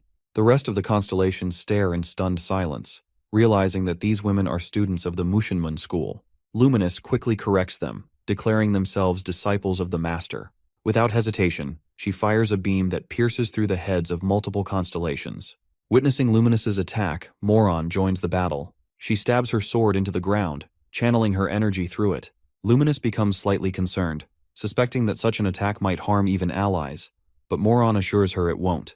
As the blade sinks into the ground, many constellations begin to melt away. Luminous is surprised by the precision of the poison. It targets individuals without affecting bystanders. However, to their shock, the constellations begin regenerating. Realizing that brute force won't be enough, the trio decides to break them down mentally instead. Among the constellations present is a member of the Choi family. Upon seeing the trio, he immediately recognizes them as Kim's disciples. The Osun family constellation also approaches the Choi family constellation, acknowledging that it has been a long time since they last met. The Osun constellation, known as the Fist King, refers to the Choi constellation by his old nickname, Dao Wang. Though they greet each other with familiarity, Dao Wang still finds the name somewhat embarrassing. The Fist King then gestures toward the trio of Kim's disciples fighting in the distance and asks about them. Dao Wang explains who they are. When asked about Mushinmun, the Fist King immediately recognizes it as the sect tied to the martial god. Dao Wang points out that the martial god he just remembered is the master of the three fighting now. This revelation stuns the Fist King. He recalls hearing stories of the martial god, how he faced countless disasters alone, carving his name into history. Though he had read of the martial god's disciples and their overwhelming strength, this is the first time he sees them in person. Dao Wang adds that the martial god once taught him sword techniques, which later became the foundation of his own style. Using that, he traveled across the world and eventually met the Fist King. Dao Wang also recalls being surprised when he found that the Fist King had already established his own martial hall, training warriors and teaching them barehanded defense. However, the Fist King finds those memories bittersweet. He recalls how all of it failed when the Tower of Destruction appeared, unleashing a wave of monsters. In the end, their forces ran out of strength and died, which he still sees as a failure, one that betrayed the very essence of martial arts, to protect people. Dao Wang agrees with him, saying that is why he still dedicates himself to training, to learning and perfecting the ultimate sword technique. The Fist King shares the same resolve, though right now his attention is completely drawn to the trio of disciples cutting down constellations left and right with unshakable ferocity. The Fist King wants to fight them, but before Dao Wang can stop him, he has already leapt toward the trio. Landing beside them, he challenges them to a duel, leaving the disciples momentarily confused. Sosumi, however, quickly recognizes him as the Fist King, the guardian constellation of the Osun family, a title that earned them a place among the 5 great families. Luminous, still puzzled, questions why he would approach only to die. The Fist King confidently declares that, as disciples of the martial god, they are among the few strong opponents he's encountered since becoming a constellation. This statement doesn't sit well with Sosumi, who grows visibly angry. To her, the word strong belongs to their master alone. Her reaction only fuels the Fist King's excitement, as he assumes they are preparing to fight him. Luminous decides to slice him down instantly, but Moron steps forward, insisting on handling the fight herself. Since he knows about their master, she wants to demonstrate some of the martial god's techniques, so he remembers them well. As she prepares for battle, her body becomes engulfed in a powerful magical aura, and the Fist King mirrors her, activating his own energy in return. Luminous watches, knowing full well that Moron could easily eliminate him with long-range poison, but instead chooses to engage directly out of respect. Sosumi, however, feels a twinge of concern. The weight class between Moron and the Fist King is vastly different, and she quietly worries about the outcome. However, Luminous assures her that Moron can handle it. With that, Moron stomps the ground and throws a punch at the Fist King. He becomes excited, recognizing the move as the crushing fist. Still, he notes that due to Moron's small frame, the strike might lack impact, so he decides to take it head-on. As the punch lands, he initially feels nothing. But within a second, the force surges through him, sending him flying. Shocked, he realizes that Moron has transformed the crushing fist into an inch punch, amplifying the power using an unfamiliar footwork technique. The shift in form and sudden release of force leaves him stunned but exhilarated. Despite the hit, the Fist King rebounds quickly and counters with his own ranged fist technique, unleashing a massive shockwave. Sosumi watches the attack with awe, but Luminous observes calmly, knowing that the Fist King's style always leaves an opening for a counterstrike. Just as expected, Moron appears behind him midair and delivers a powerful kick to the back of his neck, slamming him into the ground. Luminous, having anticipated it, simply isn't impressed. With the duel finished, the trio resumes their task of sweeping through the Constellations. Meanwhile, Barch secretly peeks from behind a door, silently watching them as they move forward. As the Tower Master stalks from the shadows, Kim demands an update on his disciples. Barch nervously denies having checked on them yet. Our boy shouts at him to do it, but the Tower Master is paralyzed with fear. The disciples are already wreaking havoc in the Great Hall, and if they notice him, especially as the former head of the Tower of Destruction, they might tear him apart. Now powerless, the Tower Master is terrified of being beaten mercilessly. Lost in anxious thoughts, he hears our boy press him again to take a look. Hesitant and trembling, Barchus slowly cracks open the door. All he sees are explosions. He reports to Kim that it seems the disciples have already defeated most of the Constellations. Barch can't help but feel that the Master disciples have grown even more powerful than before. While he continues to sneak a peek, Luminous spots him. Sosumi also recognizes him as the Tower Master. Moron, however, recalls Kim's words from the past, not to touch Barch if they ever found him. But she grows uneasy, unsure if Luminous remembers that order. The Tower Master, now fully exposed, hesitates and awkwardly pretends not to know Luminous. But she clearly remembers him, standing above them long ago, watching from the Tower of Destruction. Though she states her desire to deal with him, she restrains herself out of respect for Kim's instructions. With that, she delivers a swift kick that sends Barch flying back into his room. Before slamming the door, she warns him that she'll remember exactly where he hides, and if he dares to step out again, he'll be mangled on the spot. Meanwhile, Kim stands on the island, trying to contact Barch, but receives no response. Soon, Black Cat arrives through a portal, accompanied by Arin and Yenlang, both confused about why they've been summoned to the island. Yenlang quickly notices the broken buildings and a massive crater, pointing out that it looks like a war just broke out. Kim brushes it off and gets straight to the point. He plans to teach them the next step in their training. He adds that Black Cat has been summoned for a different reason altogether. He begins by addressing Arin and Yenlang, acknowledging that both have contracts with Constellations and have been progressing well in their training. Now he wants them to set a standard for their power. To demonstrate what he means, he borrows Arin's sword, channels lightning into it, and releases a powerful slash toward a distant mountain.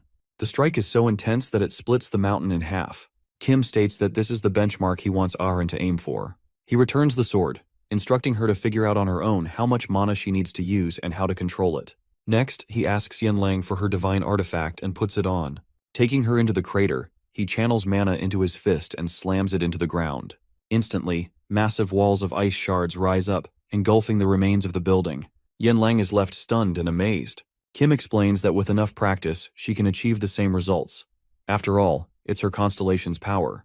With that, his focus shifts to Black Cat. Meanwhile, back in the hall, Sosumi has discovered the priest's imaginary space. Luminous and Moron are both a bit surprised, noticing how everything in the imaginary realm appears in shades of red and black. Moron senses a familiar scent lingering in the air but can't quite place it. As they explore further, they notice a small opening in the wall and decide to pass through it. Inside the narrow corridor, they spot a familiar man dressed in a red outfit, sitting alone. They recognize him and refer to him as their junior brother, but remain confused about the nature of this red and black imaginary realm. The man rises, questioning how they managed to enter, considering they are all Constellations. Moron explains that they came from the Great Hall. The man recognizes it as the arena, but expresses no desire to fight at the moment. According to him, he fell into despair after becoming a Constellation. However, when he heard about Kim's reincarnation, he was overjoyed, only to grow furious after failing to find their master for 300 years. He relied on those who had taken his divine artifact to help him locate their master, but instead of listening, they became intoxicated with power. Hearing this, Moron suggests that with all that power, he should have stayed put rather than handing out contracts. The man reveals that someone had once appeared who could withstand his strength, and the person left him in a basement. He is referring to Logan, who abandoned him there, causing the constellation to rot away in silence and fall into despair. Moron, removing her mask with excitement, reveals that they are there because the very master he speaks of had ordered them to find him. She adds that the ancient relic is already in their master's possession. This revelation shocks him, and he immediately drops to his knees, repeatedly smashing his head on the ground in reverence. The trio watches in confusion, finding his behavior unsettling. Moron then explains that this is exactly why their master refers to him as Freak. After a few more smashes, Freak finally rises, claiming he feels refreshed. He assures them that he will prepare himself to meet the master. With that, the group bids him farewell. At the Contractors Association, Logan is shocked to see a floating magic stone that Kim brought back. It is twice as large as the one he had previously received. Our boy assures him that the stone is his and begins recalling where he found it. Back on the island, when Kim explored the mana flow, he called Black Cat there after realizing the possibility of a massive floating magic stone buried beneath the ground. The constellations residing on the island radiated overwhelming mana, and the fact that they survived without needing any external mana source suggested that there was a powerful energy source hidden within the island itself. Kim had suspected a mana stone was supplying all of them with power. Eventually, they located the stone and ordered Black Cat to remove the mask covering it. That was how he discovered the stone and safely transferred it to Logan.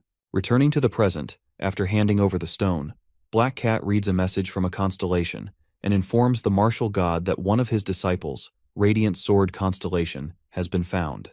Kim becomes excited, already knowing who it is, but instructs Black Cat not to reveal the identity just yet, as he wants to confirm it himself. As they prepare to depart, our lad invites Logan to visit Valhalla anytime if he ever wants to learn the one-punch technique. They then teleport to Valhalla, arriving at Black Cat's office through a portal, only to be shocked by the presence of a powerful unknown figure with a sword already waiting for them.